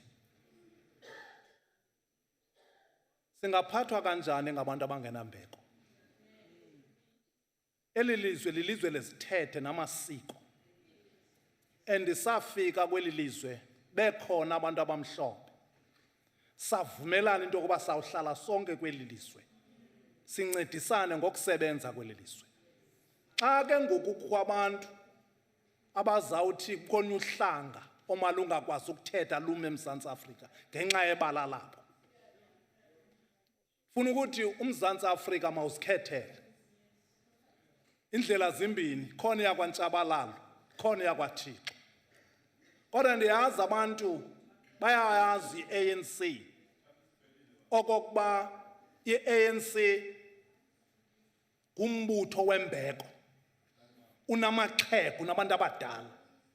Not onotsiba idyoko enza abafane bathethe. So ndifuna ukuthi ke umzontsundu mawungalahlekiswa bangabi naxhala futhi ngento zezibhamu nembumbulu. Soze yenzeke loo nto leyo. Ndiyabazi abantu abangamagwala bayakhawuleza ugrogrisa bebethetha izinto ezingafananga uthetho. Thina kabantu saka salwa sazabalaza satrainwa singamajoni. Siyayazi bithethwa nini into yesibhamu asidlaleli kuyo. Aba bathetha ngesibhamu ngeli xesha sasebenzisa isibhamu abeseziswini zethu. Namhlanje bazogrogrisa ilizwe elilunge kangaka, eliprogressa kangaka, elihlonitshwe kangaka yo yonke iworld. So ndifuna ukuthi ke sicela uxolo singurhulumente lentetho inje. Ayisuki kurhulumente, isuka kwi-individuals. Isuka kubantu abafuna ukurhwaphiliza. Ingxaki ke into yokuba waba abantu fike bethetha nge-corruption. Wabona kwayiva ikati ithi ziyekile impuku.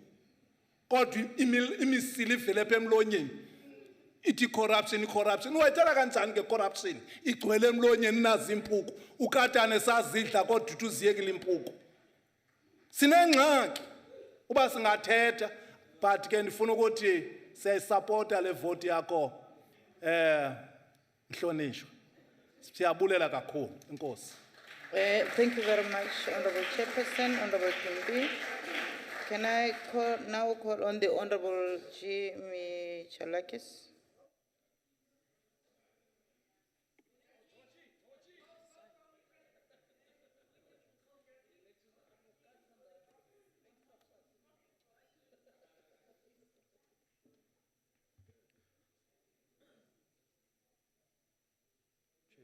Timer, Chairperson.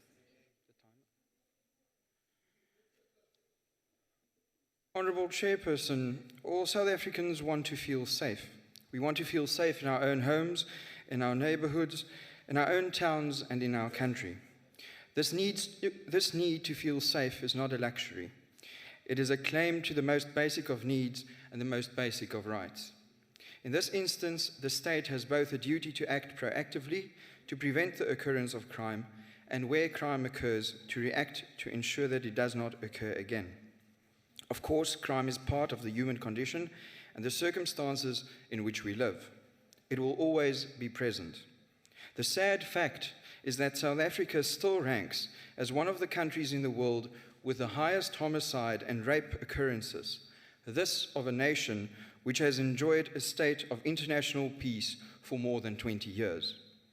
Honourable House Chairperson, it is the South African Police Service which is ultimately responsible for ensuring the internal security of our nation and her people. Although there's a serious lack of proper training of servicemen and women, serious under-resourcing of officers and police stations, which both the Minister and Deputy Minister on various occasions has acknowledged, and the socio-economic factors that play a role, it's the general distrust in the SAPS by the public that worries me most. The most recent Victims of Crime survey found that nearly 45% of assaults and 37% of sexual offences are not reported to the police. One of the main reasons for this was that police won't do anything. Yes, we do have some excellent police officers in the field who remain dedicated and committed to their work in service of our nation. These officers put their lives at risk every single day to protect us as ordinary citizens. To them, we are immensely grateful. But the problem is, Chairperson, that in most circumstances, these honest and dedicated officers are subject to the authority of less honest and less dedicated individuals at the helm. One such example is the Provincial Police Commissioner of my own province, the Free State, who has reportedly barred all station commissioners in the province from complaining about the serious lack of basic resources throughout the province. In turn, station commanders have told their own staff that they are not to complain. SAP's management have chosen to turn a blind eye instead of finding a solution to this inconvenient truth. And in the process, lives of South African citizens are lost. Honourable House Chairperson, at the top of this hierarchy... Order. Please take your seat. Honourable Mohapi. With due respect, I think you need to make a ruling. Honourable member is making aspersions about the MEC of Free State to say he has barred commissioners from reporting around the Order, Honourable Faber. I really want to hear what the Honourable member is saying. Please repeat. I am saying there is no evidence from the side of Honourable member to make aspersions around the MEC that he has barred commissioners from spending, from reporting about spending, failure to spend. The Honourable Member Mohapi, unfortunately, it is a point of debate. So we'll have to allow the Honourable Member to continue. Thank you, Chairperson. Honourable House Chairperson, at the top of this hierarchy of untrustworthy bureaucrats is none other than the Honourable Minister Nathi Nhleko, to whom I wish to extend a warm welcome to this House. You will remember that I have raised the matter of the Minister's non-appearance before our Select Committee in my budget speech last year. During this year's briefings, the Minister received an invitation, but never showed up and never informed his Deputy Minister to attend in his place. The Select Committee, rightly so, requested that the department leave and to only return once they bring a member of the executive with. Again, the Minister did not pitch, but sent his deputy instead. When asked why him and his colleagues never appear before us to account to the MPs in the NCOP, the excuse is always the same. We will appear when we receive an invitation, and we are not afraid of accountability. This attitude reeks of disrespect to this House and the people we represent.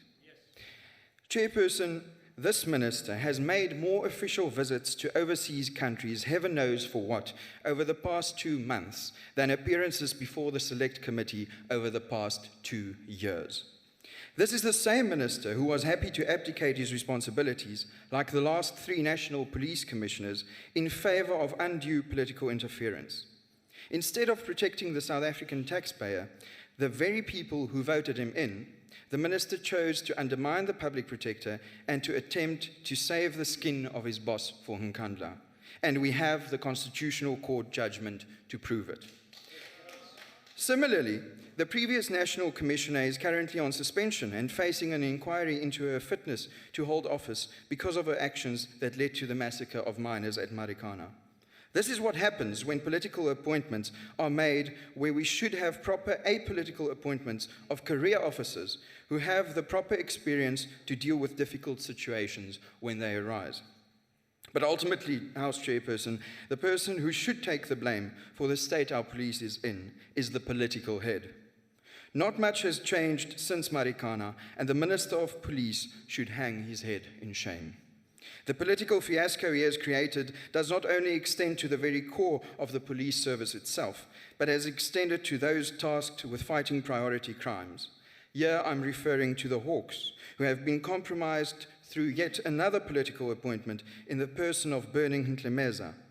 How can the person leading an elite unit such as the Hawks be the one whose character is constantly called into question?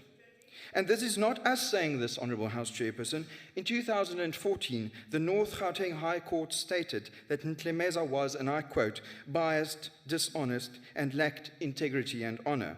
And further that the very man responsible for fighting crime and corruption and organised crime was dishonest and made false statements under oath. He is, in short, as much an oxymoron as the words Honourable Minister. And then these political appointees embark on witch hunts against those who make it uncomfortable for their political masters. Among their victims are forensic investigator Paul O'Sullivan, Advocate Thuli Madonsela, as well as the former head of the Hawks, Anwar Dramat, and other Hawks leaders in Johan Boysen and Shadrach Sibia. In reply to a parliamentary question in October last year, it was revealed that since the disbandment of the Scorpions in January 2009, there has been a 60% decline in arrests and an astounding 83% plummet in conviction rates in the last 6 years of the Hawks' existence. If there is any doubt that Ntlemeza was a political appointment, one only needs to read the statement by former IPID head in Limpopo, Humbulani Kuba, stating that Ntlemeza knew about his appointment as acting head of the Hawks a full year and 3 months before the appointment was made. Chairperson, the DA has repeatedly called for the disbandment of the Hawks in favour of the re-establishment of the Scorpions, reinstated to its rightful place under a strong and independent NPA as the key corruption-busting unit in our country. We cannot allow the further loss of innocent lives due to state capture by this government, albeit directly or as an indirect consequence. Finally, Honourable House Chairperson, I wish to make one thing very clear. The allocation of resources to the provinces with regards to the number of police officers, equipment, vehicles, for example, is a national competence and is the responsibility of the national government under the ANC. Yes, provinces have limited powers to assist the SAPS, but ultimately the effectiveness or ineffectiveness of our police falls directly under the political leadership of Minister Nhleko. If the Honourable Minister is not able to ensure the effective functioning of the police service in all our provinces, as a member of this House representing the interest of the provinces, I extend a warm invitation to him to embark on the process here in Parliament in handing over his duties to the provinces through appropriate legislation. Some of our provinces are ready, willing, and able to ensure that their citizens are protected by an effective and trustworthy police service, free of state capture and political interference. But we cannot work to bring down the high crime rates in each province because we don't control the police. So, Minister, your choice is simple. If you don't want to step up and fix the SAPs, then hand it over to someone who will. I thank you. Thank you, Honorable Michalakis. The Honorable Member Wana. Honorable Wana.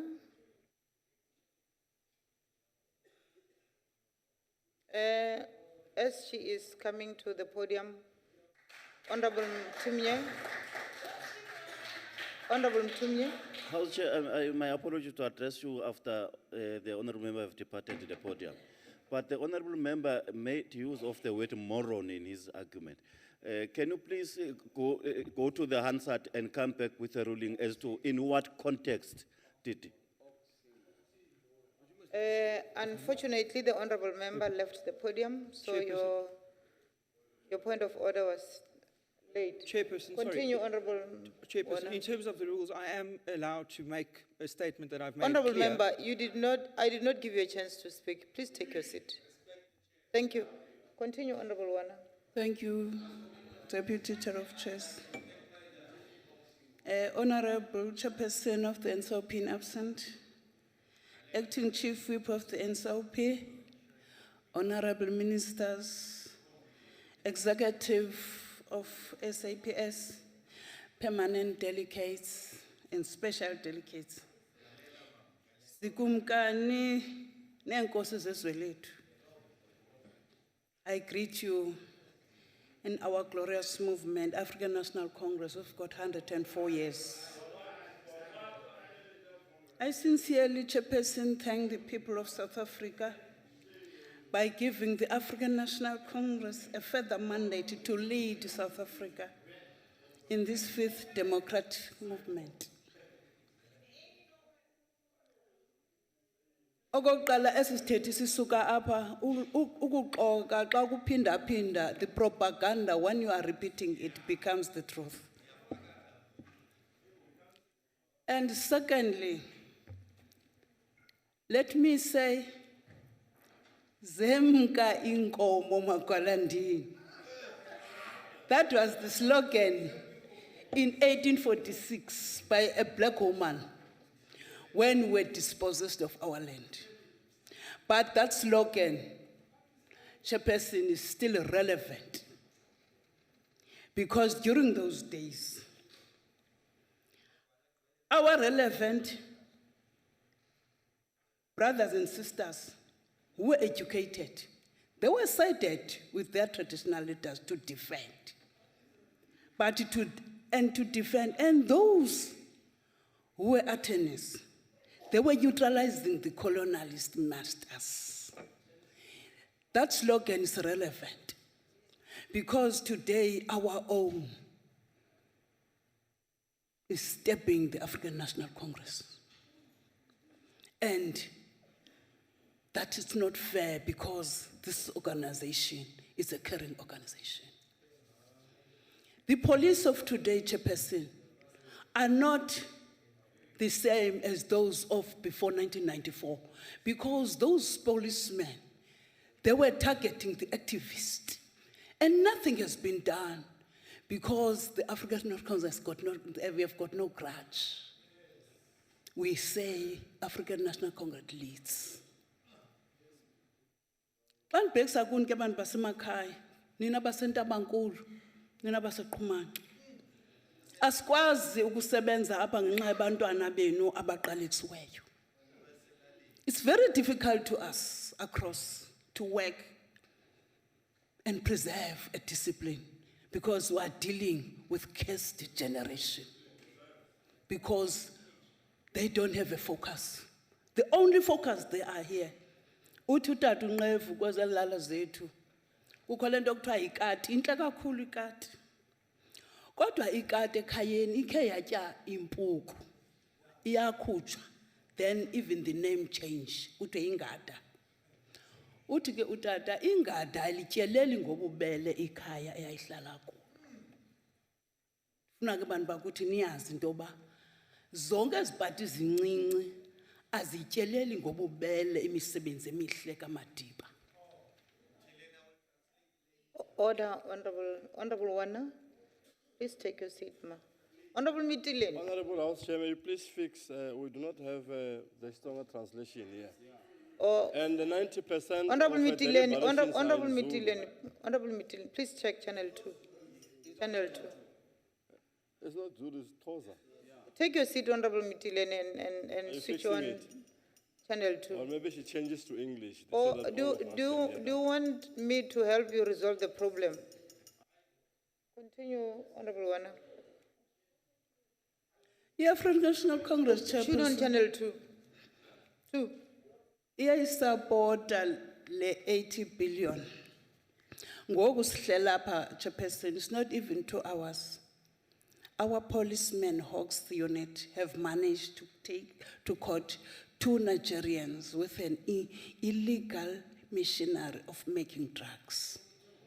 And our own, I'm proud of our own police because the policy of the National Congress is clear. We want to demilitarize the police force. Although our own brothers are faced with militant and rude communities.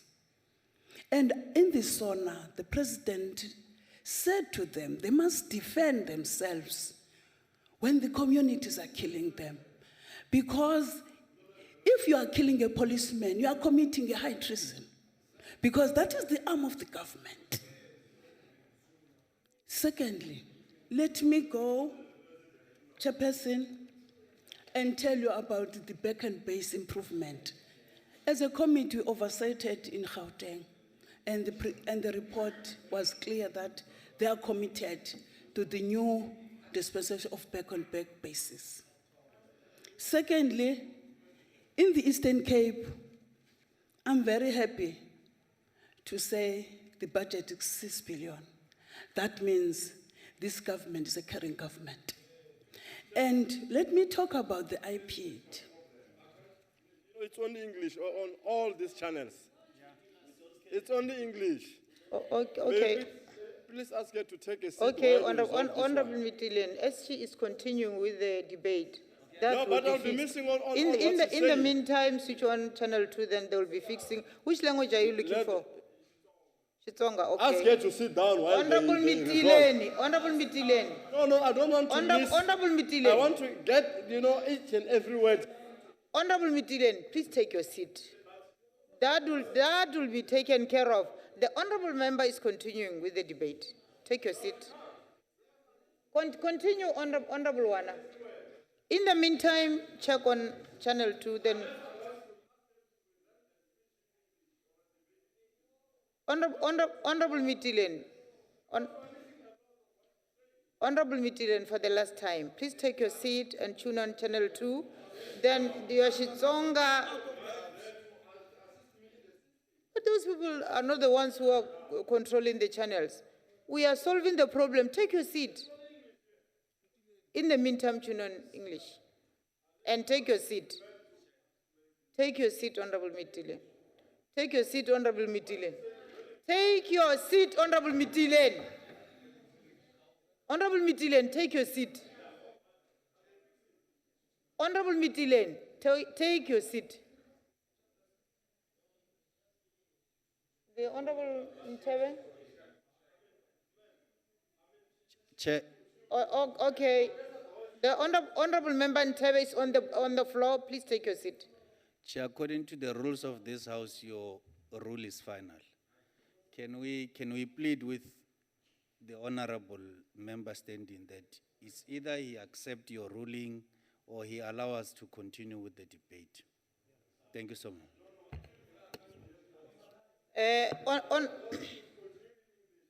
Honorable Mitileni, I did not allow you to speak.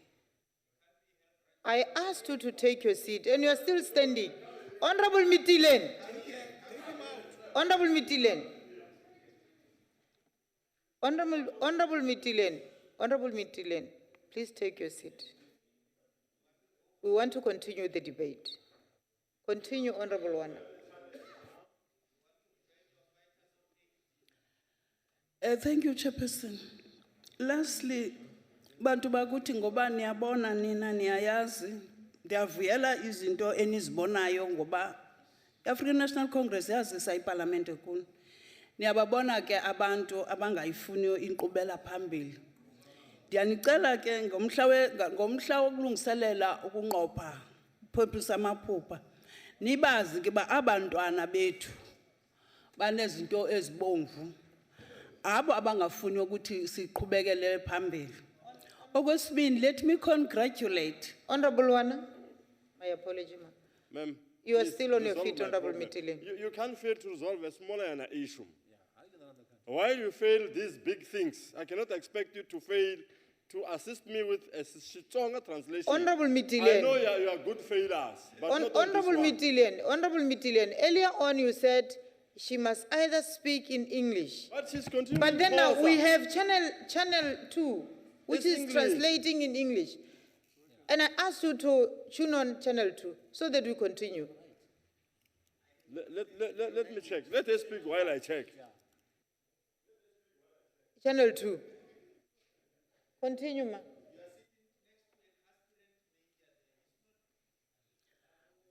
the thing is, we are wasting my time because they No, are. don't worry about time. Don't worry Okay. about time. Your time has been taken. As I'm saying, Chairperson, this is the only organization who have managed to build a substructure called Order, IPH. Honorable Timnya, order. Order, Honorable Timnya. Honorable members.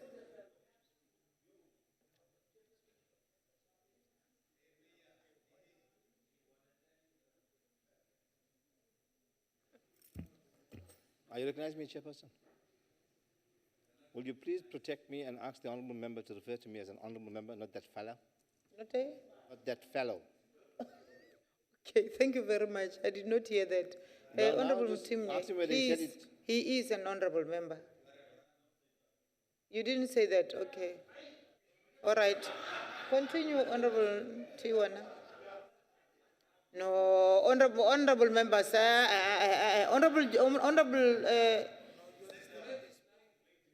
please, man. I'm sitting right next to you. Continue, Honorable Wana. The time when the Western Cape hired a hypocrite called Sullivan, as the ANC, we never say anything, but today I congratulate the police of our country because that crook is on bus and other one crash. Because all of them, because they are revolving around the tricks of now National Party, DA. And what I'm saying, Chairperson, is that IPT is not because Honorable Wanda, we are very much aware. Honorable member, take your seat. Don't worry about time. We're managing your time. Honorable Van Lingen. Chairperson, on a point of order. What There is was the a point of ruling order? in this House on the 3rd of May when Honorable Mtemunya was referring to Honorable Kahula as a member or a prodigal son of the ANC, and he was asked to withdraw. And I'm asking this member, you to rule on this member, to withdraw the association that some of us belonged to the National Party in the past. The fact that we are Democratic Alliance does not mean we have any association other than Honorable De Beer with the National Party. Thank you, Chairperson. Order, wait. Honorable Fanwana, wait. Order, honorable members, order. Honorable Van Ningen, I think we have ruled on that matter, so we cannot go back to it. Continue. Thank you, Chairperson. Lastly, as I'm explaining this sub-unit of IPET, What I can suggest to the department is that there should be more vigilance in terms of crime intelligence. Because what is taking place today in Grabo means that the Western Cape is not as they are. Because if they were clever enough, they would try to prevent, because they are always saying they are the best in terms of managing the issues. But today, Grabo is on fire, and our own people are going to defend that, irrespective of color. And secondly, I wanted to say, Ebantu Baguti, there was a presentation, Chairperson, by IP, that there's an unmandated instruction of investigation, the issue of Marikana, and the cost was ±5 million, and the committee make recommendations that they must make that cost and submit to the Treasury so that we close this file. Although this file is being closed, there are people who are trying to get political.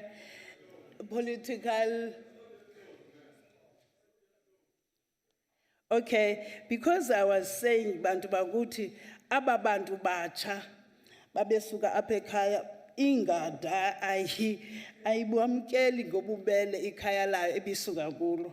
Mandiyithethe into ethi, as ANC, we have made a difference in terms of securing, even in this current situation of Limpopo, there are arrests in place. And secondly, Sonke Silapa, I'm saying to our police force, be strong, because we are going for local elections. As a result, your own sons are threatening with bullets. So you be strong as you usual to be, because in the local elections, it's where we are going to win the local elections. Sishotangani. So these minority parties, I'm sure they're exposing their behavior every day we are standing here, because ever since I come here in 2014, they never supported the budget, but they every day submit their claims. What a hypocrisy. Thank you, Chairperson. ANC leaves. Thank you, Honorable Wana. I shall now call on the Honorable N. Mukaba Pukwana, Limpopo MEC for Transport, Safety and Security Liaison.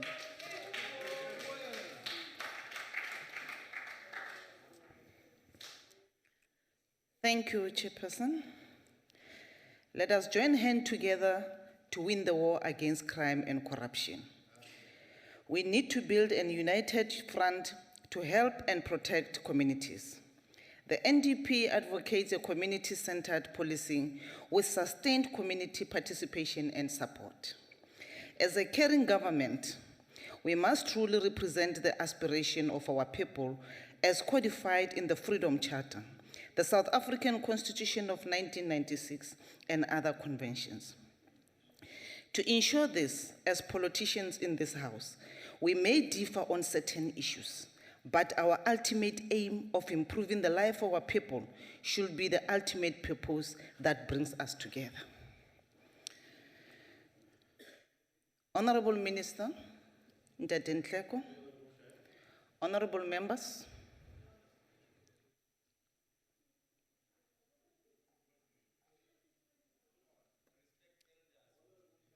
Honorable Mitilene, I'm Honorable MEC, please take your seat. Honorable Mitilene. ne kombela ku lungisa swin'wana laha ka number 5. Number 5. Laha va nga tsala ku Honorable Mukaba Pukwana. Spelling lexi safety, security and liaison a hi xona. Spelling lexi safety, security and liaison a hi xona. A xi fanele xi lunghisiwa. Thank you, Honorable Mitilene. Please take your seat. Thanks for the correction. Continue, Honorable Member. Thanks for the correction. Thanks for the correction. Take your seat. Unless if you are standing on another thing. But if it is a matter of correction, we are taking it, take your seat, and then we the spelling mistake there. Continue, ma. Thank you very much, Chairperson. The MEC is present here. The Acting National Police Commissioner, Lieutenant General Patlani, Head of DPCI, General Ntlemeza, the Acting Executive Director of IPIT, Mr. Kanyamana, the Acting Secretariat, the Director and Chairperson of PSIRA Board, members of the South African Police Services, esteemed guest, Khozo.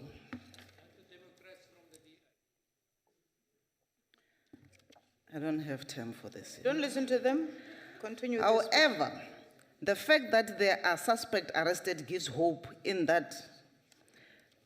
Excuse me. However, sorry.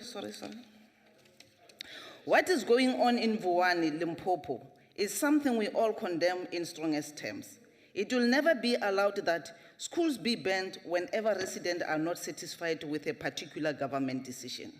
This government has laid down processes to be followed whenever there are dissatisfaction emanating from a particular decision. However, the fact that there are suspects arrested gives hope in that those behind the banning of schools will face the full might of the law. Out of the 23 suspects apprehended, 11 appeared in the Malamulela court on Monday, and the matter was postponed to 16 May for formal bail application.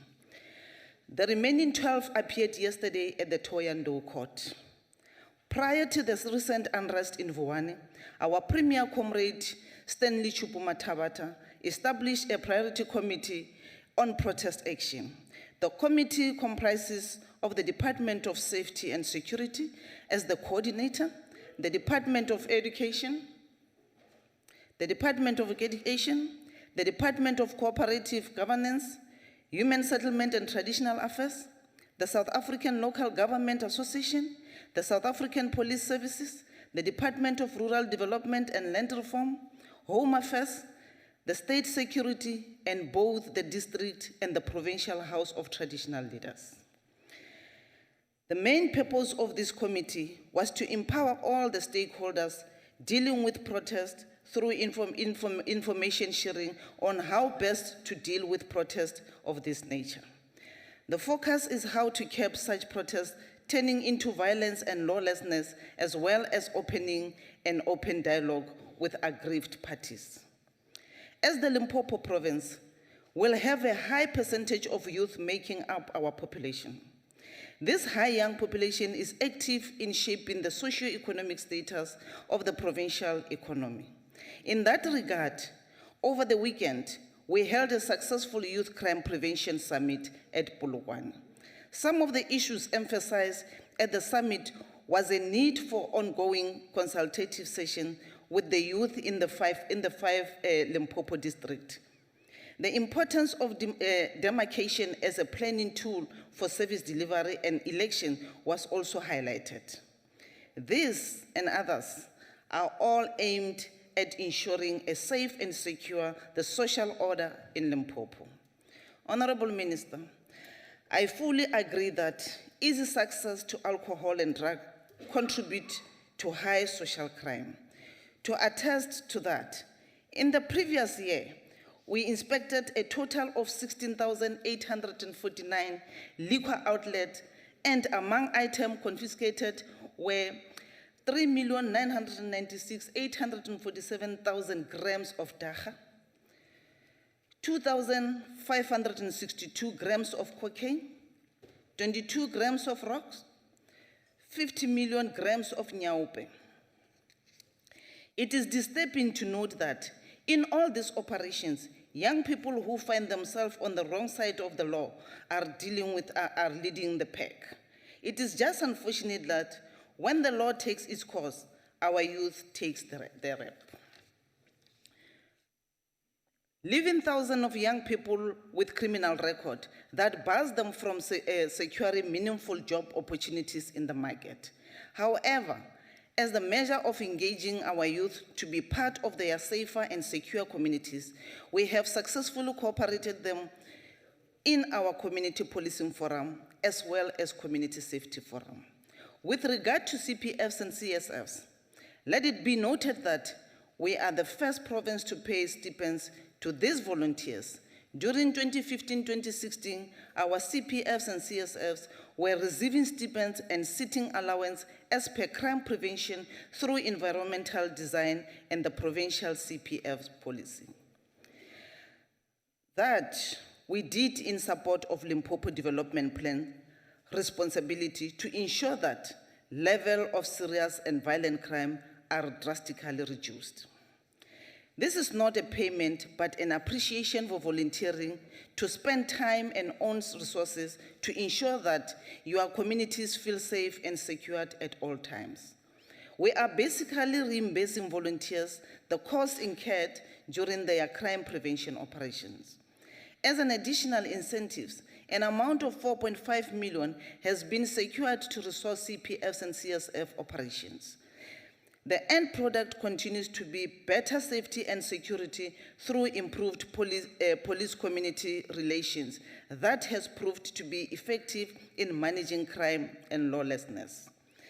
It has become a trend in our communities that criminal activities escalate during Easter and festive season holiday. Unfortunately, our roads are used to perpetuate these criminalities, and some of our motorists are part of this syndicate. As a way of reducing the transportation of stolen and unaccounted goods through our public roads, since through overloaded vehicles during this period, we have since launched the Malaysia Operation Program.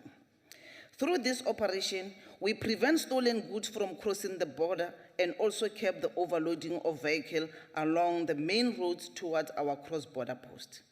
Major successes registered through this operation included the confiscation of more than 8,421,919,000 cartons of illegal cigarettes valued at 66 million.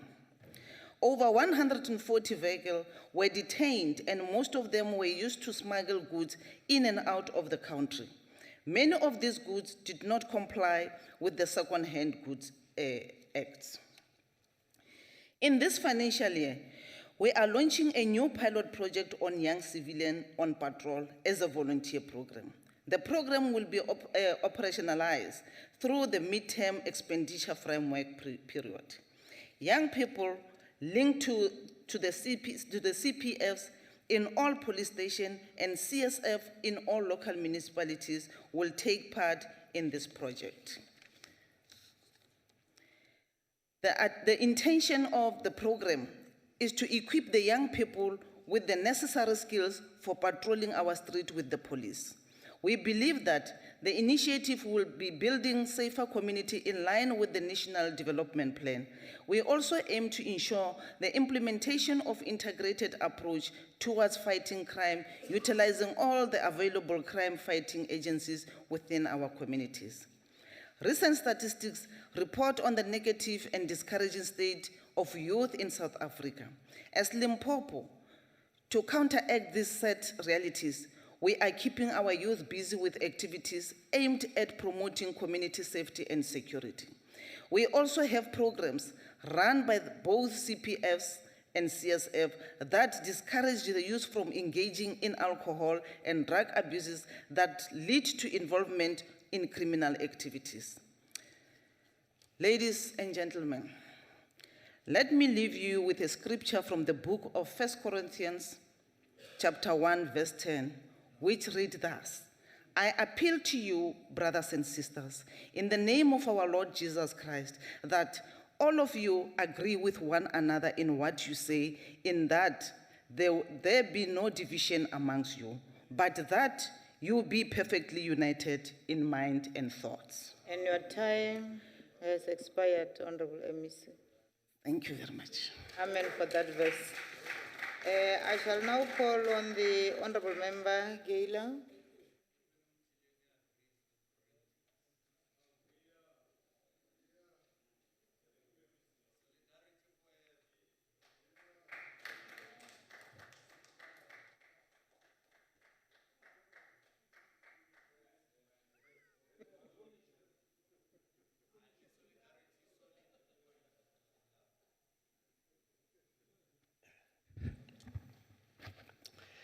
Thank you, Chairperson. Honorable Minister, honorable members of the police force, let me greet you. The UTM supports the budget. On the 29th of September 2015, Minister, you released a crime stats covering the period of financial year 2014-2015. The report revealed that an estimated 1.8 million crimes were reported during that period. These stats paint a dismal picture in terms of personnel security as contact crimes increased by 0.9%. These include crimes like murder, attempted murder, robbery. This is disturbing since they show a reversal of the good that has been done since advent of democracy. Although there was a decrease on sexual offenses, it has to be noted that stats in this area are often complicated as number of victims who report is notoriously unreliable. Indeed, Minister, as emphasized, these stats demand responses not only from the police but also from the public who have a great role to play in solving crimes. In this regard, the United Democratic Movement suggests that environments which are conducive to alternative forms of conflict resolution and to the restoration of personal and social morality be created by both the police and the communities. That good strategies, judicious use of crime, intelligence, and specialized agencies should be used and be able to reduce crimes, in particular those related to organized crime groups. That greater political will, wiser leadership, and the promotion of more strategic policies and resource allocation be provided as part of the solution. All South Africans, but especially those who are poor and vulnerable, deserve to know that they have a reasonable security and public safety. Many police officers are working under stressful conditions with no support mechanism. Some are reported to be resisting attending counseling, fearing that they are diagnosed with certain conditions, and such may make it difficult to get upwards mobility at work. One of the things that the department needs to prioritize is implementation of a doctrine that ensures that our police service function according to a set of rules that are in line with the values enshrined in our constitution. Related to this is a concerted mobilization of communities so that a relation between police and communities is the one that enhances the service and ensures maximum security of the citizen. The morale and discipline of some of the police officers in some police stations leaves much to be desired. This is occupied with conditions under which these officers are expected to deliver service, as well as their attitude towards servicing the citizen.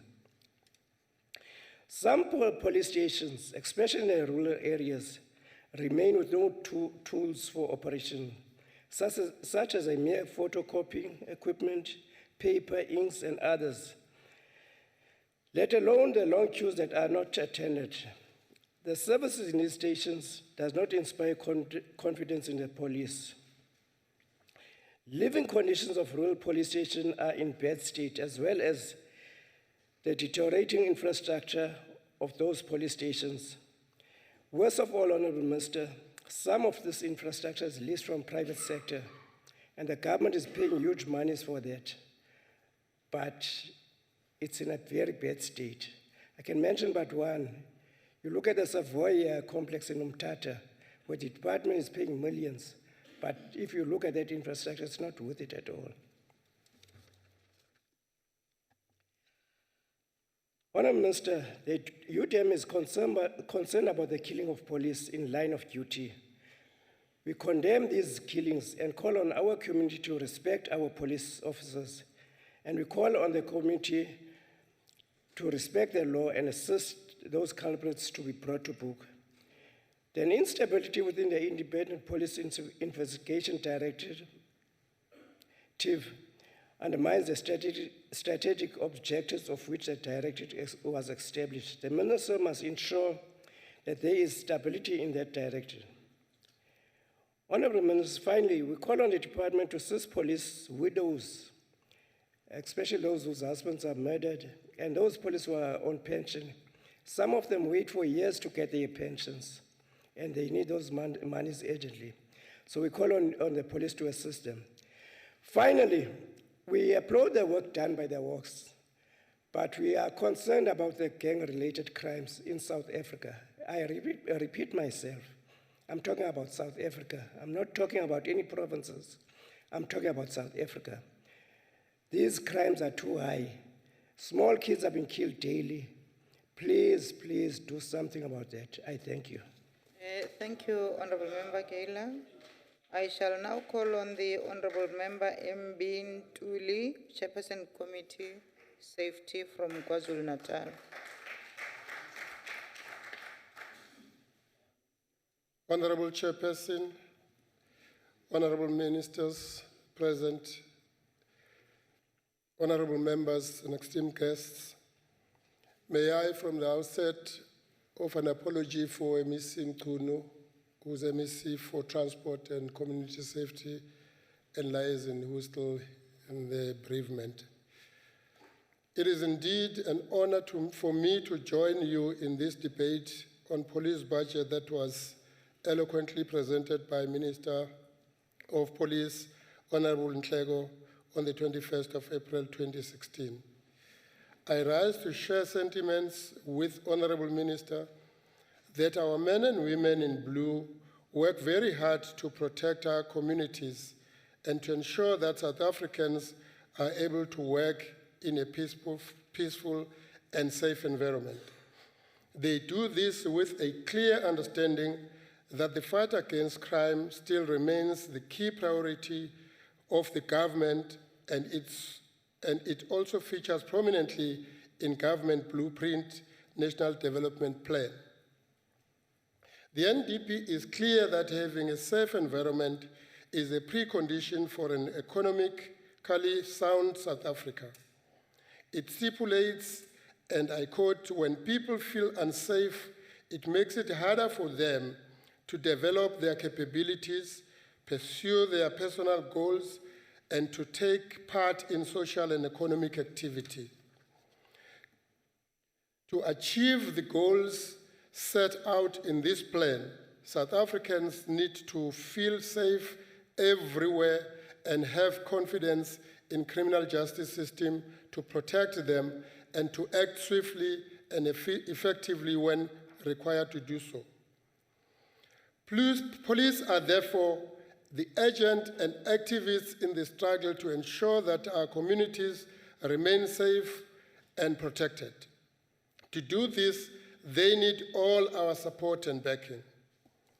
Just to reflect on how hard our police work, I wish to share with you, with this august House, how the statistics of arrests made by police in KwaZulu-Natal in the recent past financial year.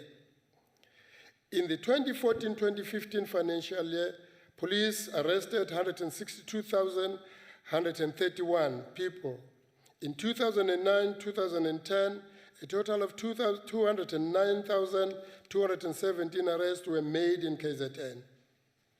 229,426 arrests were made in the period 2010-11, and a total number of 280,641 arrests in the period of 2011-2012.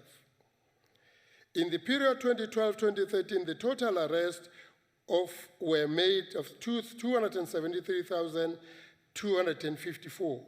During 2013-14, a total of 255,136 arrests were effected. The figures of arrest I have alluded to paint a disturbing picture, which means that our communities produce a lot of criminals.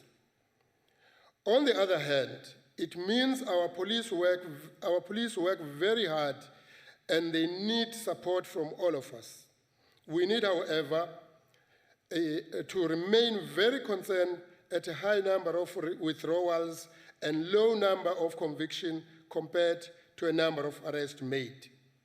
Clearly, this highlights a need for closer monitoring to improve efficiency and effectiveness of the police, especially on the investigation side.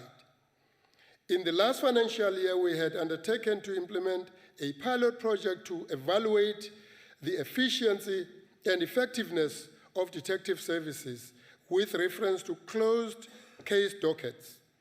This project entailed auditing 50 closed dockets identified by department in respect of the crime categories of property and drug-related crimes, conduct crimes, and sexual offenses. We approached the provincial commissioner in respect of this initiation of the pilot project on 31st July 2015, who referred the matter up to the national commissioner. The acting national commissioner responded in a letter dated the 8th December 2015 by giving a partial authority for this project. We accepted the approach proposed by the acting national commissioner, subject to a request for further engagement on the methodology for future detection, service delivery, monitoring, and evaluation.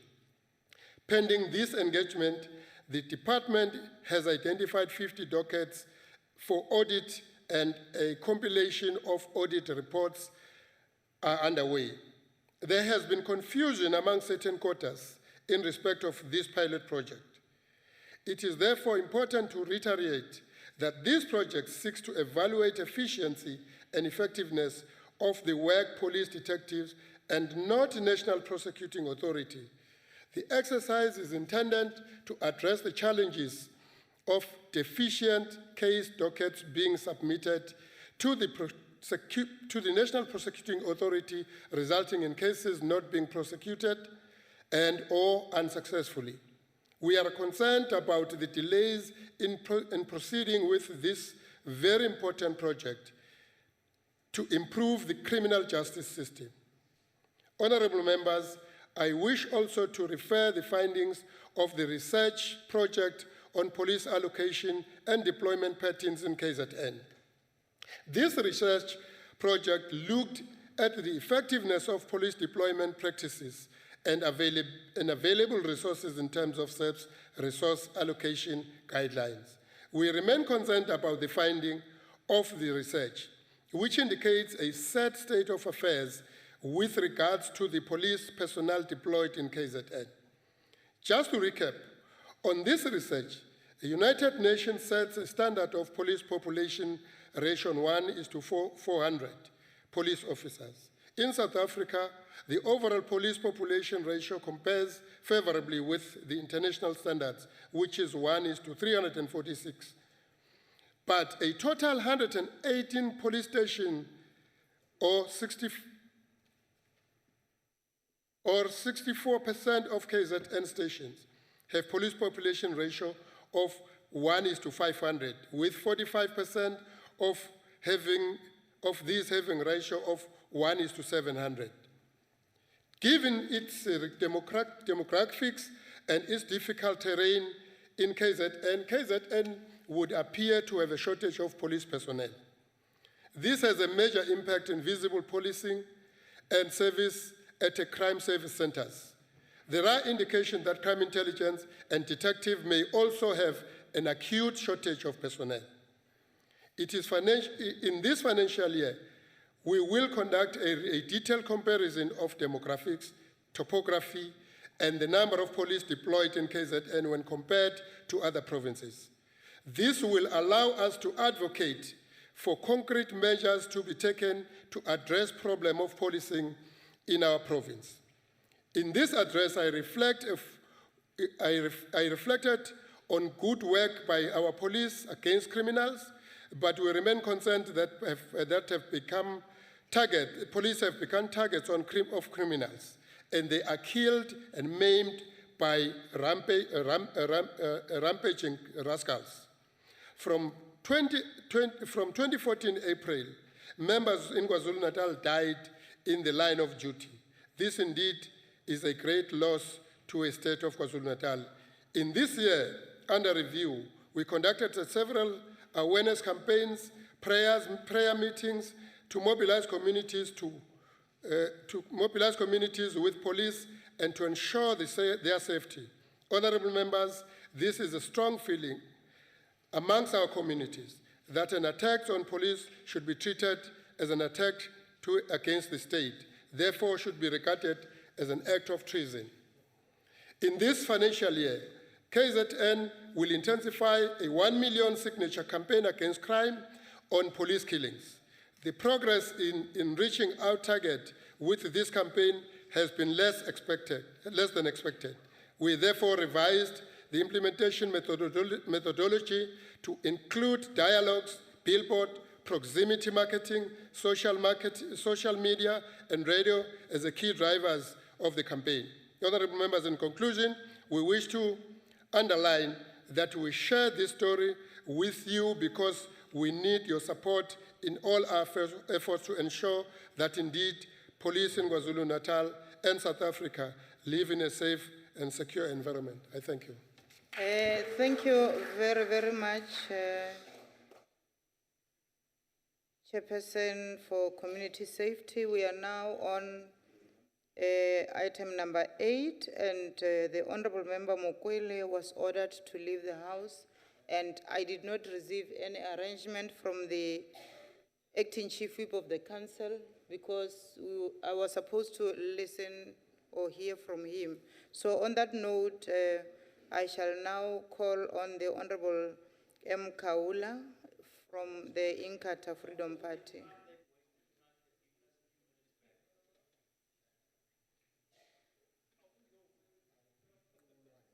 The Honorable Member, Honorable Kaula, my apologies, sir.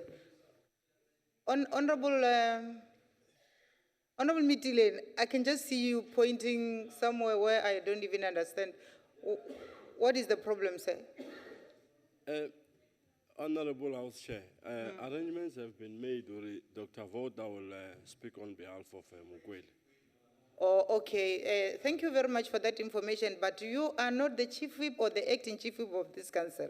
So, Honorable Kaula, I'm going to allow you to continue. So I was going to speak after Kaula. Honorable Mitilene, you have forfeited your space. We are now on item number 9, and we are continuing. Oh. Next time, make sure that you do the necessary arrangement in time. Thanks. Honorable Chairperson, Honorable Minister, this debate takes place after one has recently read of a gruesome incident of alleged rape of a woman suspect, allegedly by a police officer at Tinanda police station. It is alleged that this incident took place right in front of other police officers, including a female police officer. There have been numerous other incidents of police abuse of their office, including attacks on citizens in Bushbuck Ridge, Umsinga, KwaMashu, and other areas. This reckless abuse of power continues to be an issue in the ranks of our police officers in the country. One admits, Honorable Chairperson, that it is not all our police officers who are guilty of human rights abuses. Many of our men and women in blue are committed, dedicated, and respect the rule of law. But the few that become rotten potatoes, if no visible remedial and corrective action is taken, the conclusion is that both IPD and the department are reluctant to take action against their colleagues.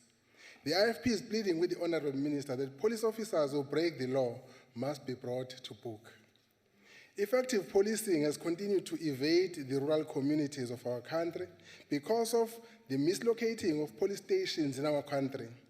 Most of police stations are located in cities and towns, but also to also provide the service to rural communities and townships far away. We once more appeal to the department to prioritize building police stations in rural areas. When one moves around, noticeable is the fact that it is police stations that provide police services to rural areas which suffer understaffing, which suffer poor resources, and poor policing infrastructure. The IFP has always objected to the appointment of civilian national police commissioners.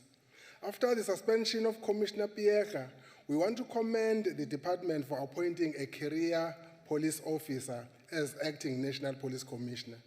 This is what we need if we are serious about keeping South Africa safe.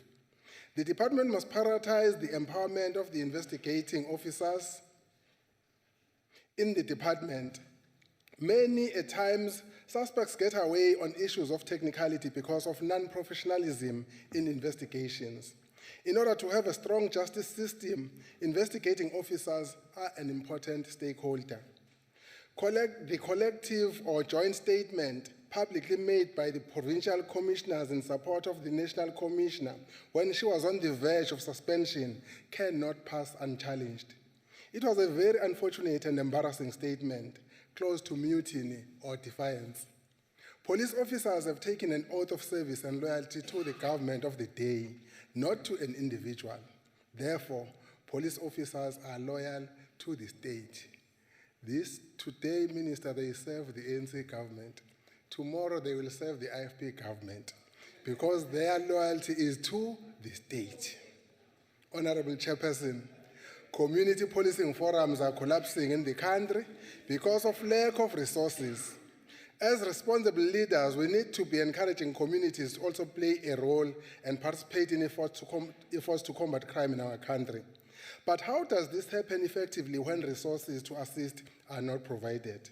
It is easier for communities in the urban areas to participate in programs because of the economy and topography. In the same vein, the economy and topography of rural areas makes participation extremely difficult if there is no assistance provided.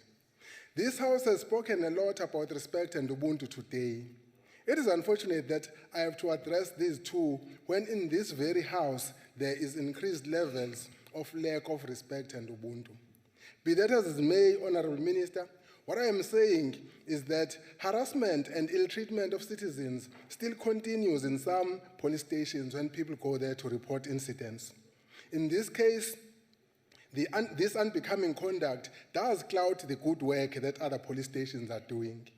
For as long as the Honorable Minister does not clear himself, the Nkandla saga will continue to hang around him like an albatross. About 2 months ago, in this very House, I asked the Honorable Minister if he still considered the chicken run, the swimming pool, the theater, the tuck shop to be security features in Nkandla. This was in view of the Honorable President having acceded to consider paying for the extras. The response from the Minister was that for as long as there was no literature review on the matter to prove otherwise, he would continue to stick by his words. Now that the Constitutional Court has ruled otherwise, is this judgment providing enough literature review for the Minister to concede? The image of South Africa rests very much in the way South Africans conduct themselves, and also in the way the police are doing their work. Respect for the rule of law and maintenance of the rule of law are important. The police must maintain the rule of law in all respects. It should not be an easy thinking for anyone to want to make South Africa a crime capital of the world. I thank you, Honorable Chairperson. Thank you, Honorable Kaula. I shall now call on the Honorable M. Wenger, the Chairperson of Community Safety from the Western Cape Legislature.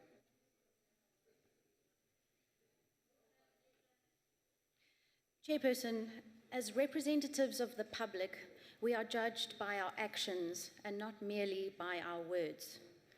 Minister Nhleko told the National Assembly a few weeks ago that South Africans are under the care and protection of a government that cares.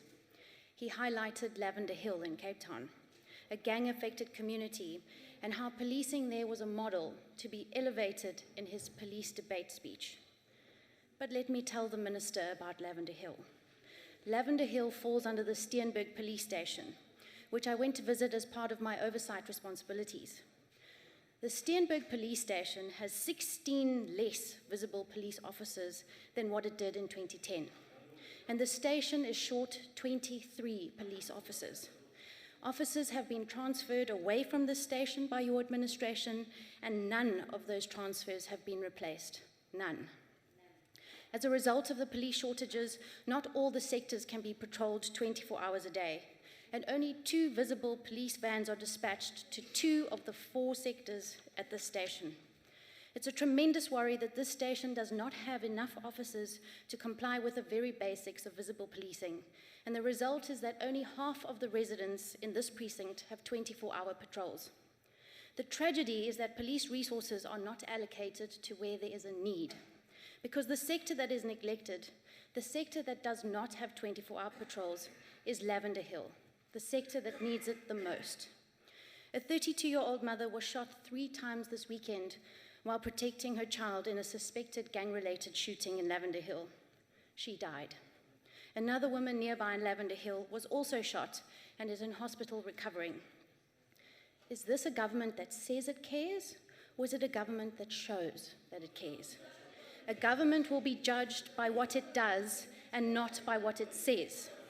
The minister in his speech repeated his commitment to better policing, and in particular, better visible policing. He spoke about early intervention and preventing crime, and we know that visible policing is a crime prevention mechanism. He spoke about the back-to-basics approach to policing, which is to be applied properly and consistently.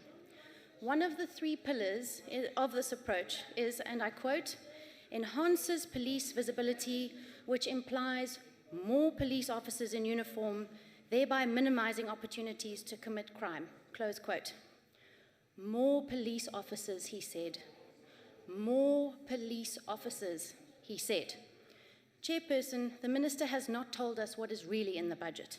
He said one thing and budgeted for another. Because, Chairperson, if we look at the numbers behind the words, we see something very different. The minister said more police officers. I did a snap poll last week. I asked colleagues and members of the public how many more police officers our nation will get between now and 2019 over the next 3 years. For our whole country, how many officers do you, Chairperson, think we will receive? I ask each honourable member to think of a number.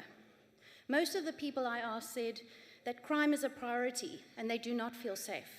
They said that the population is growing, and therefore it follows logically that the number of police officers should grow as well.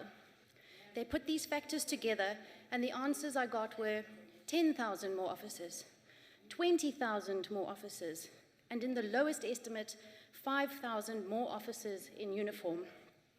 But if we look at the police budget, between now and 2019, South Africa will get a net total of 20 more officers. Not 20,000, 20. There will be no increase in the next 3 years in the number of crime intelligence officers. There will be no increase for the next 3 years in the number of visible police officers. Are these the actions of a government that cares? Minister, there's a serious oversight in how you've allocated this budget. 20 additional posts over the next 3 years for our country is not enough. Far too many South Africans and foreigners are victim to crime in our country every day, and our communities are not safe. They are not safe enough for you to not increase the number of police officers. How can the police strategy rest on pillars which cannot be implemented because there's no budget for it? How can you tell South Africans that you plan to enhance police visibility, which implies more police officers, when you know very well that there's no intention of giving South Africans more police officers for the next 3 years? What are you going to tell the residents of Lavender Hill who do not have police patrolling 24 hours a day? What are you going to tell the residents of Laingsburg, where there's such a severe staffing crisis that there's only 1 woman on duty on weekends? What are you going to tell the residents of Khayelitsha that already have one of the worst police-to-population ratios in our province? What are you going to tell the residents of Nyanga, a place which sadly has a reputation for being the murder capital of our nation? I stood here almost exactly 2 years ago, and I said the same thing in this house. I told the honourable members about the resource crisis at the Nyanga police station. To her credit, Deputy Minister Sochi went to Nyanga to see for herself, and she said that the station needed more officers urgently. But, Chairperson, we got little more than talk. Just last week, the CPF marched to the station to demand more officers because there are not enough officers to keep the residents of Nyanga safe. And those officers that are serving the station are so overworked, they cannot be expected to deal with such high levels of crime on their own. How do you explain to the residents of Masiphumelele that the desperately needed satellite police station that was opened with much fanfare by the Deputy Minister last year has now been withdrawn, especially during this time of unrest in this community? Is this a government that cares? A government will be judged by what it does and not by what it says. The Minister also said he wished to allocate additional resources to the Hawks, with an allocation of 1.4 billion rand, which will also cater for the re-establishment of specialised units. Is this enough to properly resource the Hawks as well as the specialised units, or is this another case of telling us one thing and budgeting for another? As my colleague mentioned, since the disbandment of the Scorpions in January 2009, there's been a 60% decline in the number of arrests, and the conviction rate has fallen by 83% in the last 6 years. It's clear that this unit needs beefing up urgently, but has enough money been allocated to this unit? The announcement that there are 111 million rand to the Civilian Secretariat for Police is welcome, and we hope that some of these funds will be used for provinces. The Civilian Secretariat Act was enacted with obligations on provinces, but without due regard for budget towards these provinces to be able to form these functions. We trust that this budget will rectify this. Chairperson, what we really need is a budget that empowers the police to do their work for the citizens of this country. This Parliament is the people's representative within the state, and as Parliament, we must ensure that police are performing to their very best ability and with all the tools they need to deliver safety. We need to allocate a budget that will do justice to what we want to achieve, to show that we care, and not only say that we care. With a budget allocation of roughly 80 billion, police management and each and every police officer have an immense responsibility to deliver to the citizens of our country. An immense responsibility to relentlessly uphold the law, maintain order, prevent crime, and conduct good investigations which lead to convictions in court. Similarly, the citizens of South Africa have a responsibility to be law-abiding and to assist and support the police, because safety is everyone's responsibility. In conclusion, Chairperson, I'd like to take the opportunity to say thank you to the men and women in blue who put words into action, who put their lives on the line each day for us, and who, despite difficult circumstances, fight on to make our community safer. We owe it to them to not support this budget and ask the Minister and his department to go back to the drawing board and make a better plan for our police. Thank you. Thank you, Honourable Member. I shall now call on the Honourable Member to Blanche.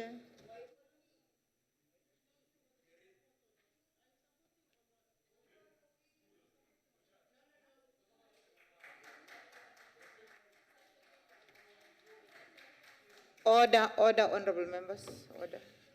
Chairperson, honourable members, honourable ministers and generals from the police, it's good to see real policemen again. Mr. Minister, policing is about the safety of real people. Now, you know, I listened to you very carefully, and I'll get to that at a later stage. Mr. Minister, you seem to be confused, but I will deal with that a little bit later.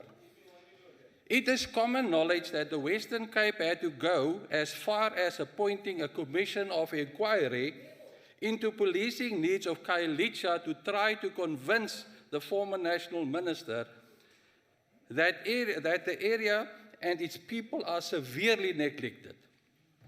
The skewed allocation of resources by the SAP's leadership. It was hoped that this would go a long way to show the SAPS leadership that this injustice had to be addressed urgently. Instead of welcoming this initiative and implementing the findings, former National Minister of Police Nathi Mthethwa first challenged the setting up of the Khayelitsha Commission, and then the findings of what can only be described as an attempt to prevent proper policing for areas of the Western Cape most affected by intolerably high levels of crime. The court ruled in favor of the Premier of the Western Cape, and the right to appoint such a commission was upheld. Despite this ruling, the quality of policing in Khayelitsha and similar areas has not changed much, due to the fact that those police stations are still not properly resourced. The Department of Police has adopted a back-to-basics approach in an attempt to address the current shortcomings of SAPS and their inability to bring down stubborn high rates of crime in our country. My understanding of this approach is that police is divided in broadly two focus areas, namely proactive and reactive policing. Proactive policing relates to crime prevention, and the main effort of any police service should be focused in this area. The father of modern policing, Sir Robert Peel's view was that visible patrols are the basis of any crime prevention strategy. The total staff complement task with this very important duty of crime prevention through visible policing is only 53% of the South African Police's total personnel strength. Further, the minister seemed confused as to the styles of policing at the moment. In the recent past, the style was sector policing. That was the buzzword a while ago. The approach was implemented over various financial years at phenomenal cost to taxpayers. It was necessary to fund both the personnel and resources needed to roll out the plan. The minister, I think, owes South Africa and all South Africans feedback on the results achieved from this costly exercise and whether it's still the preferred model of policing. It is not a new revelation to suggest that satellite police stations need to be built in some affected areas. What indication we don't have is what type of services will be rendered from there. One can just assume that it will be very limited to the very basic services, and unfortunately, our people will still have to travel vast distances to other fully fledged police stations to access important police services. Reactive policing, on the other hand, is about the investigation of crime after a crime was committed. Minister, the Khayelitsha Commission found successful investigation and prosecution of crime is very low. The conviction rate is often as low as only 1%. The whole spectrum of practical policing is hampered by understaffing, unskilled personnel, under-resourced units, and quite often inadequate leadership. Physical resources and mostly a lack thereof are hampering the police officials in the execution of their duties. Complaints about transport, accommodation, computer equipment, cell phones, firearms, and uniforms are well-known shortcomings that always come to the fore as obstacles in the pursuit of excellence in the SAPS. Too little has been done to put the SAPS back on the road to recovery again, and that's why we cannot support this budget. The problem cannot only be attributed to a lack of funds, but to a large extent the policing style adopted, coupled with a dysfunctional organogram favoring a silo approach. Success will only be possible if this department management starts to build an integrated, workable organization. The following areas must get urgent attention and budget allocations that make serious interventions possible. Appropriate and relevant training, Mr. Minister. Logistical support. Good leadership. We need good leadership, Mr. Minister. The reintroduction of specialized units such as the Narcotics Bureau, firearms, and the implementation of the recommendations of both the Farlam and the Khayelitsha Commissions. Money needs to be found, Mr. Minister. Minister, in the SAPS, 19.1% of members are employed for administrative purposes. Do you know how many members that is? It's more than 35,000 Sorry, people. Honorable Tablanche, please take your seat. The Honorable Member Mutashuping. Mutashuping. No, thanks, Honorable House Chair. Is it proper that the member will accept to be asked a question by me? Julius. Okay, Honorable Mutashuping, let's find out from the Honorable Member. Are you ready to take a Chairperson, question? no, I'm not going to answer any questions. He is not ready, Honorable Mutashuping. To take any questions from him. Chairperson, he doesn't know anything about policing anyway. Continue, Honorable Member. 35,000 people, in excess than 35,000 people are sitting in offices idly. Honorable Tablanche, please take your seat. Honorable Matlashupi, why are you standing? On a point of order. What is the point of order? The honorable member has not looked at my CV, and it is incorrect. It is incorrect for him to insinuate that I don't know anything about policing. And the fact of the matter is that I know more than he knows. I was interrogated by him. He was a police officer. I was interrogated by him. He knows. Honorable Matlashupi, please take your seat. Take your seat. Honorable Matlashupi, we are not sustaining what you were saying. Continue, Honorable Tablanche. Chairperson, I think the House will excuse me. You see my hair getting grey. I can't remember that I ever met him in my Continue life. with the debate, sir. Serious consideration must be given to redeploy a substantial number of these human resources to other more critical areas. Honorable members, take your seat, sir. Honorable members, can I make this announcement? Maybe it will make the honorable members to settle. After the honorable member Ntleko, we are going to take a 10 minutes break so that you can stretch your legs and to go to the bathroom, and then we come back after 10 minutes and we continue with the debate. Honorable Faber. Chairperson, I am quite shocked.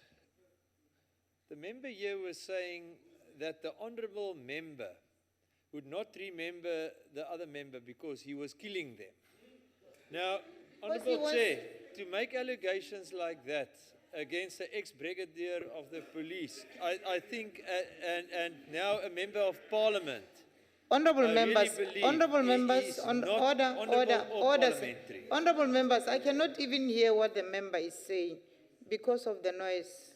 Can we please give him a hearing? Honorable Faber?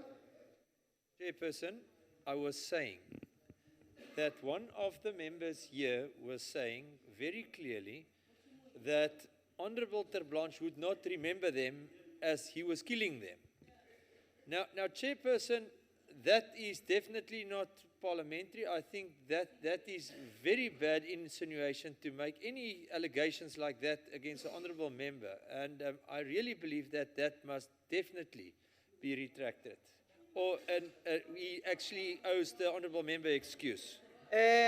Thank you very much, Honorable Faber. Unfortunately, I don't even know as to who I can ask because you just said the honourable member there. You did not mention the name of the honourable member.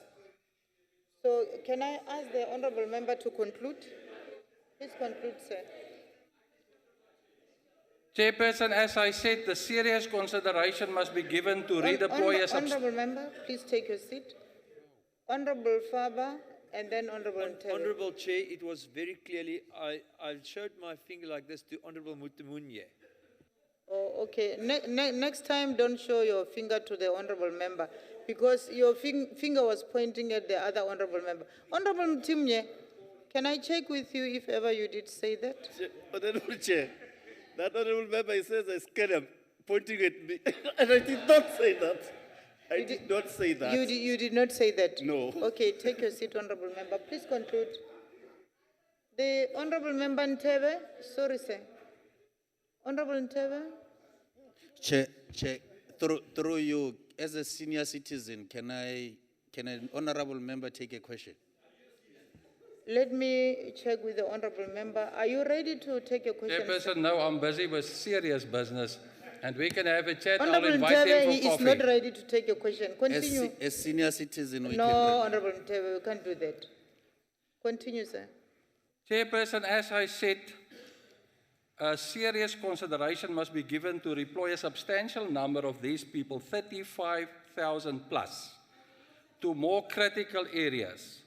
It is further suggested that the allocation for the VIP protection unit must also be scaled down drastically.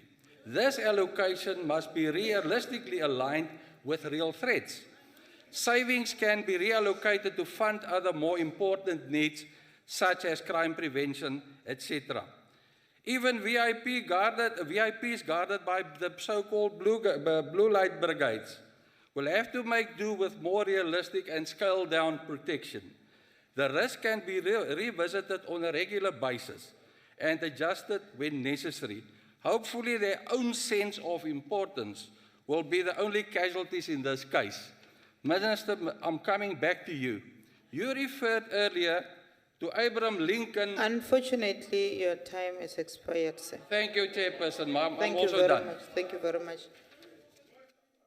Honorable Minister, please come and conclude.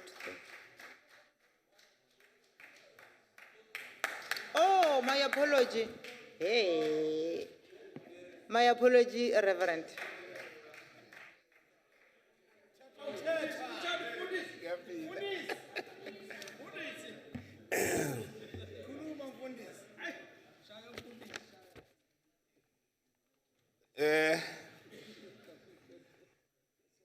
Honorable Chairperson, Honorable Minister, and Honorable Minister Zogwana, Honorable members, the National Commissioner, I rise on behalf of the African National Congress in support of the two budget votes, 20 and 23, IPID and police, respectively. Honorable Minister and my fellow honorable members of the House, it is our view that there should be no institution that can proclaim itself to be the questioner and simultaneously be the executioner.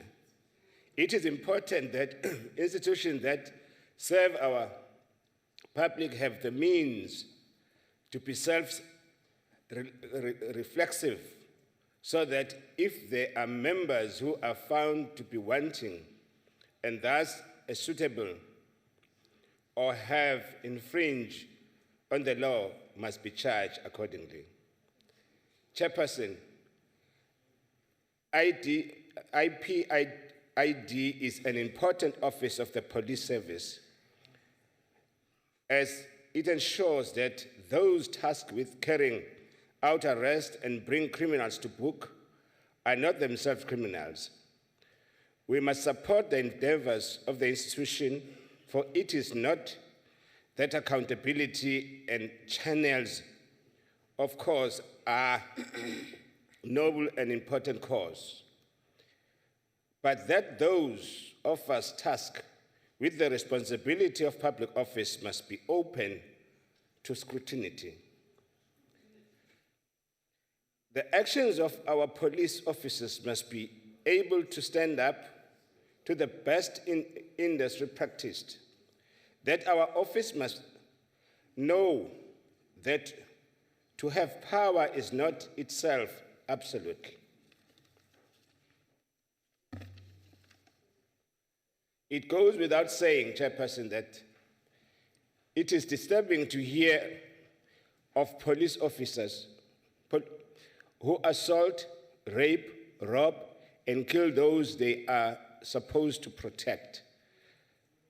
This malicious notion makes a mockery of the police service that we are trying to build and the morals that are concomitant with the role of being an officer of the law.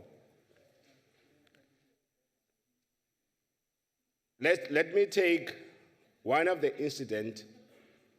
Franziska Blonkila was found robbed, assaulted, and murdered in Turkey, a fairly well-hailed neighborhood in the southern suburb of Cape Town. The suspect that allegedly perpetrated this enormous crime were caught in a space of about 48 hours. But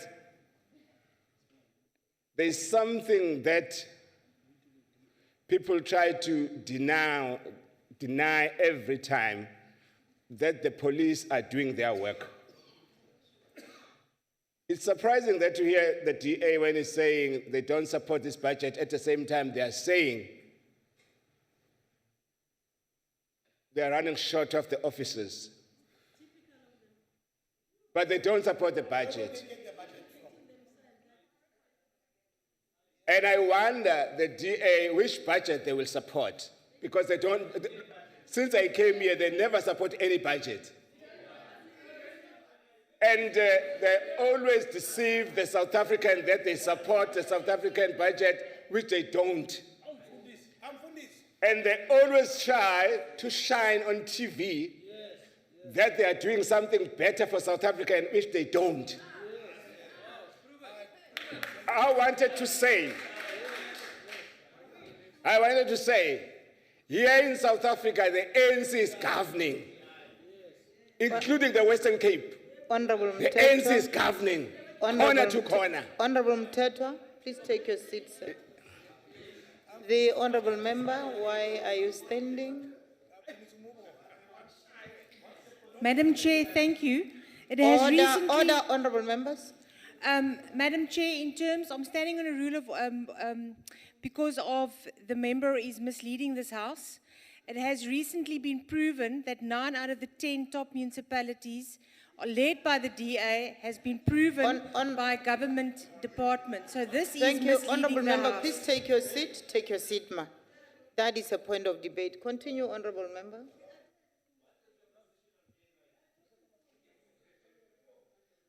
It is very important that the South African must know the truth.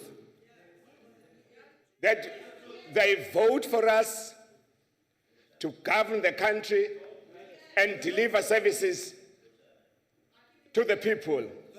And when we come up here, we tend to be an enemy of the service delivery. We sit here, we insult each other, we disturb each other. We don't want to contribute positively in order for us to make sure that the people on the ground are getting services as they deserve it. I don't want to talk about EFF because EFF is something that I don't understand what they want to. Order, honorable Mtetwa. Please take your seat, sir. Why are you standing?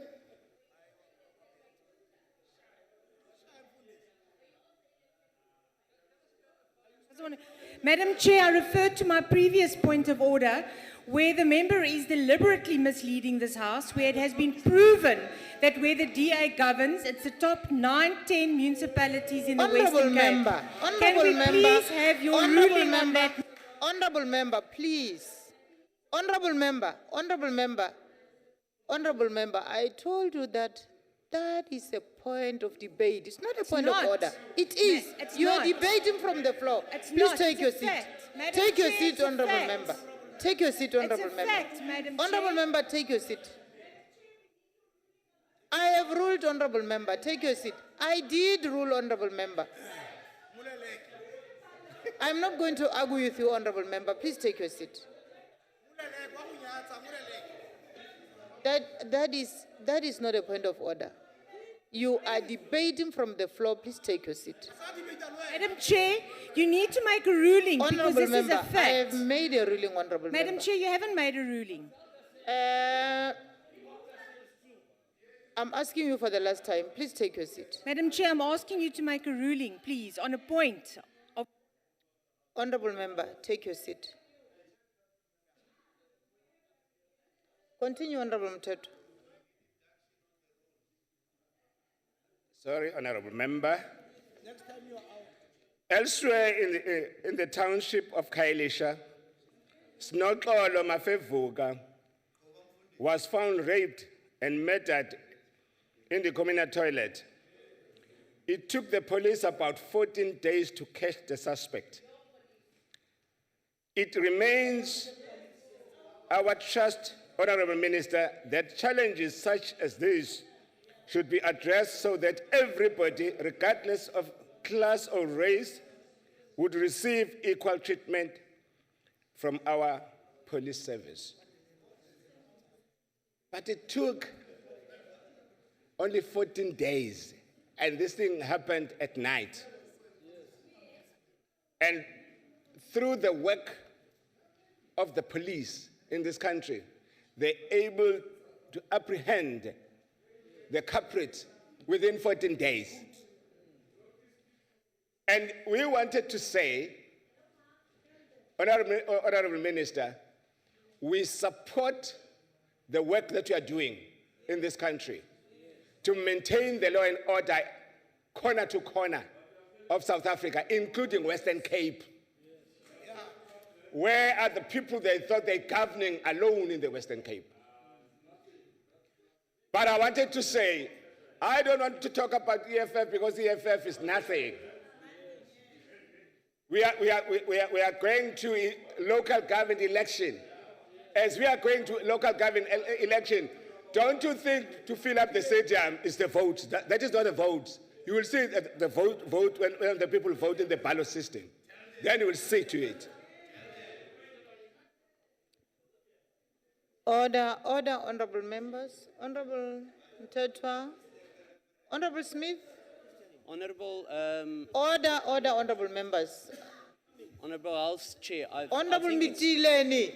Honorable Mitileni, the honorable member is protected. Leave him alone. Continue Honorable, to speak. House Chair, yes. It's very concerning that the honorable member this side is coming to threaten a member here next to and starting to hit a member here next to me. I don't want to be in the middle of a fight here. Point taken. Honorable Mhlanga, please don't go and threaten the Honorable Mitileni. Honorable Mitileni, if you want to talk to Honorable Mhlanga, you can go that side.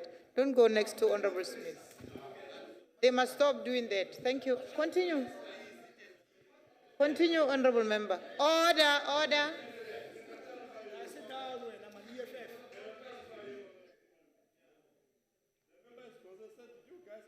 Speaking the truth. You know, the truth.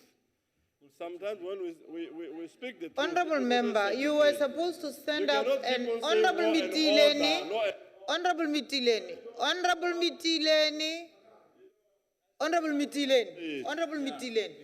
You know what you are supposed to do. You have to stand Myself? up and yes, you Ask have the Minister to. of Police there. Honorable Mitileni. Ask the Minister of Police. Honorable Mitileni. You know I did not allow you to speak. Please take your seat. Don't keep on saying law and order. There's no law and order in this country. Honorable Mitileni, take. There's nothing like that. Honorable in this country. Mitileni, please take your seat. Continue, Honorable Mitileni. In this regard, Honorable Timnya, order. In this regard, we welcome your effort.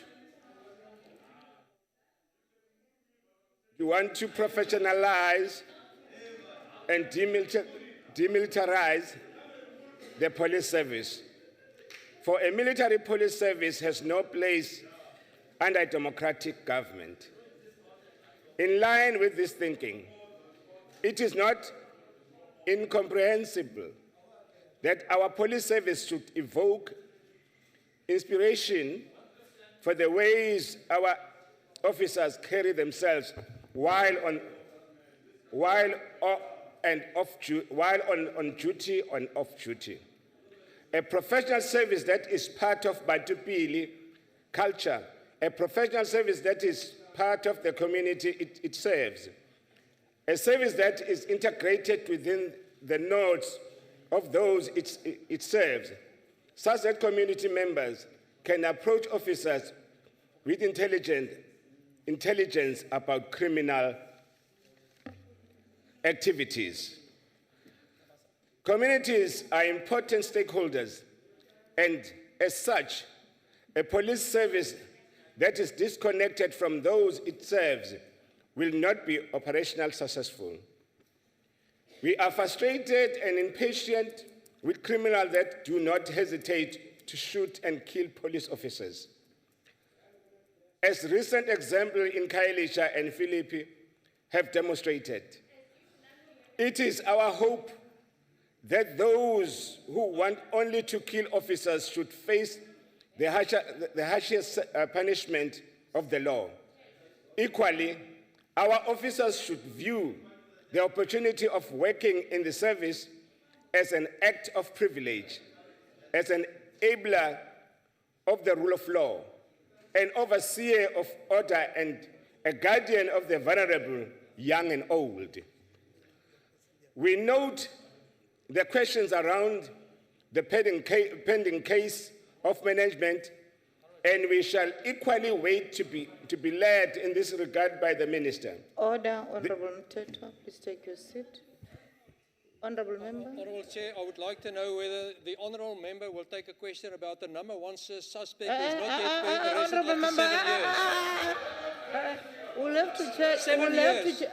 783 Let's check with him charges. first. Let's check with him Okay. first. Honorable Mtetwa, are you ready to take a question? He is my neighbor. He is my neighbor there. He can come in my house. He is I not will- I ready will to give take you your an answer. question, sir. He's Yeah, not. He's no, not you ready are my to take a neighbor. question. Will come there in my house. Then I'll give Continue, you an Honorable answer Mtetwa. for You're your not. You question said in you're my not house. ready. He's my neighbor. We are staying together there. Honourable Chairperson, Honourable Member doesn't sit down when you talk, and then he interrupts you. I can't hear what you're saying. I'm sorry. Okay, our apology. The Honorable Mtetwa is not ready to take your question. Continue, Honorable Mtetwa.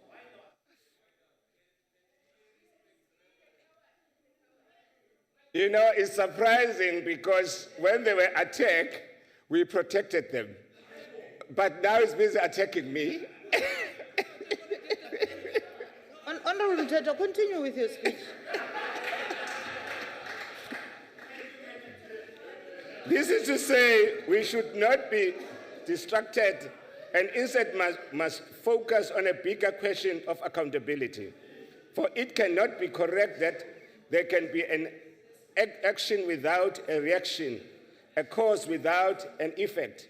For if we do not act within the confines of our Constitution in our different spheres of work, then it means we are no different from the thugs or criminals who think that the world is theirs to pillage and do as they pleased. Honorable Chairperson, lastly, I want to say, Honorable Minister, we support this budget 100%. If it's more than that percentage, we support it and we will support it. And we did see the work that we are doing as the minister that is deployed by the African National Congress. As Obusa, kuze kubuye uJesu. Thank you very much, Honorable Mtetwa. Thank you, our Reverend. I shall now call on the Honorable Minister to conclude the debate. Over to you, sir.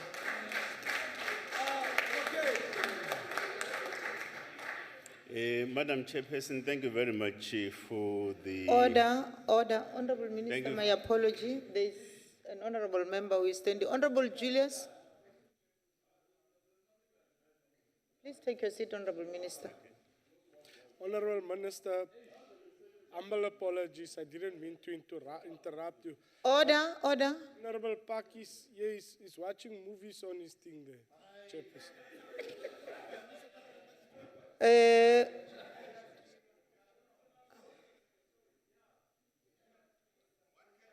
Okay, I know it's not parliamentary for the honorable members to watch movies in the House. Honorable Pakis, please stop that. Continue, Honorable Minister. No, thank you very much, Honorable Chair, Honorable members. Order, honorable And members. thanks for... Order, Honorable Minister, my apology again. There is another member who is standing. Honorable Thank you, Mpambo Chairperson. Shibukwana. I'm exceedingly pleading to the Honorable Minister to take a question from me so that when he replies, he can incorporate the reply to me. Okay, let's check if ever the Honorable Minister will be ready to take your question. Please, Minister. Honorable Minister, are you ready to take your seat, Honorable Mpambo? Are you, honorable members, please. Are you ready to take your question? Madam Chair, could I be allowed to respond to the debate? Oh, yes, she's not ready. He's not ready. Honorable Mpambo, the minister is not ready to take your question. Continue, sir. No, thank you very much for the inputs and suggestions that have been made in the debate, and specifically thanks the chair of the select committee for the inputs that have been made. I do want to focus on some few issues, though, in this particular response. The one is that I need to thank Honourable Member Teleblanche for clarifying Ms. Wenger on the question of more police officers on the ground. Because the more question talks to the issue largely of deployment and the utilization of resources, not necessarily the quantity and volume there of members. So I think I want to thank him for that, because I think he made quite a valuable point around the question of what we do need to consider, for instance, when we deal with the question of the deployment of members on the ground. The fact that we're able to secure people in Lavender Hill during the festive season, that's caring. You can't ignore that. The fact that in the northern areas in Port Elizabeth, as we speak, people do say that they're sleeping peacefully because we've been able to contain gangsterism in that area. That's caring. So that's a government that's caring. So those are the facts that can't be ignored. There may be challenges here and there, it's true, and so on. Mr. Honorable Mikalakis, I can only advise you that one of the issues that we should always guard against is that you and I can disagree on any matter and so forth. But let us be factual at all material times. Let us not manufacture things. For instance, you say that the appointment of Gerard Lemeza is a political appointee. Now, and yet you know very well that he has over 30-year experience in the South African Police Service. So how political is that? You, on the one hand, you're saying you need a career policeman, and we give you a career policeman, and yet you turn around and say it's a political appointee. It's a political appointee if, for instance, people that we perceive as friends are being investigated, or if there are specific cases that are being pursued and we're discomfortable with those things, they become political appointees. And I think that's what we need to desist from, because it is incorrect that there are people that will be subjected, all of us, no one of us is above the law, and if there are investigations that have got to be conducted, they must be conducted. And therefore, you can't turn around and say, yeah, because I happen to be so-and-so, I shouldn't be subjected to investigations and so, because that is a recipe for disaster in our democracy and the stability of our society. So that's one particular problem. You say I've been to overseas quite regularly. Now, let me tell you an honest fact. I've been to overseas in March. Can I request the Honorable Minister to address the members through the chair? Oh, okay, no, I'm sorry, Honorable Chair. Through you, Chair. So, for instance, it's factually incorrect to say I've spent so much time overseas and so on. Factually, in 2016, I've been abroad only, twice now.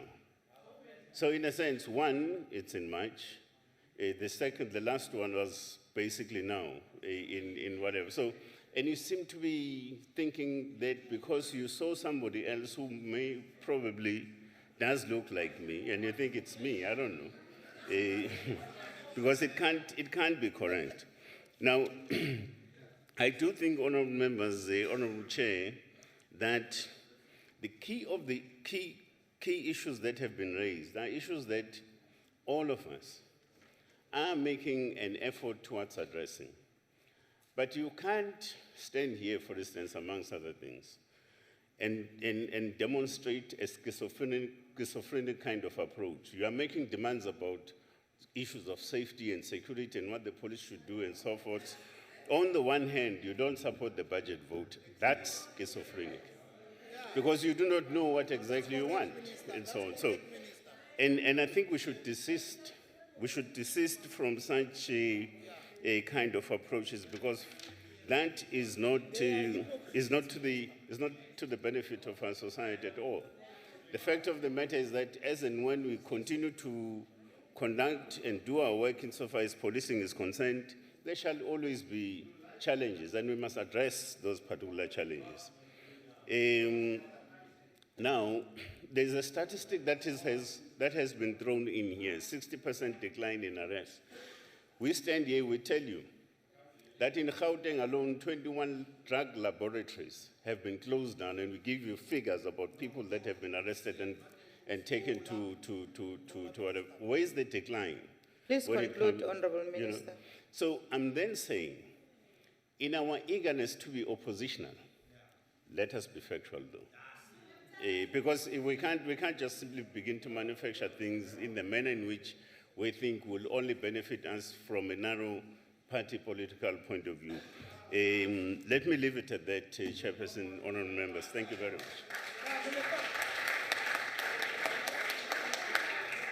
Order, honorable members. Let me take this opportunity and thank the minister for availing himself into this debate, and also to announce to the honorable members that we are going to have a 10 minutes break, and then we'll then come back after 10. Please, all of you, you must come back, including the honorable member Mitilin. Thank you very much. The House is adjourned.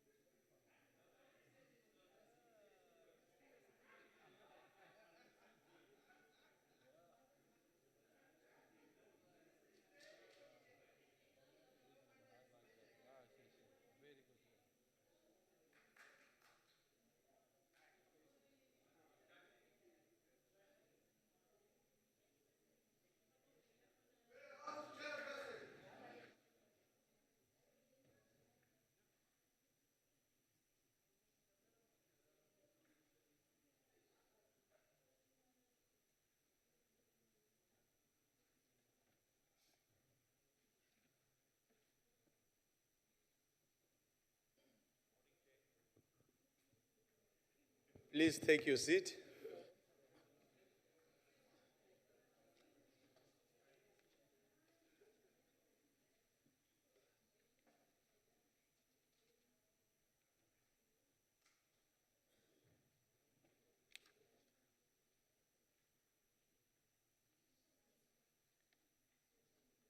The secretary will read the fourth order of the day.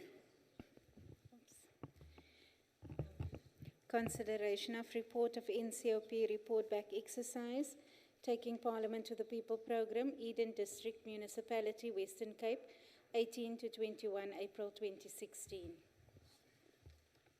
Let me take this opportunity and invite the chairperson of the National Council of Provinces, Honorable Modise.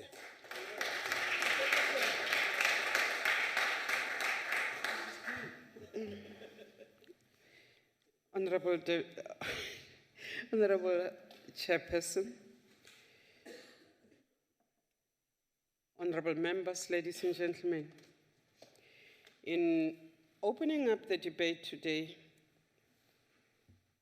on the report back session on the program of taking Parliament to the Eden District, which took place from the 18th to the 20th of April 2016.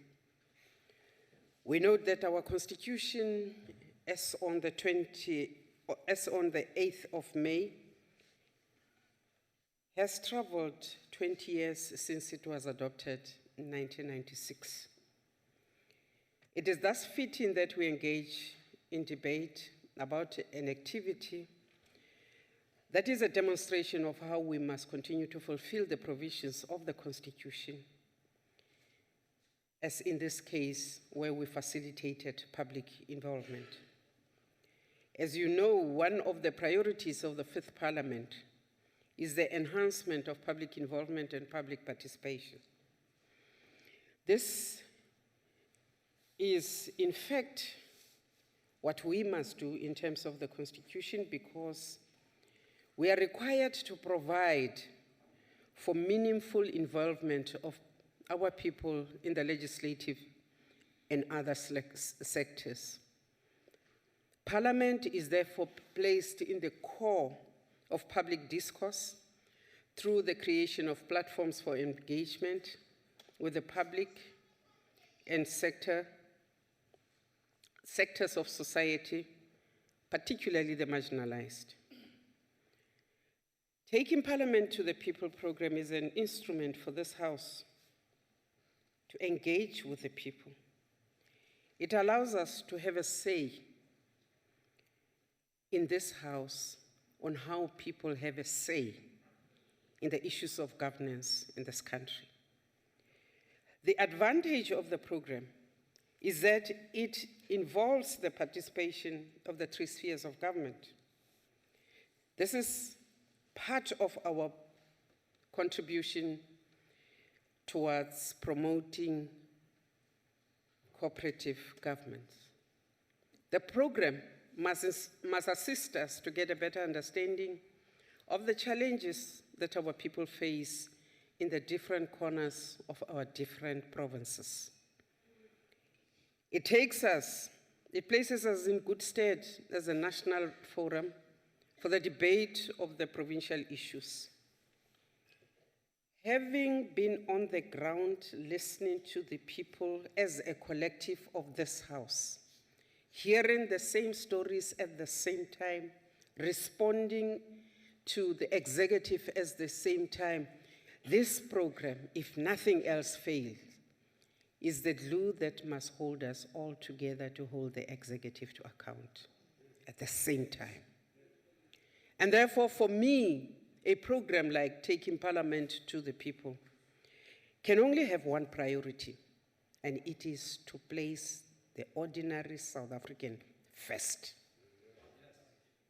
It is not for me to remember that in 1976 I joined the ANC. That's immaterial when I'm in this House. It is to listen to the responses I get when the people ask my executive, the government.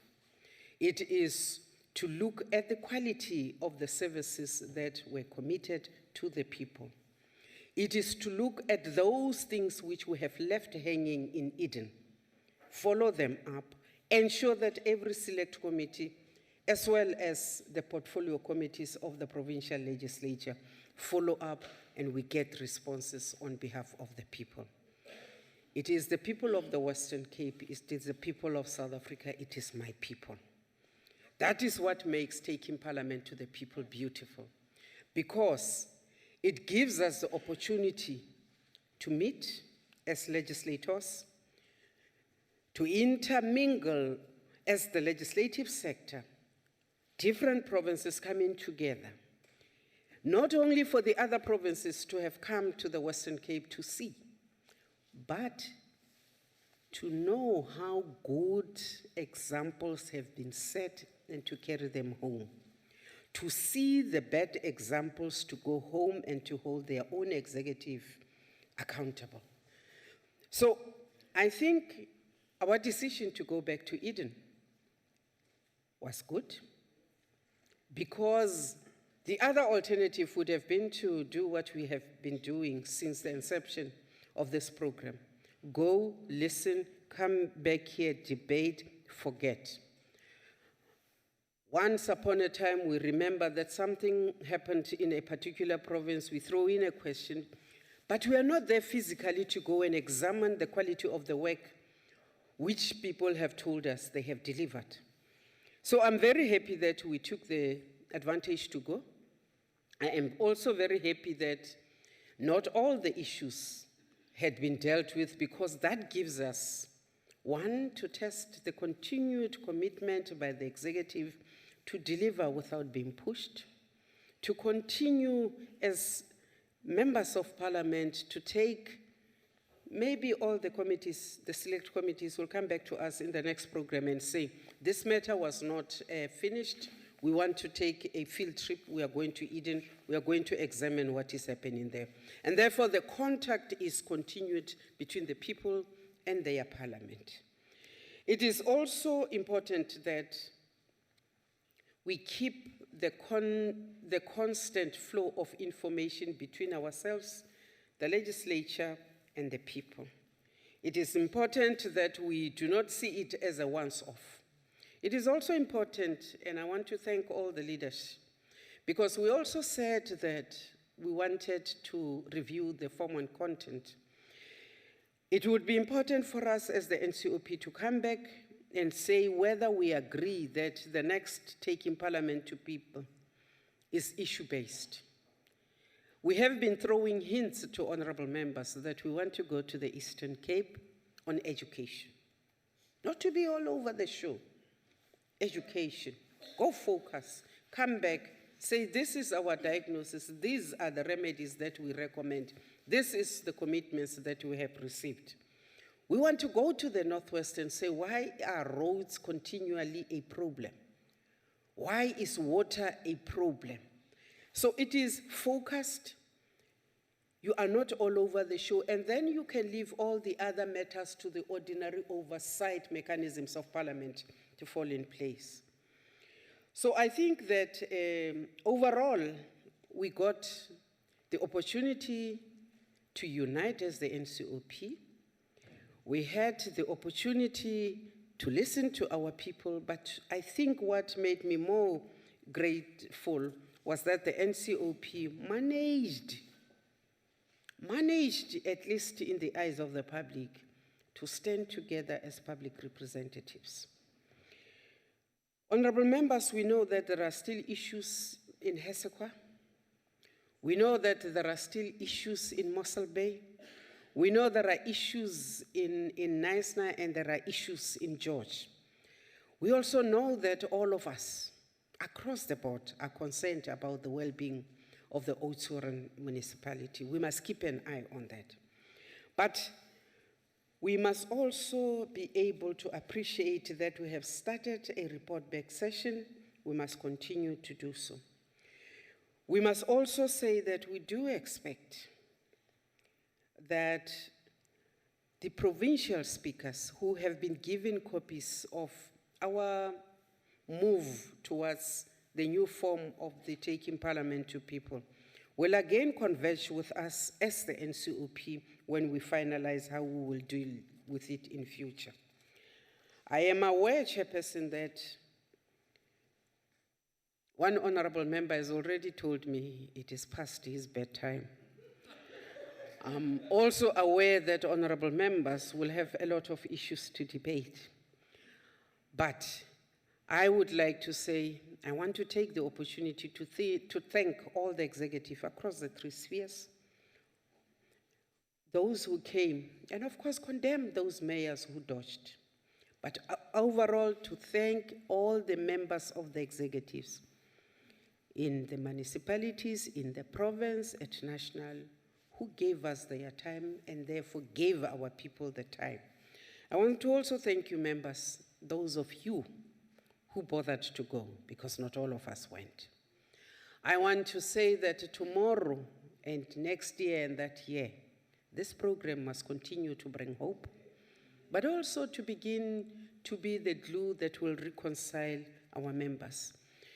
As I said, Chair, I would welcome to hear the views of the members on the report back session on the NCOP.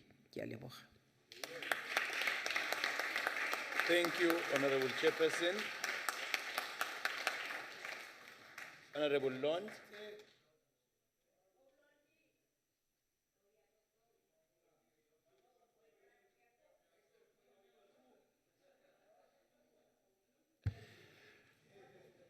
Good evening, everybody. Thank you, Honorable Chairperson, for making your speech shorter and sweeter. I'll try and do mine as well. Honorable Chairperson and honorable members, the idea of taking Parliament back to the people was originally met with mixed reactions since its introduction in 2002. And it hasn't done justice to the noble idea of getting Parliament out of its traditional seat out towards the people. Since its inception, millions have been spent in getting the NCOP from Cape Town to all 9 provinces and making sure that people can participate in it.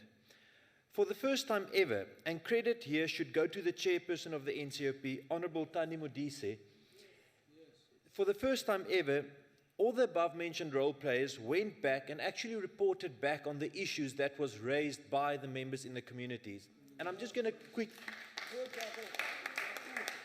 quickly move away from my speech. And I want to say, with the Parliament taking a beating since the election in 2014, there's been few people who've actually upheld the dignity and decorum of the institution of Parliament. And I must say, Honorable Tani Modise is one of the few people that have done that. And because of her leadership in the NCOP, I think the NCOP is the one House of Parliament that has, since this inception, with the few exceptions from our colleagues in red, kept up the standard of what we expect from a Parliament. So, from my side, Honourable Chairperson, thank you for that.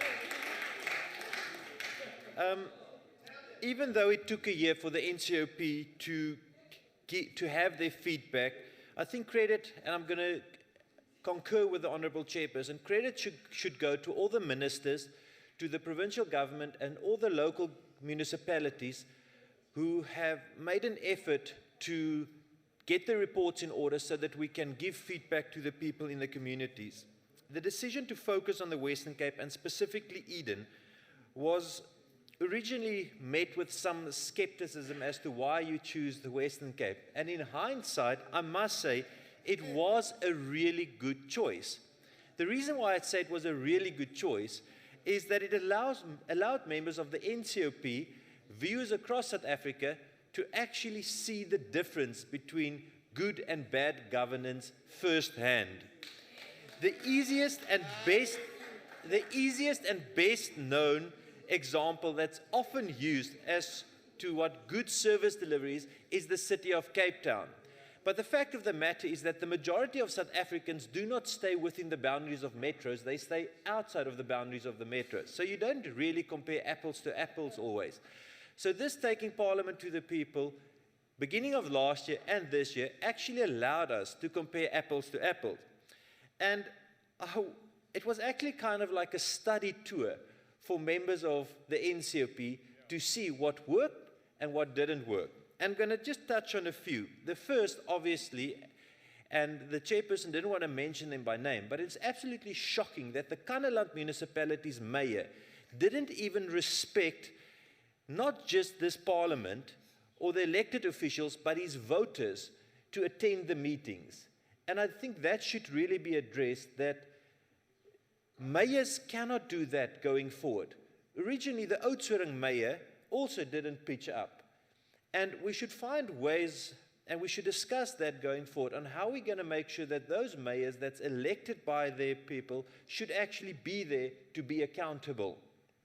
The trip to Eden also gave us Oudtshoorn. Now, Oudtshoorn is an example of what should not happen.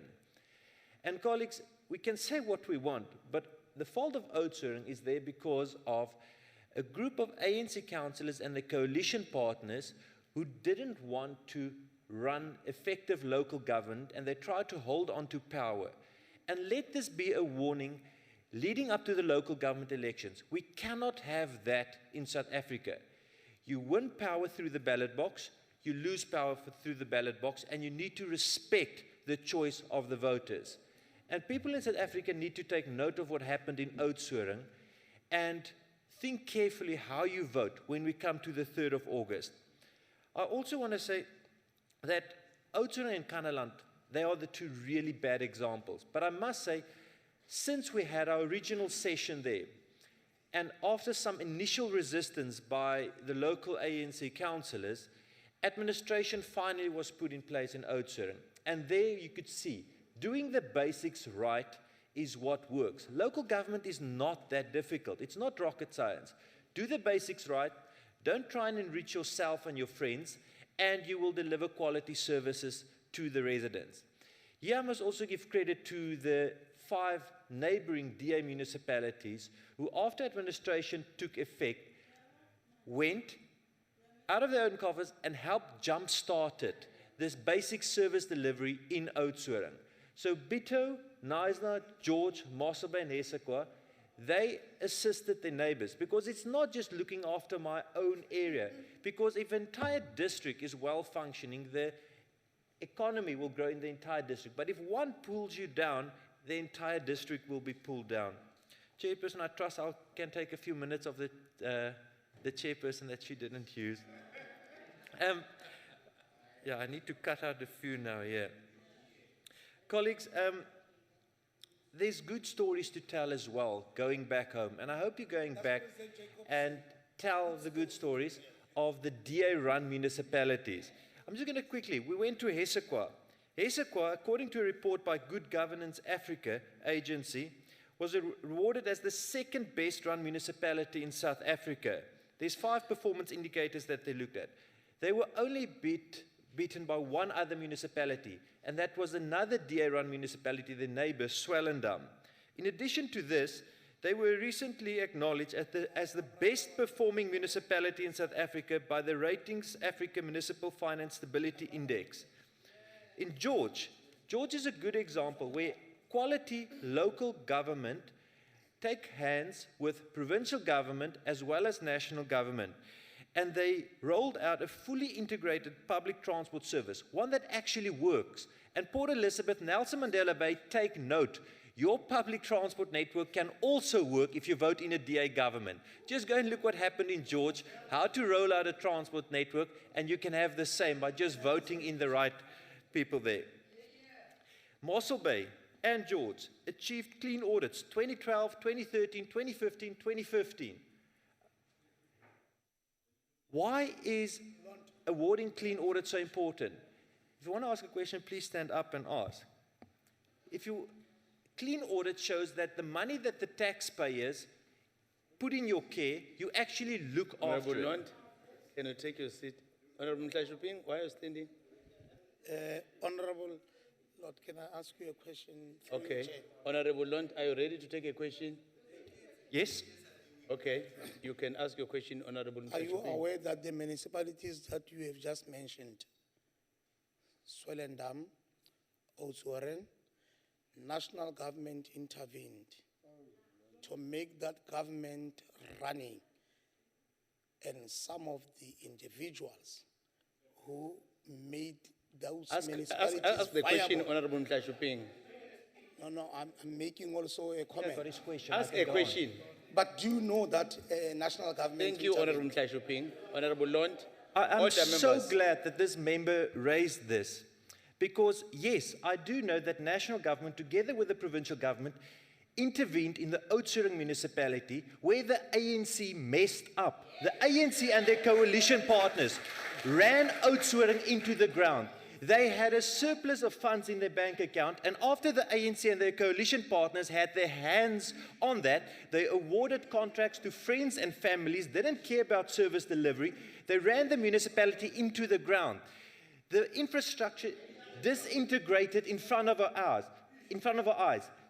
There was refuse that's not being removed or taken away in Oudtshoorn. There was sewage running into the rivers, negatively affecting the health of voters and negatively affecting the economy. And that was because of ANC government failure. So yes, it's supposed that National should intervene where their own party messes up.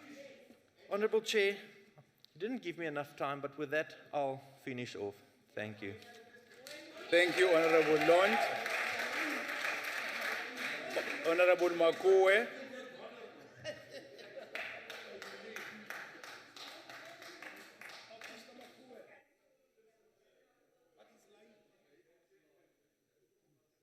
Honorable House Chair, the Honorable Chairperson of the NCOP, the Salga representative that is with us, honorable members from provincial governments.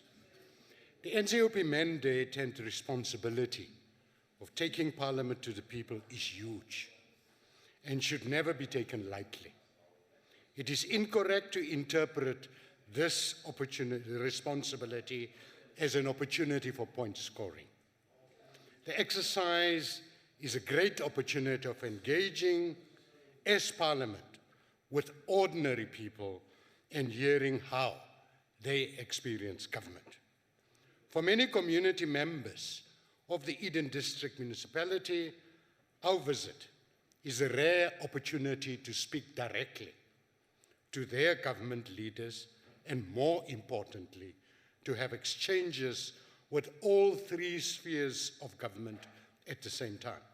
It is therefore appropriate that we acknowledge and commend those government leaders from the district and local municipalities, as well as leaders from the provincial governments for their presence, cooperation, and support. There is definitely much room for improvement in our intra-governmental cooperation across the three spheres of government. The cooperation of municipal leaders, especially mayors and councillors, still leave much to be desired. In the group that I had the honor of leading, the DA co-leader refused to accept his responsibility. More disappointing is the lack of cooperation from the Mossel Bay mayor and absence of some local councillors. Fortunately, this did not deter other members of our multi-party team to do our work and to achieve excellent results. The cooperation and support of two MECs, Honorable Madikizela and Honorable Fritz, was beyond reproach. We can say the same about other honorable members from the provincial government. Chairperson, if the objective of this mission was to perform our governmental responsibility of engaging with the people, the public meeting we had was an embarrassment, based on the absence of certain important political leaders, particularly from the office of the mayor. These leaders missed a wonderful opportunity to enhance the confidence of ordinary community members in their elected political leaders. More than 3/4 of the comments and questions raised during the public meeting were about jobs. It is foolish to place the blame on one party being the ANC, for the creation of jobs. Promises that are made during the upcoming local government elections must be realistic and achievable. It is irresponsible of parties to offer people jobs when they know that they are unable to meet this promise. As the ruling party and leaders of this democracy, we in the ANC are painfully aware of the contemporary economic constraints and its impact on sustainable jobs also in the Eden District Municipality. Our team that visited the Mossel Bay Municipality visited 6 sites. At a housing project on site 3304, we were disappointed that our recommendation for the project to be stopped was ignored. Instead, underground infrastructure had been laid and the location of the site rationalized by some engineers. All delegation members, including those of the DA, requested that the reports in support of the use of the site be availed to the NCOP, because it just did not make sense to us that houses could be constructed at such an incline on a hill. Little progress has been made on the Khayelitsha housing project, where the condition of the houses was a major concern. The provincial MEC for housing shared the interventions made by his office and causes for delays in repairs. Ongoing interventions, he emphasized, will be prioritized. And we welcome that, because it is an outcome of our engagement of members of the NCOP that brings about that difference to the people. The principal of Cecilia Crash in Kwanongwaba informed the visiting delegation about the commendable progress arising from undertakings by the principal herself. Prevailing conditions are unhygienic, unhealthy, and a serious threat to the well-being of the children attending this creche in a shack. And having a clean audit is not going to change the condition of the children in that creche. The money must be spent where there are people deserving of government support. The significance of our visits became apparent when the provincial MEC for Social Development committed his office to speedily address the legion of challenges confronting this creche that takes care of our children. Before visiting the Beehive site at Earth 6412 in Delmeida, we were reliably informed that construction of sanitation facilities promised a year ago only started a few days before our visit. And we're happy that it started because we were there and we put pressure on the local authority to deliver. We witnessed this when we visited the site and received praises from the entrepreneurs for the NCOP visit and interventions. Conditions around the site remains unchanged, though a promise was made by the Mossel Bay Municipality to lay paving that would prevent the dust, presently creating inconvenience for the traders. As we are all aware, Tusong Centres offers inexplicable relief for communities to enjoy social services. Thus, our visit to the Kwanongwaba Tusong Centre proved to us that even in that community, Tusong Centres is no exception. They are responsive to the social needs of our people. The matter pertaining to computers and internet facilities in the local library, we are glad to report, has been resolved. However, the working environment and tools of trade for the social workers remained unresolved. And the MEC for Social Development in the province said it is unacceptable for social workers to be expected to do their work and they are not supported by their political heads, and promised that such support would be given. For the community of Powertown, our visit offered little relief. None of the recommendations raised during our last visit received attention. Instead, the municipality of Mossel Bay indicated that the site in Sonskane Valley has been identified for relocation. Community leaders and the vast majority of community members disagree with the mayor's assertion that Sonskane Valley is a suitable option. Reasons for the removal of this community are contradicted by proper houses erected close by the site where they are being removed from. Why remove some and build houses for others close by? I won't play the black and white trick, but we know that's what's happening there. Chairperson, our team deemed it important to attach clear timeframes to fulfill the promises on all the 6 above-mentioned projects. These timeframes have been captured in the team report. It is indeed possible that together we can make service delivery work for our people as we use the logo during this oversight. And, Chairperson, together we can take South Africa forward.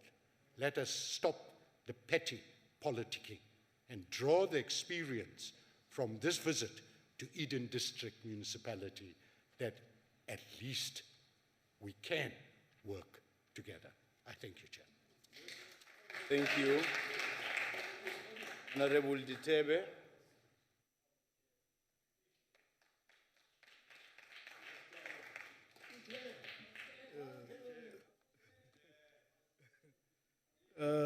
Thank you, Chairperson. Honorable Chairperson of the NCOP, Honorable Minister Sokwana, Honorable MPs and MPLs, Chief Whip of the NCOP, Permanent and Special Delegates, Companeros. Honorable Chair, public participation and accountability are constitutional and legislative obligations and imperatives that promote and consolidate our democratic order and establishment.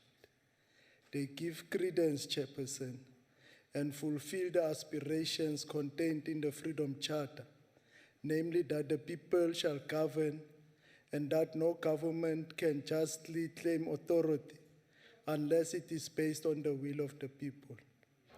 Honorable Chairperson, let me first applaud the Honorable Chairperson of the NCOP for defining what is meant by taking government to the people, defining the importance of the 3 spheres of governance. Honorable Chairperson, when we involve the people of Eden District in the running and managing of their affairs, we are not doing them a favor, but we are advancing one of the noblest objectives of our struggle, namely that the people should become the center of their own liberation and development. Honorable Chair, the NDP 2030 reaffirms the importance and centrality of our people in the development and progress in our country, when it unequivocally states in its vision statement that South Africa belongs to all its people. Once we uttered the dream of a rainbow, now we see it living it. It does not curve over the sky, Chairperson.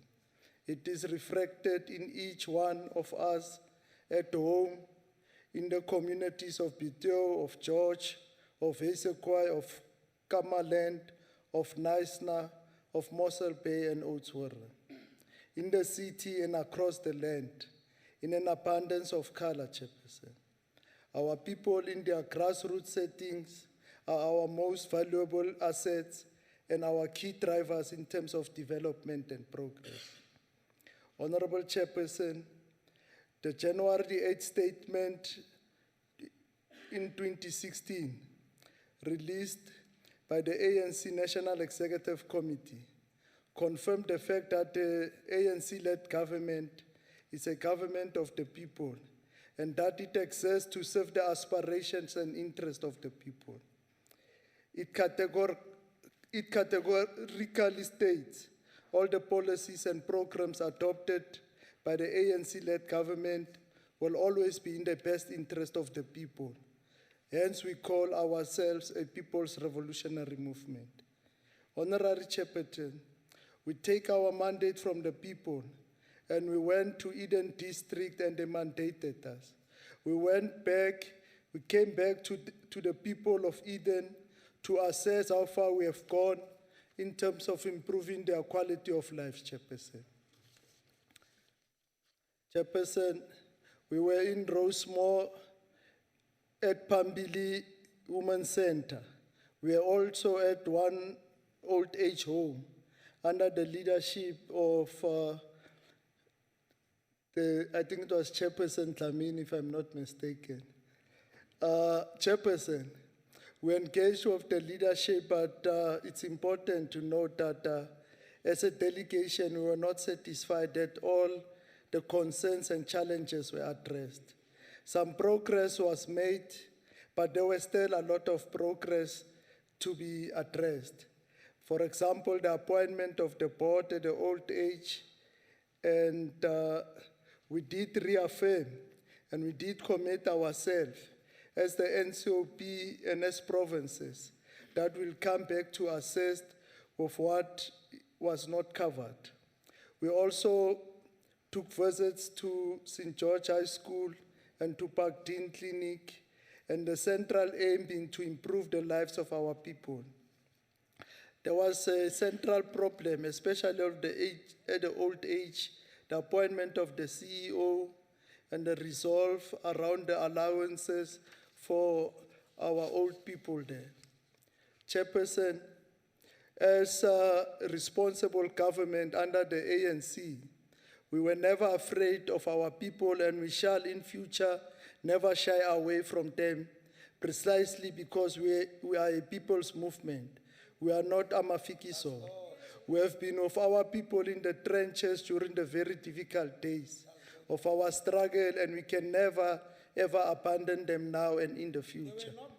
Honorable Chairperson, our local government elections manifesto 2016 reiterates the fact that together with our communities, we will establish a strong, accountable, transparent, and resilient system of local governance. Local communities will be involved in all developmental initiatives in their respective localities. We have ensured that our councillors will hold report back and feedback meetings with our communities.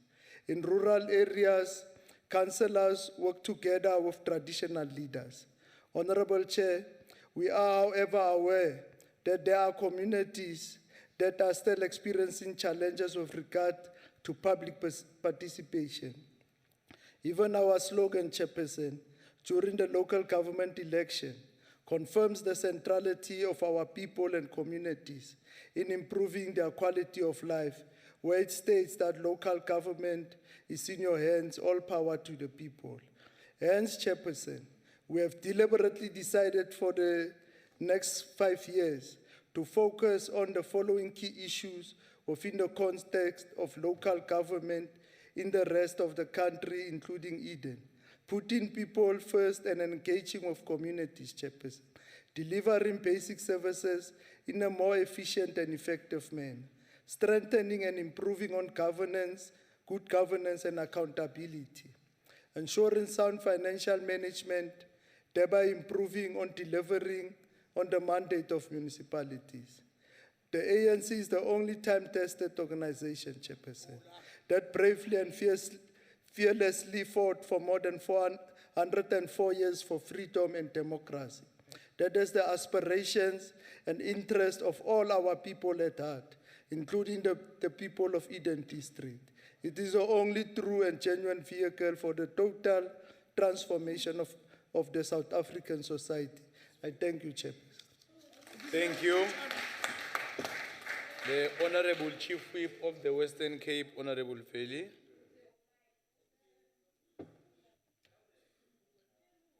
Thank you, Session Chairperson. I listened with great interest to how my honourable colleague, Jacques Yolande, painted the stark and worrying contrast between DA and ANC approaches to government and how the DA, where it governs, excels. The citizens of these DA municipalities rarely see and feel a difference in service delivery. If we are honest, we would admit this fact. Chairperson, I want to thank you in particular, Chairperson Modise, I want to thank you in particular for the manner in which you have approached this project, the first of its kind in the short history of this House. I also want to thank you, Chairperson Modise, on behalf of the people of the Western Cape for choosing our province for this particular honour. I am proud that we succeeded, but we also learned from the experience. Your positive attitude and nation-building spirit was well captured in your closing remarks in George, where we wrapped up the visit in the Eden area. If only more ANC office bearers had such a generosity of spirit, then I believe South Africa would be a far better and happier place right now. A place where both politicians and civil servants would be in service of the people, and straight talking by credible leaders would be sufficient reminder to get us all back to our vital tasks. Regrettably, in too many cases, we have had to resort to the courts and Chapter 9 institutions to get our national leaders to fulfill their basic responsibility and simple mandate of service, morality, and probity. Chairperson, no project would be complete without some critical analysis. Firstly, to all the NCOP members, I want to thank you for your participation and generally good spirit during the visit. Member Maku, who chaired one of the sessions that I attended, was largely correct in his report, but I do differ with regard to his analysis of our Deputy Speaker, who was the co-chair, was organized as the co-chair without any consultation or without any prior preparation. Some good, some was not so good on the visit, but given praise, we must give praise where it is due. And the fact of the matter is that we did learn some lessons, and the municipalities that we visited worked, and that is important. The money that is allocated by government is spent wisely. It might not be enough, but then the pressures on the system are very high indeed. As we all know, the first attempt at holding this feedback session in November was aborted at the last minute.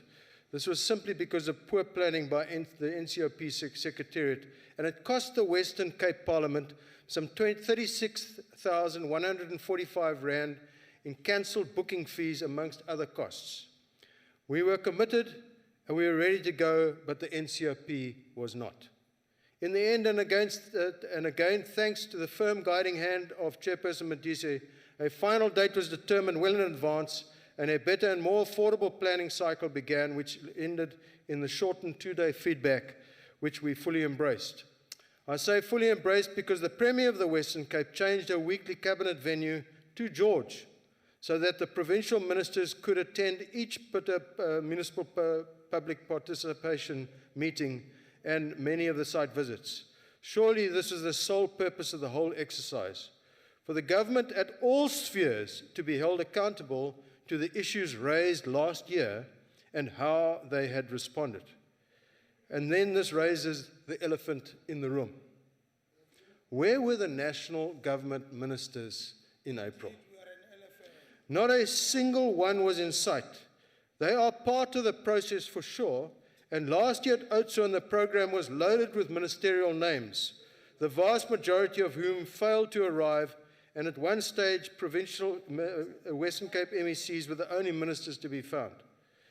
But more importantly, many issues relevant to national departments were raised by the public, and the subsequent reports gave a scorecard of how each was faring as time went on. It quickly became apparent that while the municipalities and the provincial departments were really performing to deliver the goods, the same could not be said about national departments. And steadily the reports dropped the scorecards till finally the national departments were simply written out of the script altogether as if they didn't exist at all. Pity. I would love to have asked follow-up questions of the ministers of police, defence and justice. why the Oudtshoorn case against senior military officers has not been resolved, just endlessly postponed. This is not a small issue, but goes to the heart of our commitment to constitutionalism and the rule of law. For the uninformed, and I repeat what I did last year when I reported back at that time, one night in 2014, a brigadier general and 2 colonels from the infantry school allegedly mobilized and armed 2 platoons, commandeered armored and other transport, and surrounded an Oudtshoorn police station. Under pain of an armed assault, the skeleton SAP staff released several SANDF officer and NCO candidates who had apparently just qualified in their leadership graduation. Earlier, for drinking at an illegal shebeen. The SANDF refused to charge the alleged seditionists departmentally, and the general has been promoted. Makes one think. It makes one shudder. There were many, if you think that is a mandla for constitutionalism, you're in the wrong place. There were many other instances where national ministers could have given feedback on pensions, skills development, water affairs, and much more. And when I got the speakers list earlier today, it included a national minister on the speakers list. Unfortunately, as with the other sessions, the minister is not here to answer. But in any case, reporting to this House after the final report has been written rather misses the point of the exercise. In future, it will be imperative that more attention to finer details will be given to avoid late and chaotic ad hoc decision-making. Last-minute program changes, failing to respond to correspondence from sites and municipalities leaves hosts underprepared, and time gets wasted and nerves frays, as was shown in Mossel Bay. Unfortunately, the public meetings were just too much of a temptation for some ANC NCOP politicians to play politics. And it must never again happen that the NCOP abrogates its responsibility by allowing a non-NCOP person to chair a public meeting and effectively turn the serious occasion into a public joke. The fact that the person chosen to chair the session in Riversdale without consultation was none other than the ANC constituency head for the area was a blatant act of bad faith and a betrayal of both the public trust and our relationship building within this forum here. On the contrary, the sloganeering that characterizes themes of this House are a direct extract from a Marxist handbook. Forward the vanguard to liberate the people, and such rubbish. This ideological claptrap has no part in modern political society, and I challenge this House to show me a single successful communist regime ever in the history since Karl Marx invented the rhetoric. Finally, Chairperson, I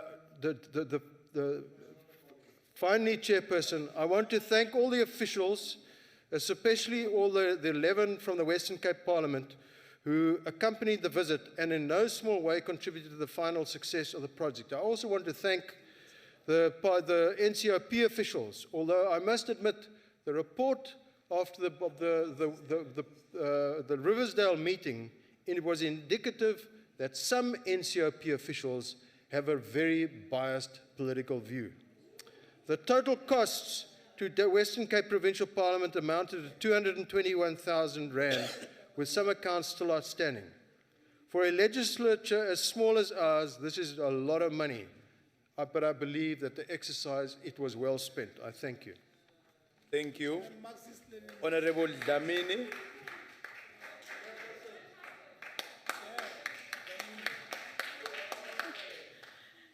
Thank you very much, Honorable Chair. I want to refuse to reduce myself to the level of Honorable Vili and Honorable Lund. I want to start from the spirit where we left when we concluded the program. It is an honor, Honorable Chair, and pleasure to debate to this Honorable House the report of the NCOP taking Parliament to the people in the Eden District, Western Cape. In particular, my focus will be at George local municipality where we were deployed. Honorable Chairperson and the House, let me first acknowledge and appreciate the steward leadership of the Honorable Chairperson. which you provided in this important task of the NCOP, taking Parliament to the people. Honorable Chair, if it was not because of you, one would not have taken this program to the Western Cape, because at first they did not want it at all. But you insisted because it was important for the people of Western Cape to have this program. This, Honorable Chair, was not an easy task, but at the end, it was worth taking, for it was politics at the beginning, it was a mind game, psychology, and it was sociology, the people. However, what was most important for me, Honorable Chair, is the lessons learned out of the exercise. The people, the people's voice, the voice of the electorate emerged at the end of the program. The people shall govern. That is what I have learned, because all of us from different spheres of government, we finally succumb to the call by the people of service delivery. Honorable Chair, we also learned that working together as different spheres of government is the way to go, to better the lives of the people we represent. We started chairperson as not so good friends with suspicions, which was confirmed by the previous speaker. But at the end, we ended on a very high note as a formidable team, ready to deal with issues affecting our people. Beyond that, we got to know each other as people. You won't believe, Honorable Chair, that for the first time, I was in a car which we were calling it a VIP transport. I was the only ANC member there. The rest were DA people, but it was very nice. I was never intimidated. We were really a team. Honorable Chair, even though the progress was not at the level we would have liked as the team, but at least we know who is to do what, and the accountability channels were laid out by the team members without any contestation. Honorable Chair, let me refer you to some of the areas where Group 2 was deployed. The group had to visit 3 facilities, namely the Pambili Refuge Center for Battered Women in Rosemore, an old age home in Rosemore, and the Tusong Center at Tembalethu. I must report that all spheres of government were there, attended all the centers without failure, both administratively and the political leadership were all there. We visited, when we visited those centers, we approached, all of us, the issues as members of Parliament. At no stage where we confused the public, where one person will defend and the other one was asking questions. We all asked questions as people who were doing oversight, and we all agreed. When we left, the communities there, or those people from the centers, were not confused. In the center, Pambil Refuge Center, the issue there, it was the issue of the lease agreement between the board and Public Works, and also the transfer of the center to the board. We all agreed, Honorable Chair, that the issue of transferring the center to the board was not possible. It could be impossible to do, simply because government is not yet in a position of disposing of its facilities. But we agreed as a team that there are other options that could be considered. First option was that the center could be transferred to provincial government, social development. The second option, it could be transferred to the George local municipality. And the third option was that if the two fails, that could be, the municipality could avail land to build a new center. We then said in terms of the lease agreement, we assigned Department of Social Development to assist the center to finalize the lease agreement. A report be sent to the Select Committee Social Services in the NCOP and also to the Provincial Legislature Portfolio Committee responsible for social services issues. By the end of April, I must say, Chair, that by this time we have not received the report. I'm not sure whether the report is still coming. We assigned Honorable Pambo Spokwana and the MP who is servicing the constituencies around that area and members of the provincial legislature to coordinate the stakeholders to agree on the appropriate option and report back to the NCOP through the Select Committee and the provincial legislature. We also, Honorable Chair, said that in the NCOP, through the Office of the Chairperson, a letter be, once the option is finalized, a letter be written to Department of Public Works to assist in fast-tracking the process of transferring the center. In terms of the old age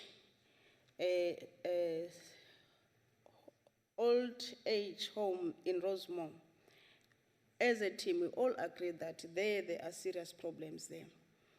No progress was reported since the visit in 2015, but an administrator was appointed.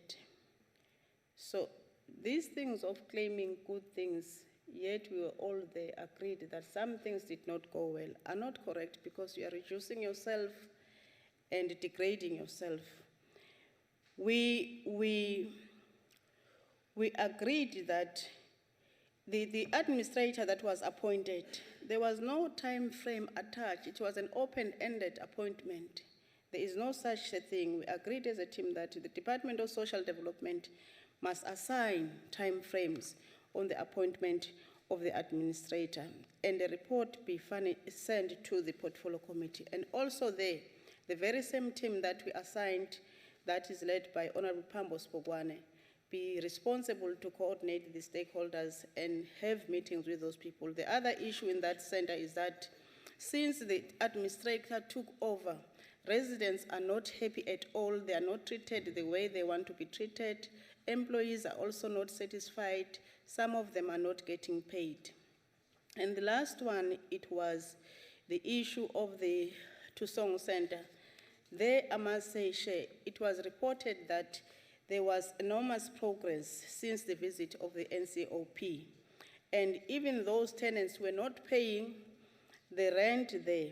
Now they were sitting on above 70% of people who are paying there.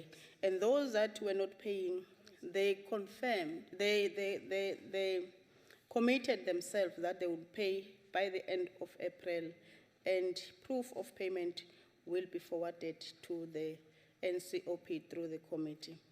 One disturbing issue, Honorable Chair, was in the meeting of the community where racism came as a serious matter there, and it is disturbing, Honorable Chair, that sometimes we don't mind if individuals do it, but when it is done, institutionalized, it becomes a serious problem. It was reported that if you are not a DA member and you are black, you are not appointed on full-time basis. They are appointed as contract, and the son of the mayor was appointed there being a graduate. And this was also reported in Hesekwa in terms of housing project, a Kayalisha in informal settlement, where they said, if you are not a member of the DA, you are not given services. Thank you very much, Honorable Chair. Thank you. Representative of Salga, Councillor Volmarans.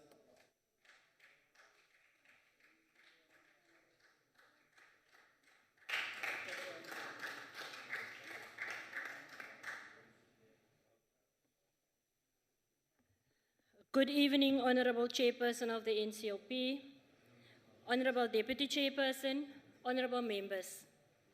SALGA is very pleased to have participated in the Taking Parliament to the People report back session in the Eden District in the province of the Western Cape. During April 2015, the communities of the Eden District were invited to engage with the NCOP, where they raised a number of concerns, complaints, and issues that affect them on a daily basis, thereby making their lives far from better as envisaged by government. In those engagements, a promise was made that the NCOP delegation will do a follow-up session to assess the progress made in addressing the concerns raised by the people. We support initiatives such as these in order to encourage participatory democracy through enhanced public participation. We also strongly believe that functional, collaborative partnerships between all spheres of government are essential to improve service delivery in municipal spaces.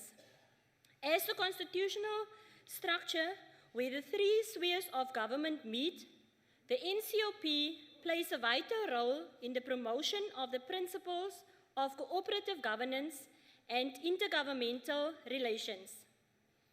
The NCOP has an important role to play in ensuring that the different spheres of government work together in performing their unique functions in terms of the Constitution, and that in doing so, they do not encroach in each other's area of competence. The NCOP engagement with various communities in the Eden District in April 2015 unearthed a number of challenges, some requiring urgent attention by various stakeholders, and others requiring a different way of thinking and doing things by all of us. Among the key issues which emerged from the engagements with the residents in the district, access to services, poor quality service delivery and housing, were issues raised repeatedly by members of the public that attended the hearings.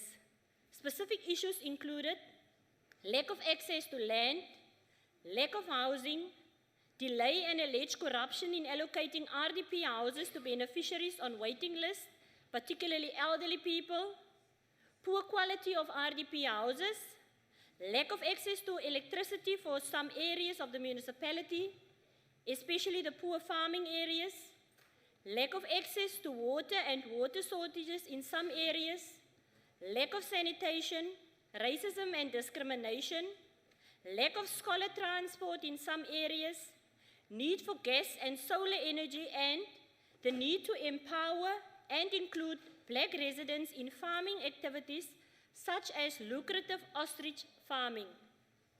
While there has been progress reported, there are still many outstanding matters to be addressed. The absence of key stakeholders, including departments, to report back to the communities is a cause for concern.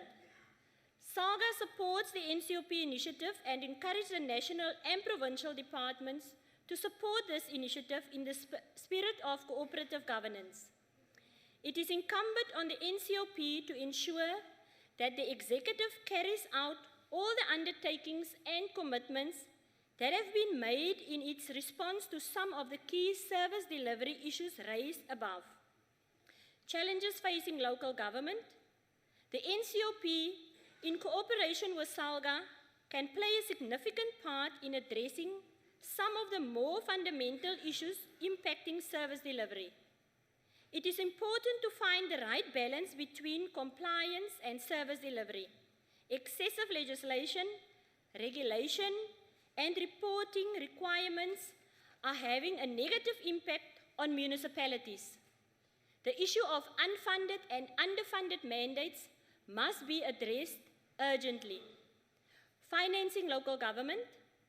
Success in delivering basic services at local level is impacted by the effectiveness of coordination and the participation of all major role players, but it is also dependent on adequate financing.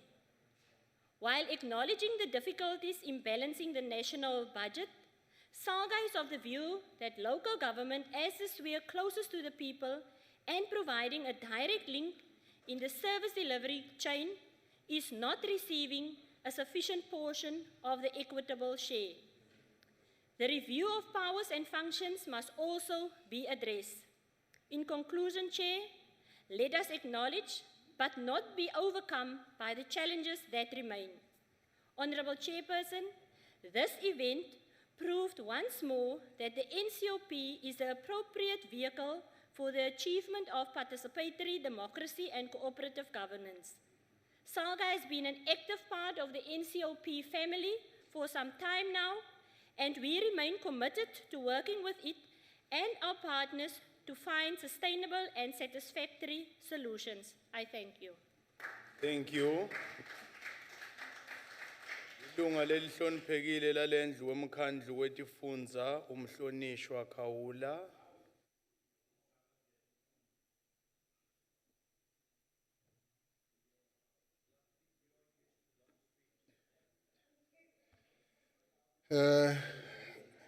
Thank you, Honorable House Chair, Honorable Chairperson, Honorable Minister. I also want to say taking Parliament to the people is a necessary public participation tool, and it's a pity that we did not understand maybe what the chairperson said, because he opened in a very balanced and fair manner. But unfortunately, members are again going back to political point scoring, which is not the objective of this session. Honorable Chairperson, I also want to commend you for devising the report back session, which is something that is new at national level and also in the provinces, which is something that we need to do so that we don't leave things hanging. Thank you very much for that. The report back session is important, we commend it, but we also need to look at how do we improve on what we have started. The first thing that I want to comment on is that we need to have a common understanding of the objective of the program itself.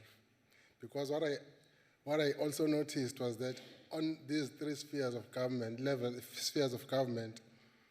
there were those who would be defensive and some would be aggressive, as if it's a kind of a fault-finding mission, and others would be defending whatever is on the ground.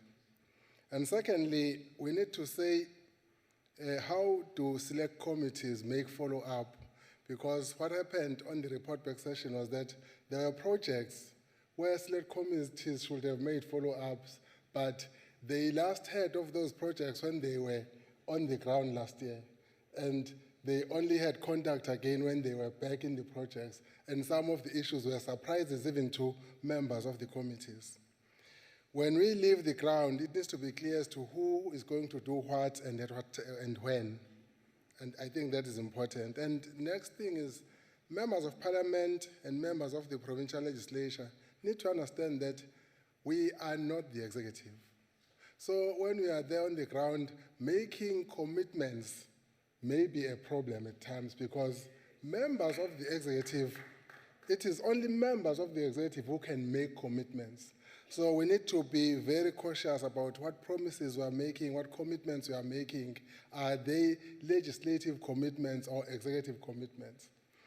And it is also important to canvass the cooperation of all stakeholders, so that when you're on the ground, there is not a situation where some information cannot be sourced because there is a stakeholder who is not present.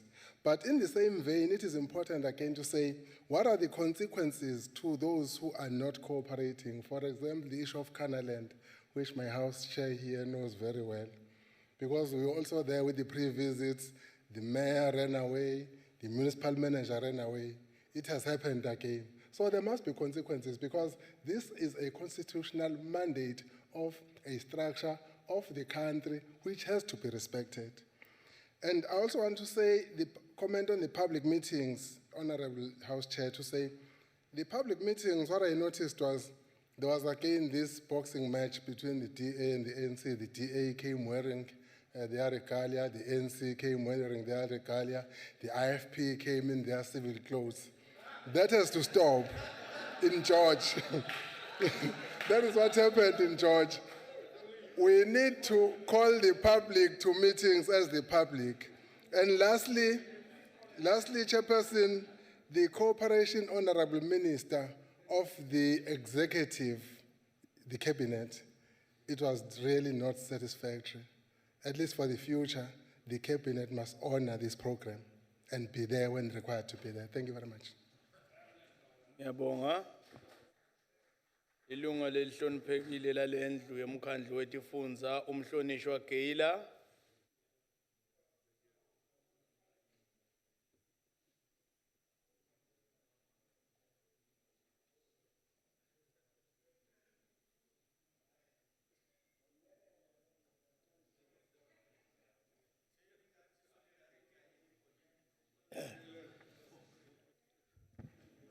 Thank you, Chairperson.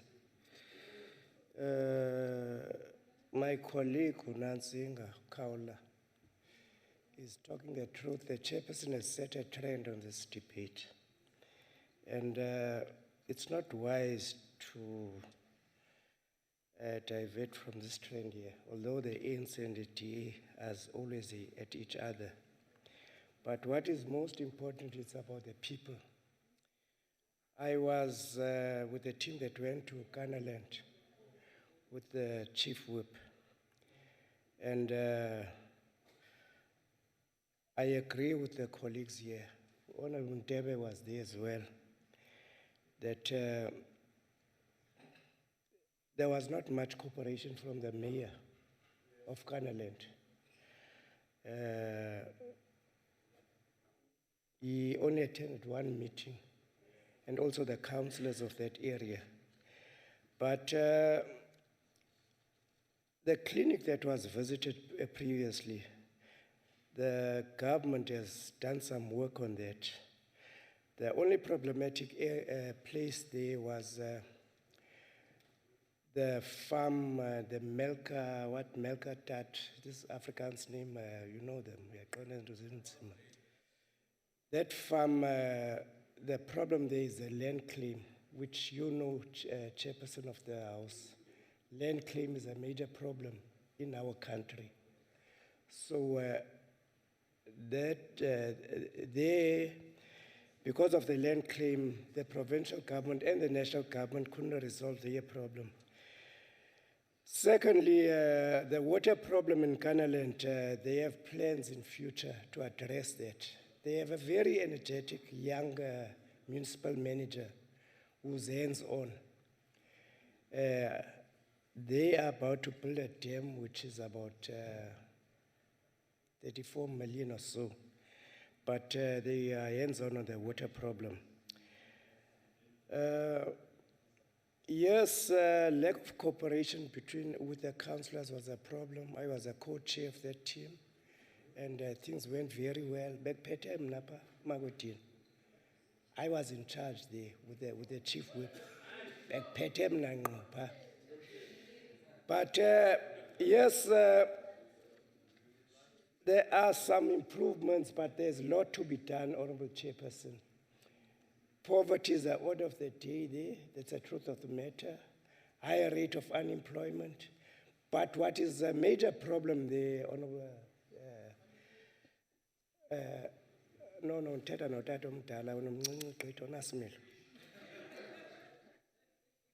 it's the kids that don't go to school. I'm really worried about that. What I said to the Minister of Social Development is you've got kids that don't go to school in those areas.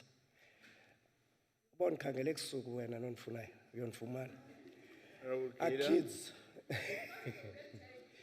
So, but there is some work done, but there's quite a lot that needs to be done. Alcohol, kids that don't go to school are a major problem in those areas. Unemployment is a problem. So those are the problems. But national government and the provincial government have done some work in especially the health department, education department. There is some work. I think that's about all. Thank you. Honorable Julius.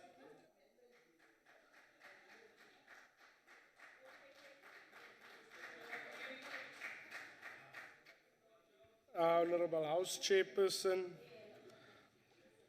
honorable members, thank you.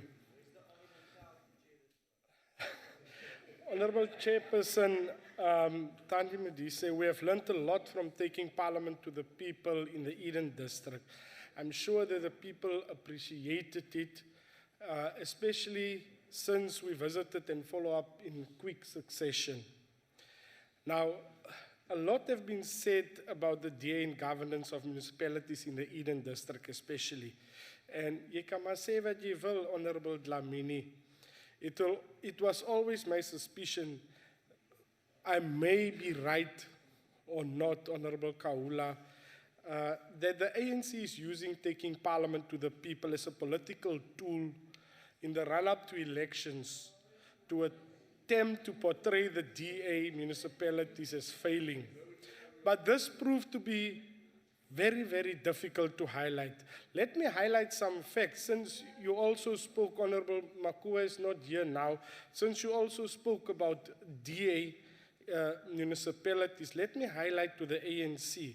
And yes, Honorable Lond, an index compiled by Good Governance Africa weeks ago revealed that 9 of the top 10 municipalities in South Africa are DA-run governments.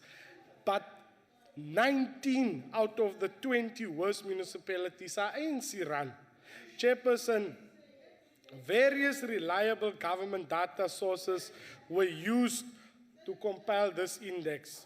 The 2011 census, the National Treasury sources, the local government yearbook and stats essay sources. It does not lie, it cannot lie. It revealed that where the DA govern, we govern the best.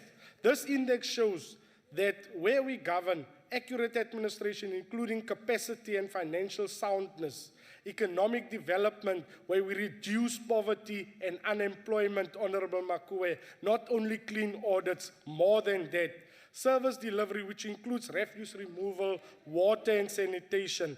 Honorable Ditebe, incidentally, these issues are again on the manifesto of the ANC.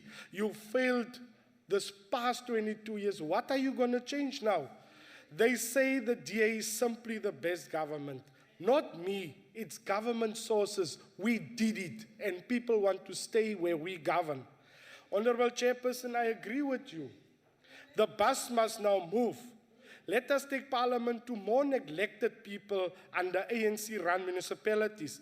Let's take Parliament to the people of Northwest, where provincial departments, 3 provincial departments are placed under administration. Let's take it to the Northwest. 100% of municipalities are under investigation since 2009. We can ask Honorable Mtimunye to lead that delegation. He knows about it. He's been there, Naledi and Ventersdorp and other places. Let's take Parliament to the people of Gauteng, where Merafong, Western Area and Randfontein are the worst ANC-run municipalities in that province. The DA do not only promise our people good governance, we did it. We have a track record. Listen to this, Honorable Lond, yes, Esikwa is the 2nd best municipality in the country. Mossel Bay, the 5th best municipality in the country. They are both DA-run. Chairperson, South Africans see the difference. They want to be in a DA-run municipality.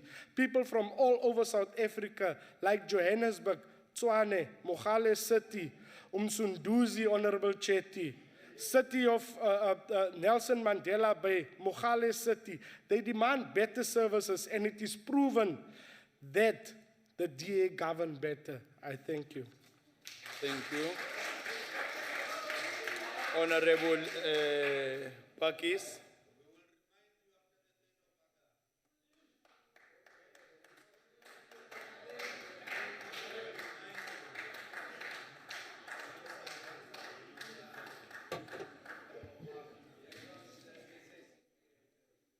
Honorable Chair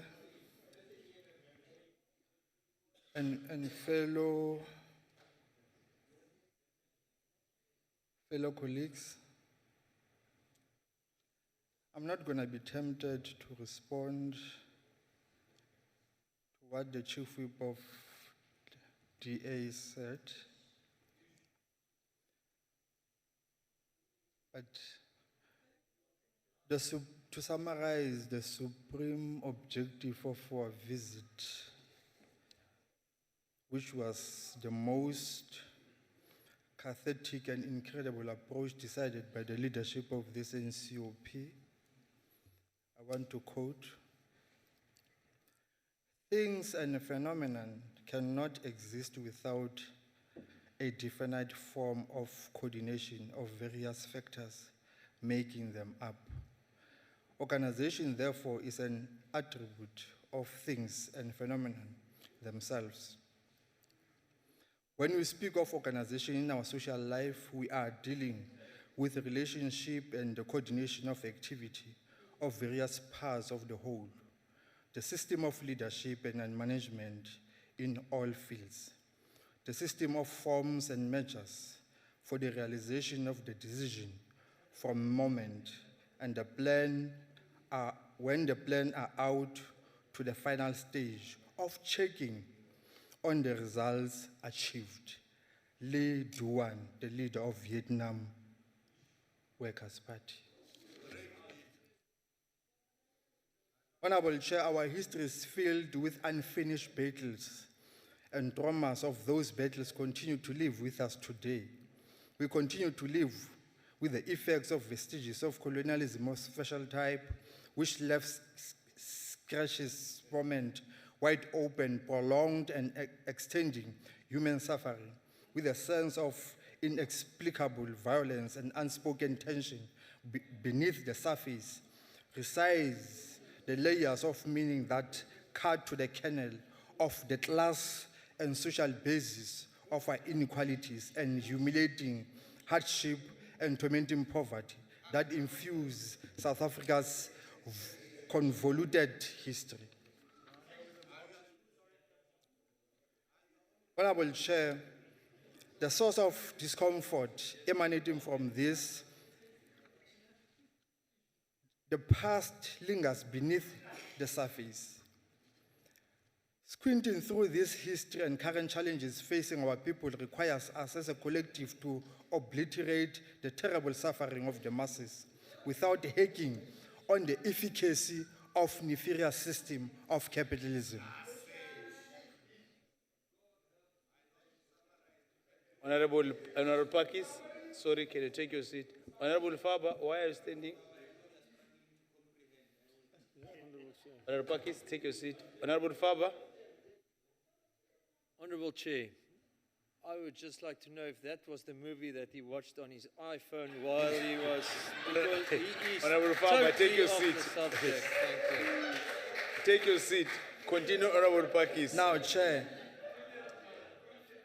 all the liberals of all shades, they will want us to believe that at all times, what informs their decisions and their approach is ideologically neutral when it's not. Chair,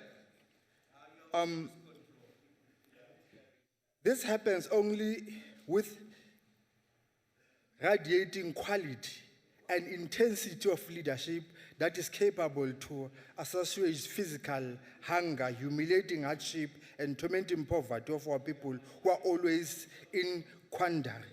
Therefore, the best way to understand the current phase of the present is to go back and review history to have a better insight about the origins of hostility plaguing us until today. Honorable Chair, one issue that I want to raise or pose. Our visit and the approach we decided consciously should not be, Honorable Chair of the NCOP, how many provinces were visited. It should be about the level of impact we make on the lives of ordinary people. This confirms the correctness of the political decision taken by the leadership. Honorable Chair, Southern Cape Agricultural Cooperative in Mossel Bay operates in a farm called Margie Drift Farm, constituted by 7 members. This land was bought in 2011. The price of that farm was 3.5 million. They received 2.4 million from Recap, 4, infrastructure. Stock water was never done. They allege that 800,000 is still with the Department of Rural Development at George Municipality or whatever office is that. They need 200 cattle and stock watering for the farm to run. This farm is 806 hectares. They say there's nothing happening there, productive activity or economic activity. We want to call for the select committee to follow up on this matter and the provincial department to follow up on this matter. Those black people, if we are genuine about black people emerging as black farmers, emerging from being small holding but commercial farmers, these people must be helped. If we are genuine about the issue of being representatives of the great masses of our people.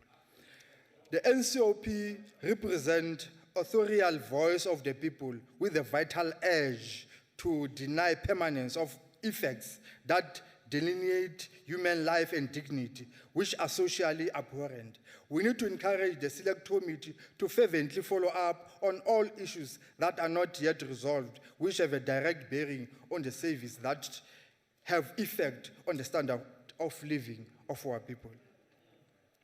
Our instant call for the support, Honorable Chair, of George High School should be constant. Because George High School is a school of excellence, is a school of choice.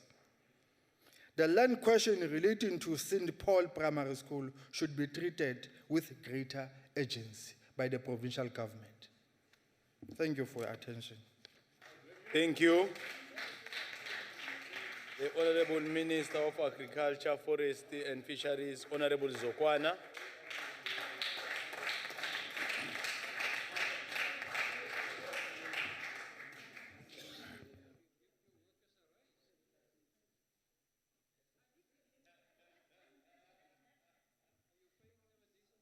Honorable Chairperson of the NCOP, Honorable House Chair, Honorable members of the NCOP, SALGA representative, mayors and councillors, distinguished guests, ladies and gentlemen. Let me take a quote from Professor Lumumba addressing a great meeting of Africa on agriculture in Kenya. He gave a warning by saying that African people will succeed when they do two things: entrench and agree that technology and science is the key for us founding our footprint, and stop relying on donor funds, but use their own funds from their own governments. But he wants going beyond, and that Africans must stop this thing of competing like dwarfs, arguing which of the dwarfs is taller than the other. And that is the poison I think our opposition parties are happening to be doing, as they try to undo each other by making, I'm quoting, it's a quote and unclose. If there's an offense, it's not me. Honorable Zokwana, can you take your seat? Honorable Smith, why are you rising? Honorable House Chair, just on a point of clarity, is it actually allowed for the Honorable Minister to debate on something that he or none of the other ministers attended?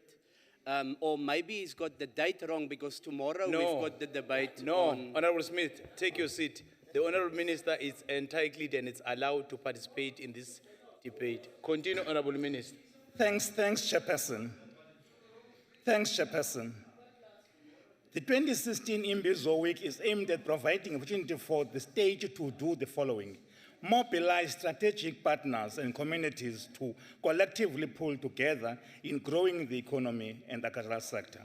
Provide the state with a first-hand account of engagements with communities towards building confidence in government programs in general, and in this case, DAF programs in particular. Let me say that, Chairperson, I want to apologize for missing this one, but last year I was present. And I was present because I gave input where the local or the MEC of the Western Cape was absent. I have listened to Mr. Lott speaking about his distaste of councillors not attending meetings. I have the same distaste, Mr. Lott, so Honorable Lott, because I have been in the Western Cape. We have run recently visits to look at the impact of drought, and by its absence, the MEC of the Western Cape was conspicuous. So let me say this, rashly to say this, that according to the labor survey report embargoed until yesterday, it shows that agriculture has grown by 16,000 jobs, notwithstanding the drought. Government has introduced the 9-point plan, the delivery vehicle, to realize the goals of the National Development Plan. The first pillar of the plan is to revitalize of agriculture, agro-processing value chain. Let me say this, that if you fish in a town, but you process in Cape Town, you are denying that town of the value of processing. You deny it of jobs. And the Western Cape have done that in many towns, including the one we have visited. In this province, in terms of processing of fish, you can do your own study.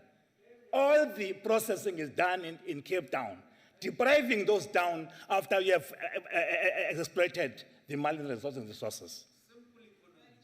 So what we're saying, therefore, is that through agro-processing, we will improve the economy, we improve agriculture, we give value.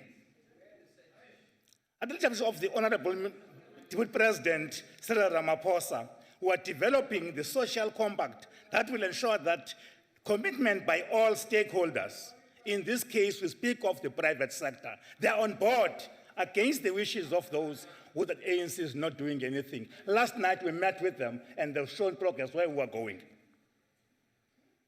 The social compact, once agreed upon, will be combined with the outcomes of Operation Pakisa, which shall provide economic aspects for a comprehensive development for South Africa. What you regarded as a movie, I think the Honorable Julius will confirm. It was what the Honorable Pakis was showing us, the number of cattle. And Honorable Julius was honorable because he said he doesn't know where he can get a farm in the Western Cape, and I agree with him. There's no land for black people in the Western Cape because in this province, the land under the custodianship of the Public Works Department. If you go to Gauteng, you'll find land for black farmers in any except here. And I can tell you that in this province, Honorable Chairperson, black people constitute 1% of agriculture in this province. It is a fact. And you say you're the best in the world. Yes, you can do books, you can be the best in terms of your own accounting. But how do you account for those who are hungry on a daily basis?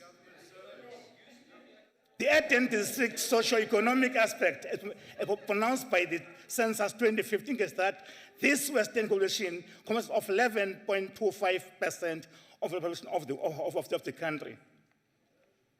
But in this area, poverty is of the greatest. Sorry, Honorable Minister. Honorable Faber, why are you standing?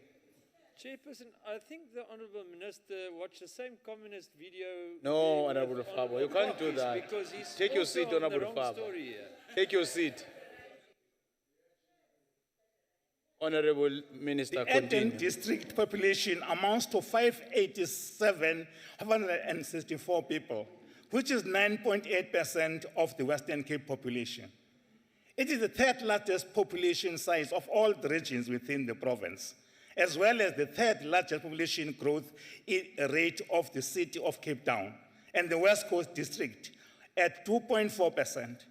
This is lower than that of the province as a whole, but Eden District also receives large levels of immigration, since it borders the Eastern Cape.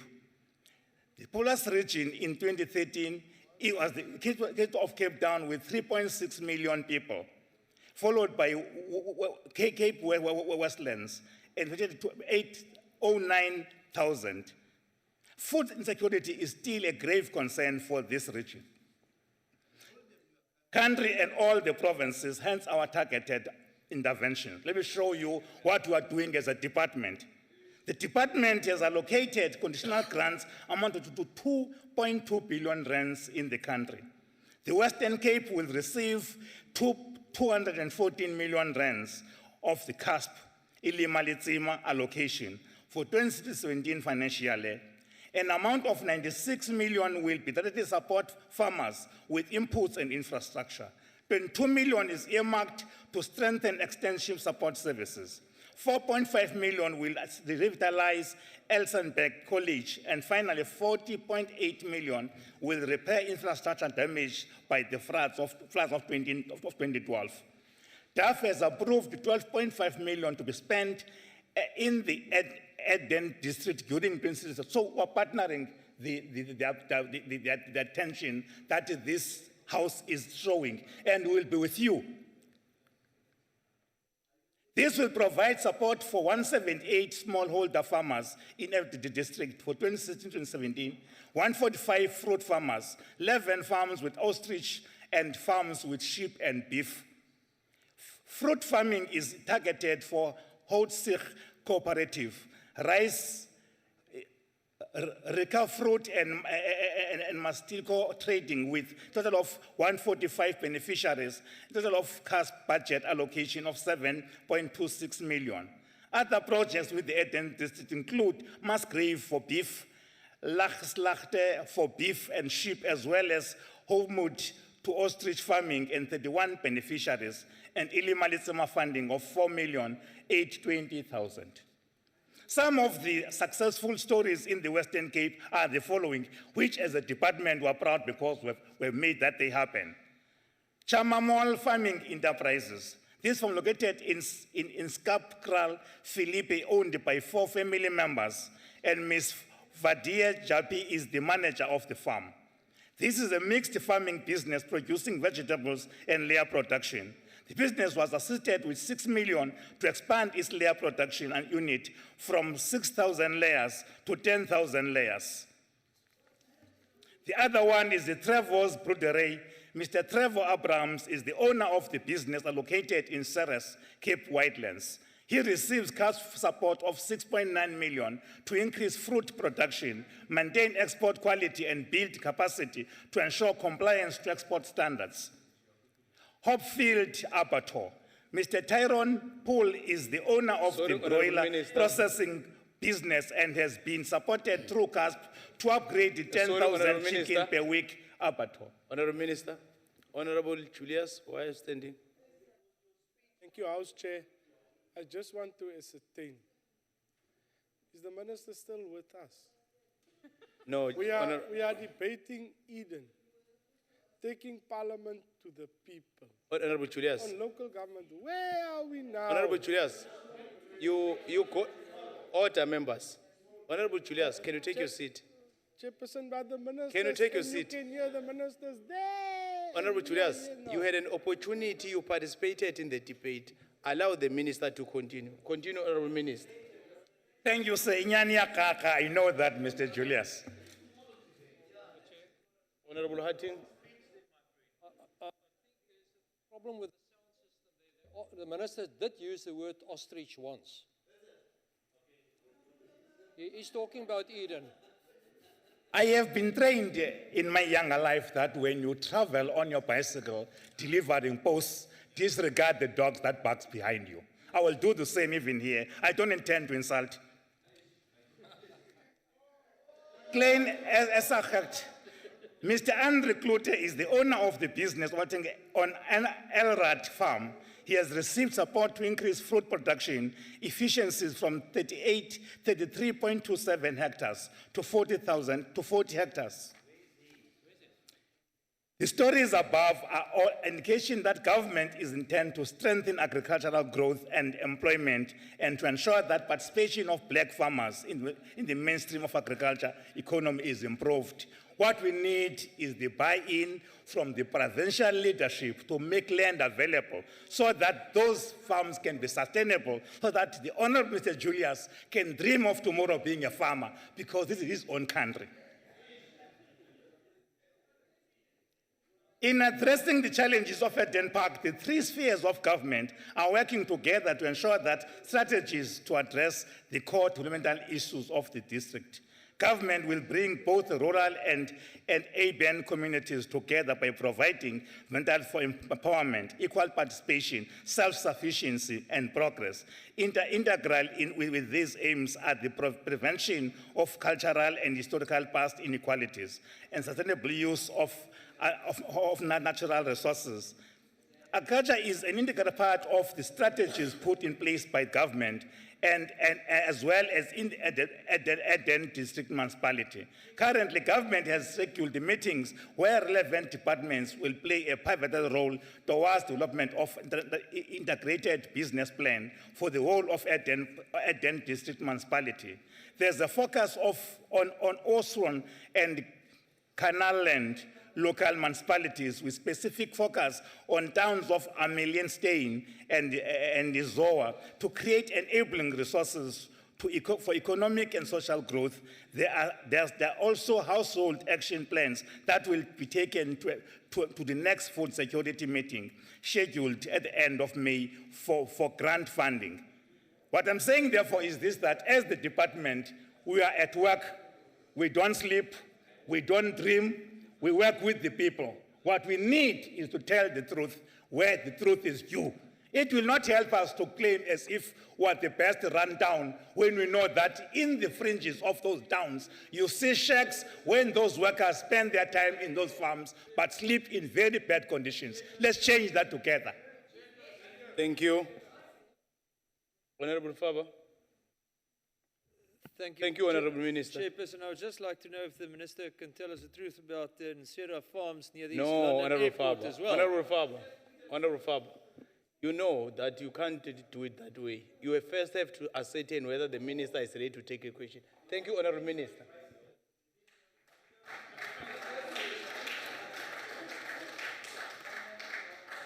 Let me take this opportunity and call the Honorable Chairperson of the NCOP to come and conclude the debate. Honorable Modise.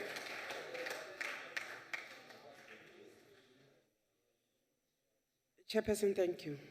Honorable members, thank you all for taking time, putting points across, some positive, some negative. In truth, we have all learned something out of the program. In our first meeting, in our first interaction, as we arrived in George, members of this house actually thought that they could instruct and things could happen. Members had to come to the point where we accepted that as members of the legislature, we're not the executives. We made recommendations, we followed up, we cajoled, we made noise. The second lesson that we have learned is that it is our attitude that often opens the doors that have hardly slammed into our faces. Any human being will respond when you show cooperation. And I always think that when politicians put aside their differences and focus on what really drew us into politics, which is service to the people, that we serve our people better. I am very happy when members of the House get angry on behalf of the people. I am happy when you get arrogant on behalf of your communities. I am unhappy when we sacrifice qualitative time to go into oversight because we are busy with smaller nyana little things. I am unhappy when we get assurances that work is being done and work is not being done. Honorable members, we do not have to remind the select committees of this House that it is your responsibility, and perhaps Honorable Nyambi's work, to ensure that every committee program that will come out of this House will carry some commitments towards what the Eden District has shown us. It is also, and I don't see Honorable Muhapi, I don't know where he went to, he's certainly younger than most of us in the House. But one of the issues that we really need to work at is to address the arrogance which happens at the face of service delivery, which happens at local government. It is also perhaps to use that committee to begin to educate public representatives about the relationship of the three spheres, about the relationship of the three arms of state. So taking Parliament to the people has also not only availed us with the opportunity to look at what is happening and to listen, it also puts us as practitioners on the ground to begin to do that which we have been theorizing about. Honorable Wiley, yes, we had to postpone, but mostly we had to postpone, honorable members, because we had a labor unrest in our hands. And we could not guarantee that all the services we needed when we were supposed to go that time to Eden, we would have had with the staff of Parliament being on strike. And that was part of the reason. It is also true that that strike cost the Western Cape some money, it cost Parliament some money. It is a lesson, again, that we must chalk and try and deal with issues timeously so that they do not come to bite us and cost us the money. Honorable members, we must also remember that our main duty as members of the House, Honorable Zokwane, is not to defend the executive. It is to ask questions. That is what oversight is all about.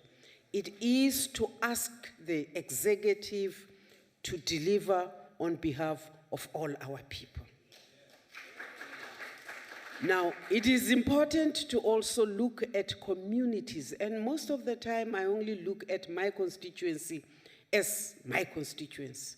But in fact, all constituencies belong to this House.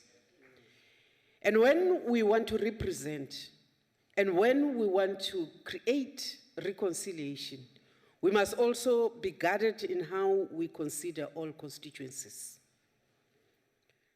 All of us know where we vote. All of us know where we are going to lobby.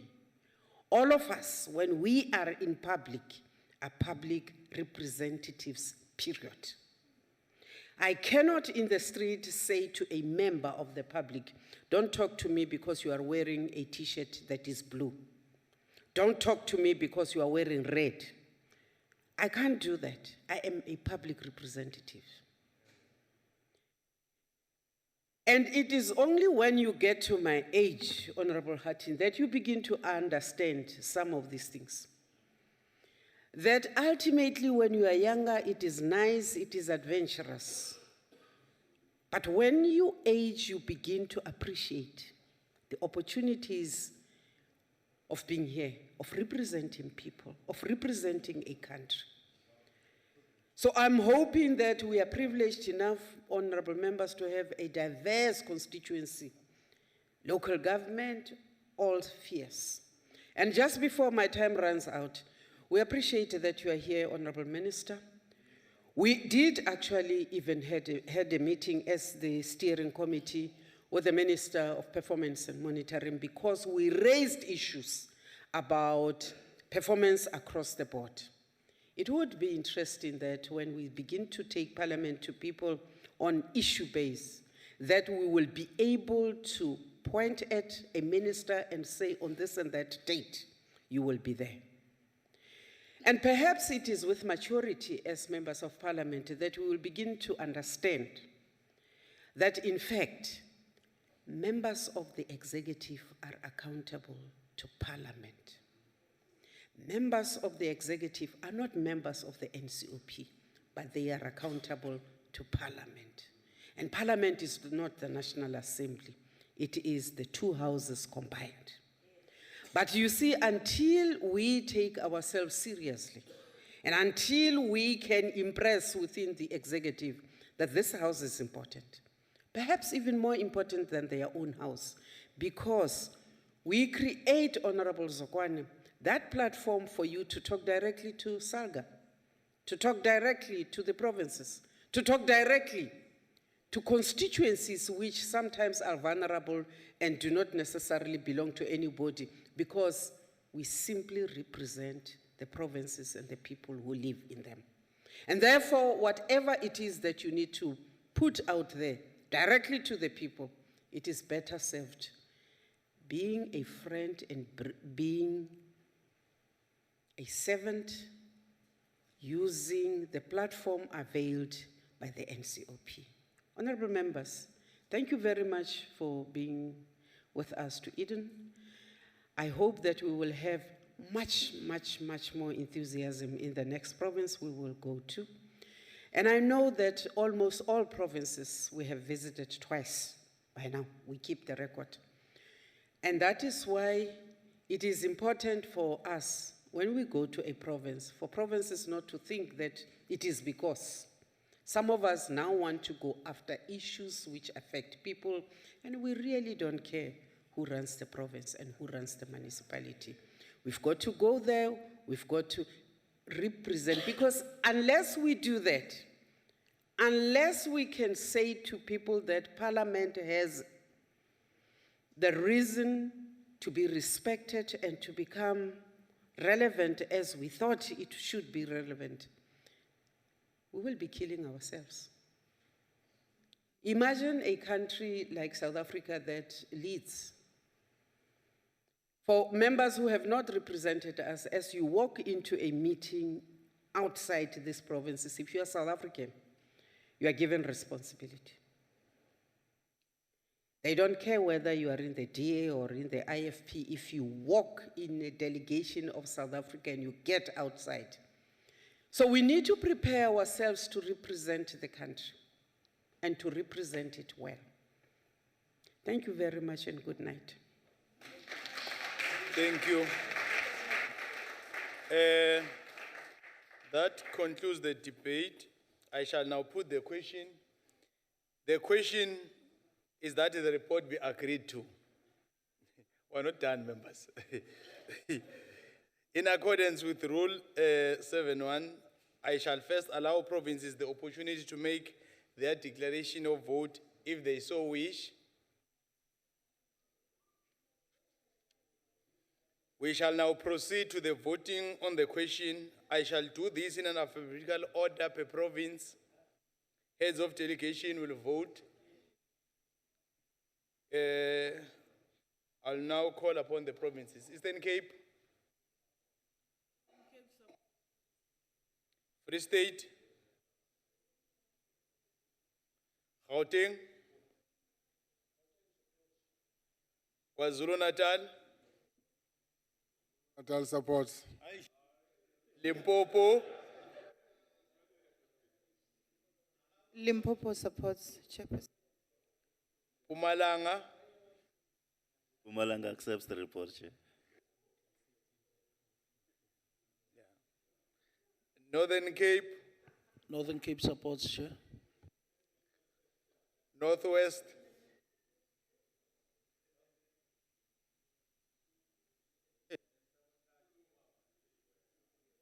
Northwest agrees, Chair. Western Cape, Die Weskaap ondersteun. let me ascertain so that in future I must not be accused. The head of the delegation of KZN is here. Let me go back to KZN. No, I'm dealing with head of delegation. KZN support. Thank you.